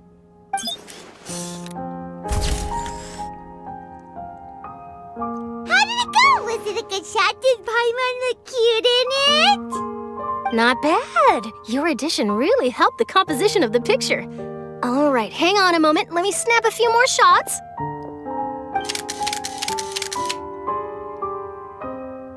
All right, that should do it. I'll be back here later anyway, so let's call it a day.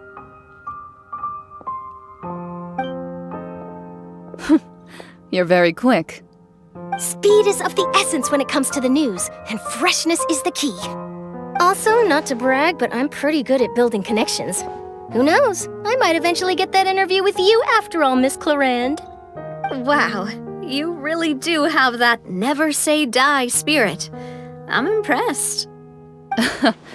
I'll hazard a guess that this is how you got that interview at the Fortress of Meripede. Whoa, you're well informed. Let me make a guess, too. I asked Sijuin, who told Monsieur Nervillet, and he told you, right? That's a very complete information chain.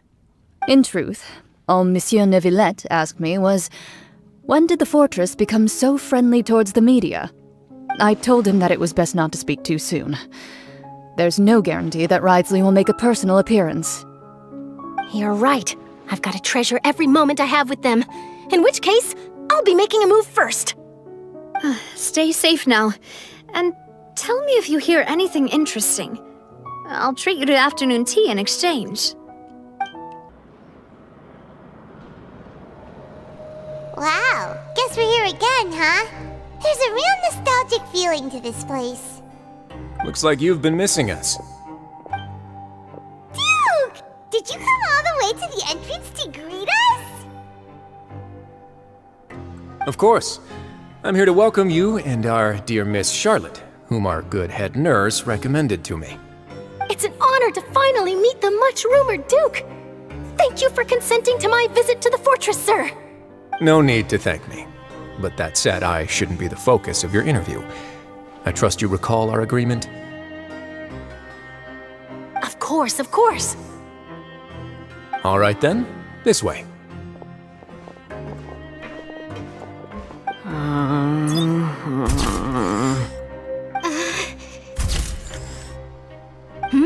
Hey, no need to be so nervous. I've already taken all the photos we need. Miss Charlotte, do these pictures really need to be published on the cover of the Steambird? It would seem that Miss Lorvine doesn't want her face to appear beside that of Mr. Jurier, Sir, please don't say things like that. But it looks like dear Mr. Jurier denies it. Might this interview be very important to you, then? No, I just... This is my first time being interviewed, and I'm very thankful to the Steambird for... Now, I might not look it, but I actually did meet Mr. Edwin once. And I'll be honest, I enjoyed chatting with you more. You've definitely got more of that genius vibe going on. The boat that brought about a miracle, the ark that saved the people. Why, you recreated a myth back there, like an emissary of legend. Still, if I might ask, where's that flying ship now? Huh! Looks like Charlotte's trying to get herself another exclusive scoop. I have to apologize, but that ship is presently in the bowels of our factory. I'm afraid it won't be easy for you to get a shot of it. Really? Well, then in that case, could I have an interview with you to make up for that loss?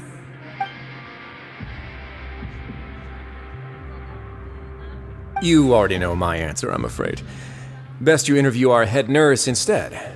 Or perhaps you'd like to take another photo of this couple of researchers? Did you really have to use the word couple? Well, then, 2 solo photos will do. Is my hair messed up?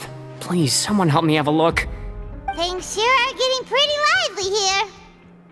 We've seen this kind of thing before. Oh, seems like everyone's here. Would any of you like to try this new drink I came up with? Ah, Siegeween.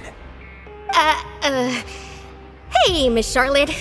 Why don't you, take some pretty photos of our head nurse? Sure. Come on, Miss Siegeween. Over this way. Let's find a brighter spot. Huh? Sure. Do I have to smile? So, how have things been at the fortress?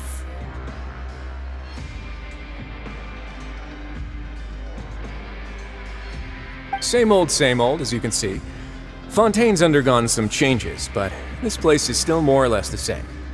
Other than that flying ship, it got a tad too much attention, I think. That's why I decided to let the interview go through. We should direct more public opinions toward the behind-the-scenes heroes. Am I right, Mr. Jurrier? Miss Lurvine? You're too kind, sir. I believe that you too should have your day in the sun. Not that you would want that, which is a pity. I'll just leave the spotlight to you two.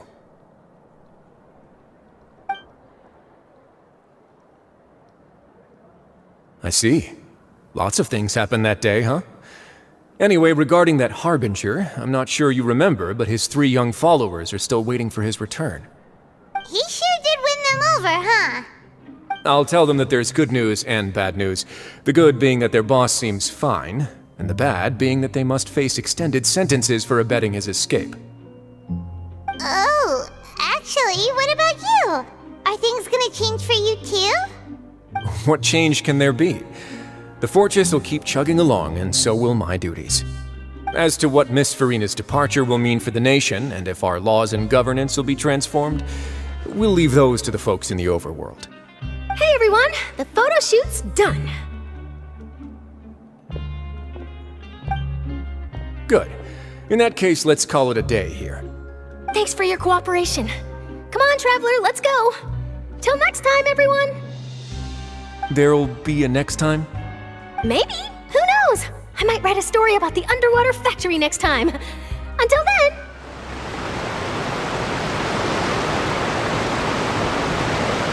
I didn't see them! They really are here! How did you know? Navia mentioned that she stayed in touch with Linny and the others after working together. Apparently, they've been at the docks distributing these strange pockets the whole time since. Traveler, Paimon. Ah, and Miss Charlotte, too. Would you like a magic pocket? What sort of gadget is it? It's a wondrous bag that can be used to carry many things. The water level has returned to normal, but if you see any of your things floating around, you can use this to carry them. Or you could trick a friend into doing it for you. Trick a friend?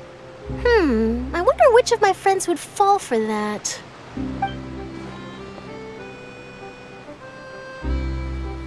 You could just make a friend like Fremine here.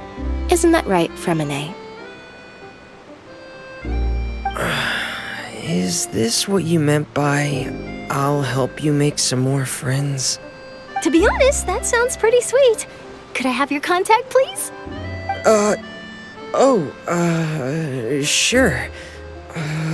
Please, write down my address. Lynette sure is working hard to help Fremine socialize. He was the one who proposed doing this.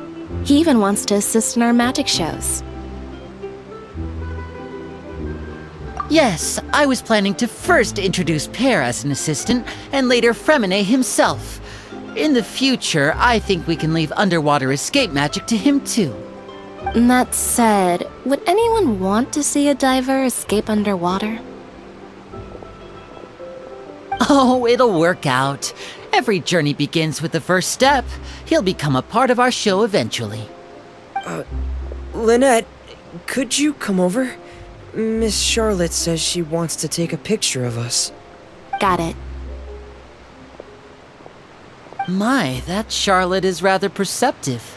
She got rid of everyone the moment she realized I had something to say to you. So, how have things been, traveler? Father says that you did a great deal during the latest events. She's very grateful for your contributions to Fontaine.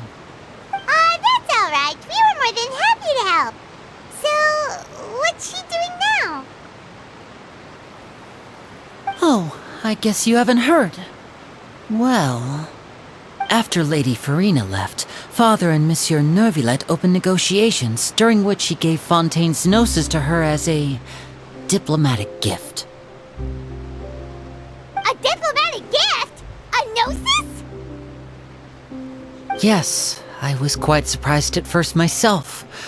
But when I thought it over, there were actually a number of things going for it. It could have been done as an apology for the incident with Lord Child, or as thanks for his help in tying the all-devouring narwhal down.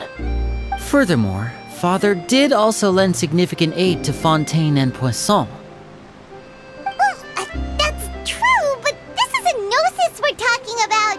Doesn't this seem a bit irresponsible? I would agree, but I've also heard that it seems that Monsieur Neuvillette has had a significant change of heart regarding the matter. So there's some reason for this that only Neuvillette knows about? I suspect you'll have to ask him about that yourself.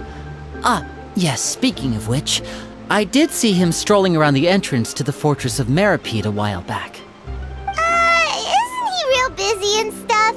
Paimon didn't think he'd have the time for that. But back to the topic. The gnosis was given to the knave, right? What about Child? They say that he's returned to Snezhnaya to recover from his wounds. I hear that the recent disaster really did a number on his health. That's true. When you think about it, we've had loads of run-ins with the Fatui. To think we'd be allied with them this time. So shocked by such a simple switching of sides?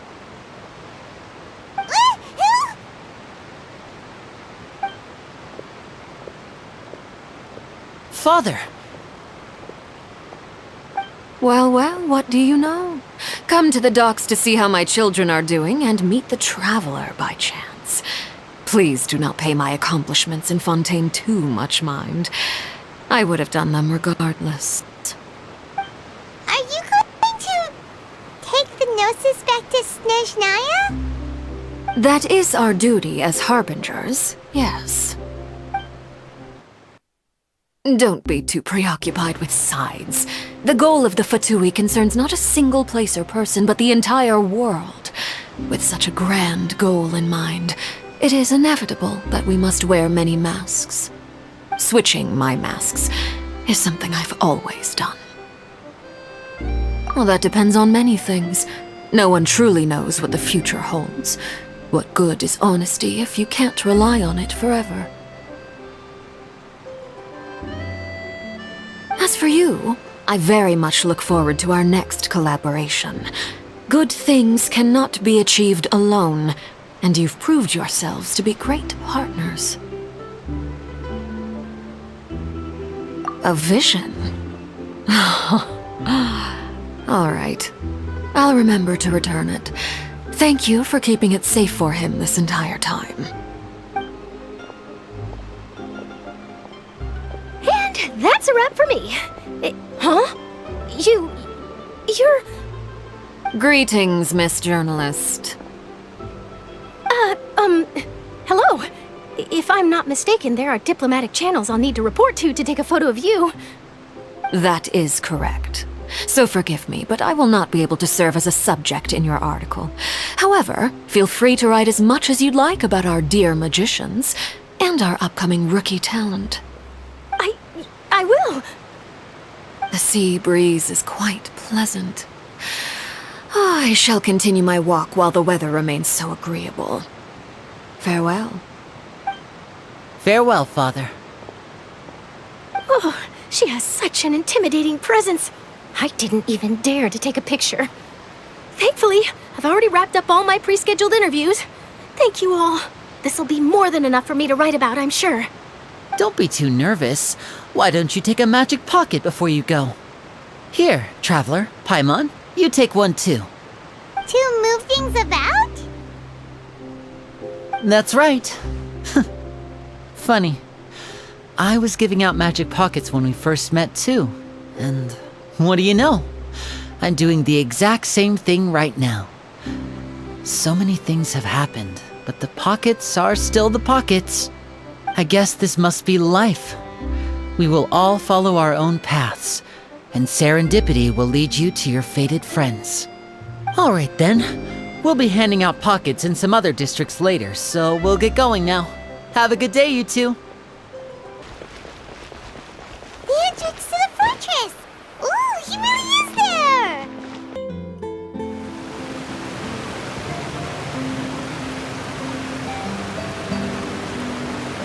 So, you really are here, Neuvillette! I didn't think you were going to have free time this hour of the day. Really? Oh, I suppose you must have met Mr. Linney. He took the time to greet me earlier when he passed this way. In any case, you came at a good time. I was just considering reaching out to you to set up a meeting, so I may explain some things that I haven't had the time to before. Aw, Paimon's glad that you remembered. Thank you for keeping us on your mind, what with you being busy and all. Alright, let's have it then. How was Fontaine actually saved? The whole business is still quite the mystery to us. It is strange how words can often leave a bitter taste in the mouth when it finally comes time to say them out loud.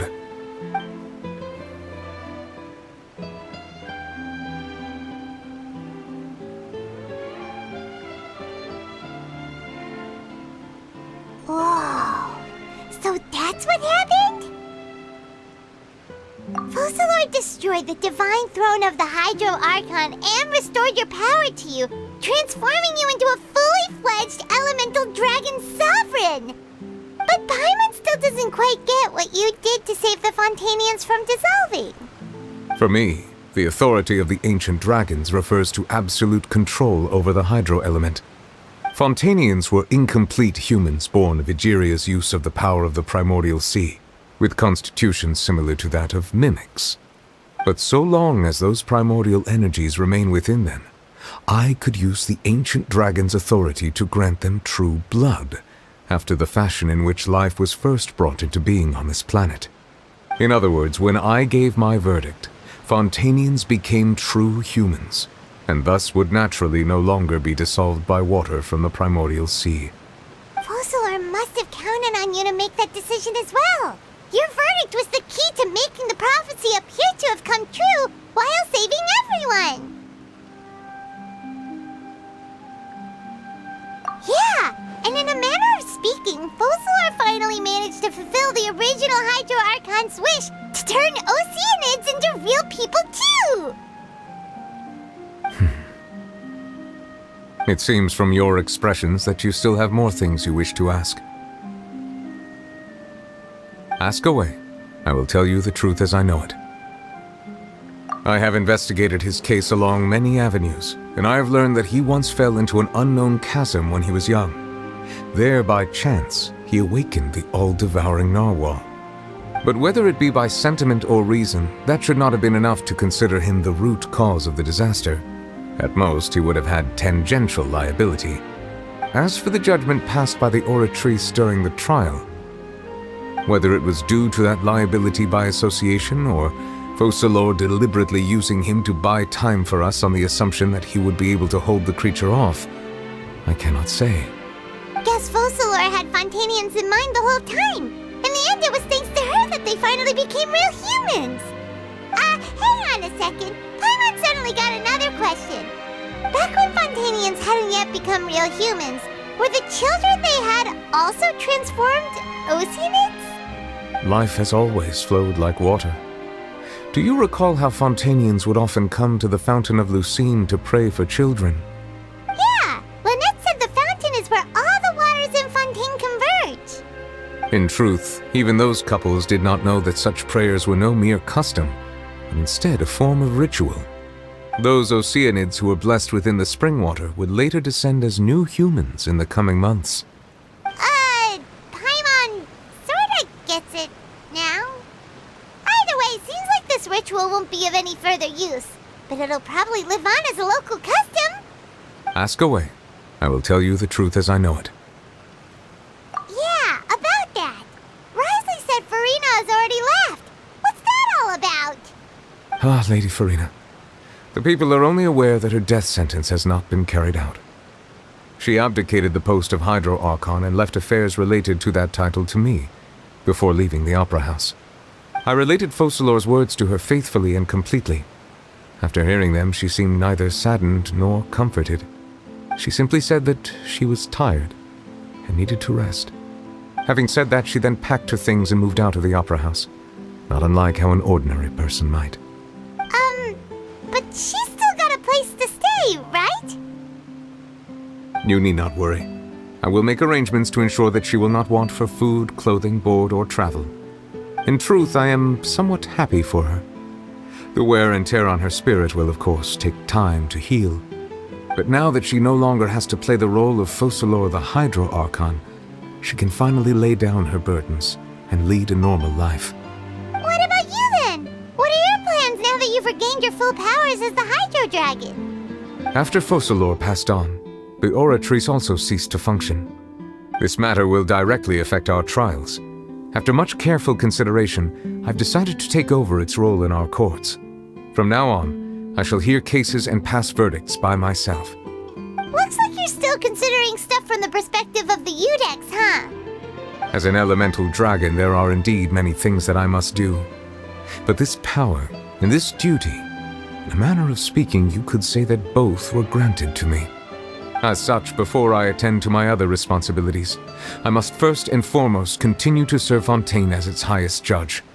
The duty of the Hydro Sovereign and the duty of the Udex shall coexist within my person. Additionally, the Hydro Archon's departure has brought about another problem, which is that the Opera House shall no longer produce indemnitium.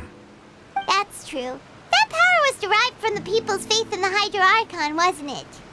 Wait, but the various mechs and machines in the city are all still okay. Where are they getting their energy from? As I am now, I have full command over New Musia, and it can serve as a complete substitute. Another reason why I cannot quite leave Fontaine immediately. Wow. This ancient dragon's authority stuff is really quite useful, huh? Ask away.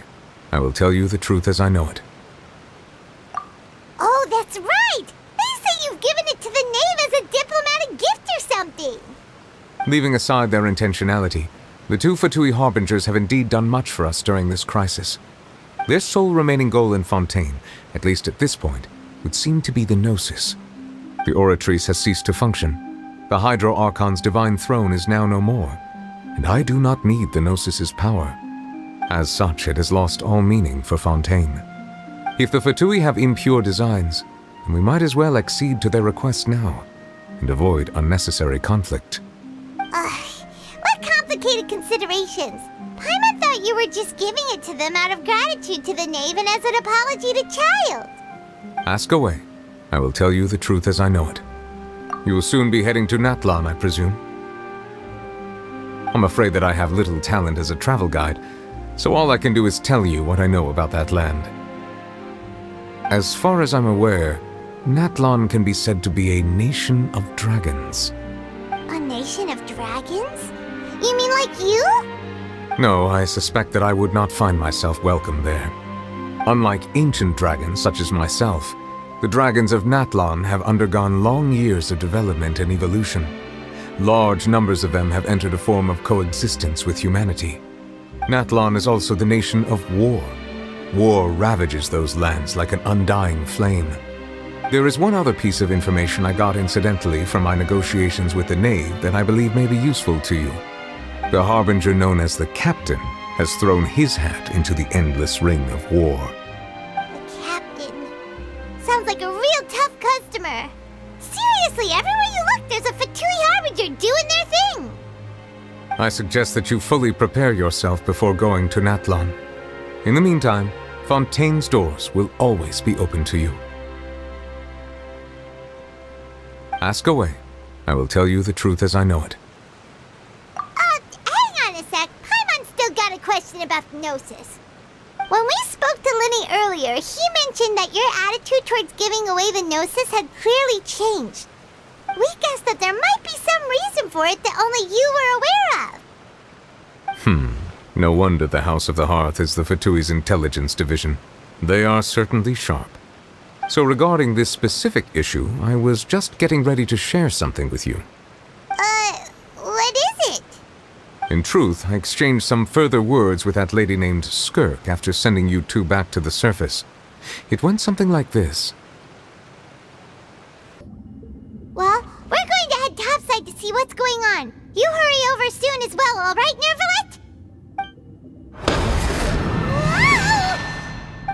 What next? The all-devouring narwhal isn't here, so I'm no longer getting any interference. I can finally catch the scent of your power, what it's made of.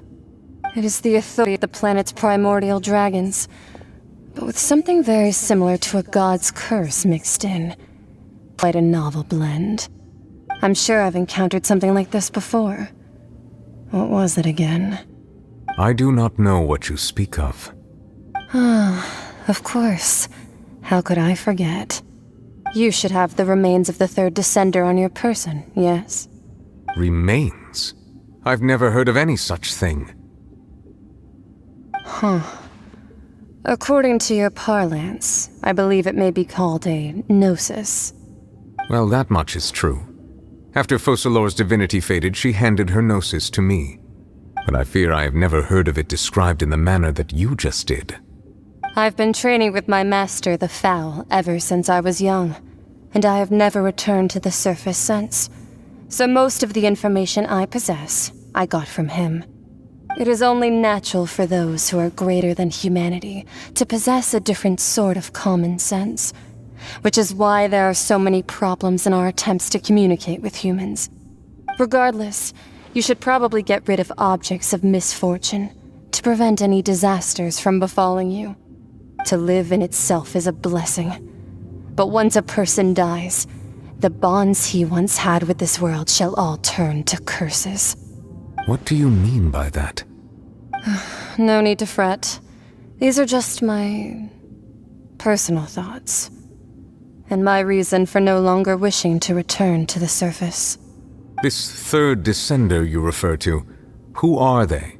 And when did they die? Master never mentioned them to me. Perhaps it just wasn't that important for me to know. If you're interested, though, I could ask him. I'll be sure to pass the answer on to you next time. Next time? You believe we will meet again? I do. Wait. I have a disciple of my own, don't I?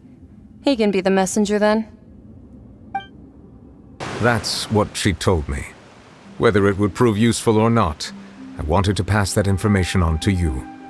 The remains of the third descender? So that's what the Gnosis actually are. Paimon just thought they looked like chess pieces. How could they be a person's remains?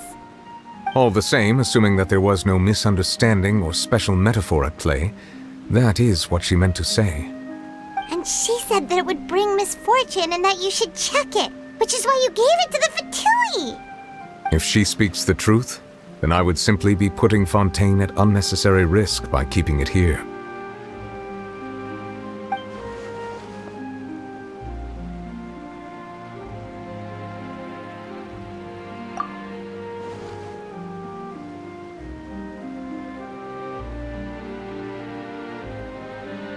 I had guessed that you might already be familiar with this concept, but I did not expect you to be one of them. That means that the Gnosis, which are exceedingly element-compatible and can even enhance elemental abilities, do indeed come from the third descender. I wonder, does your body also possess similar properties? Like being able to use elemental powers without a vision! That does sort of count as special compatibility, right? No, let's not think about this stuff right now. It just feels creepy. Comparing the Traveler to the dead third descender and all. That's what you say, but this topic still feels like bad luck. Once Child recovers, let's get some more answers out of him. Or go look for his master and get the answers that way. I too believe it unwise to make too many blind guesses when information is lacking. The same is true of being at court. Alright. Whatever the case, it seems like the crisis here in Fontaine's over for now. Yes. All of Focalor's efforts were for this moment as well. But she sacrificed herself in the end as a god, and she suffered through all those years as a human. Was that really what she wanted? I suppose that would be the mystery of a god's will. I suspect not. But once in a while I too would guess that if wishes were like the clouds in the sky, they will one day return to the earth as raindrops. Life flows like water, and rain is the final answer. The water levels may sometimes